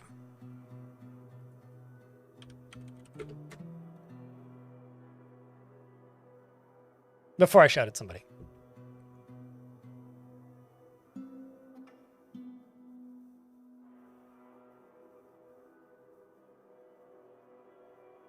YouTube folks, I'm shutting you down now. We'll be on tomorrow normal time. Twitch chat, if you guys want to raid somebody, stick around. Otherwise, see ya, I guess. And, yeah. Thanks for watching, YouTube folks.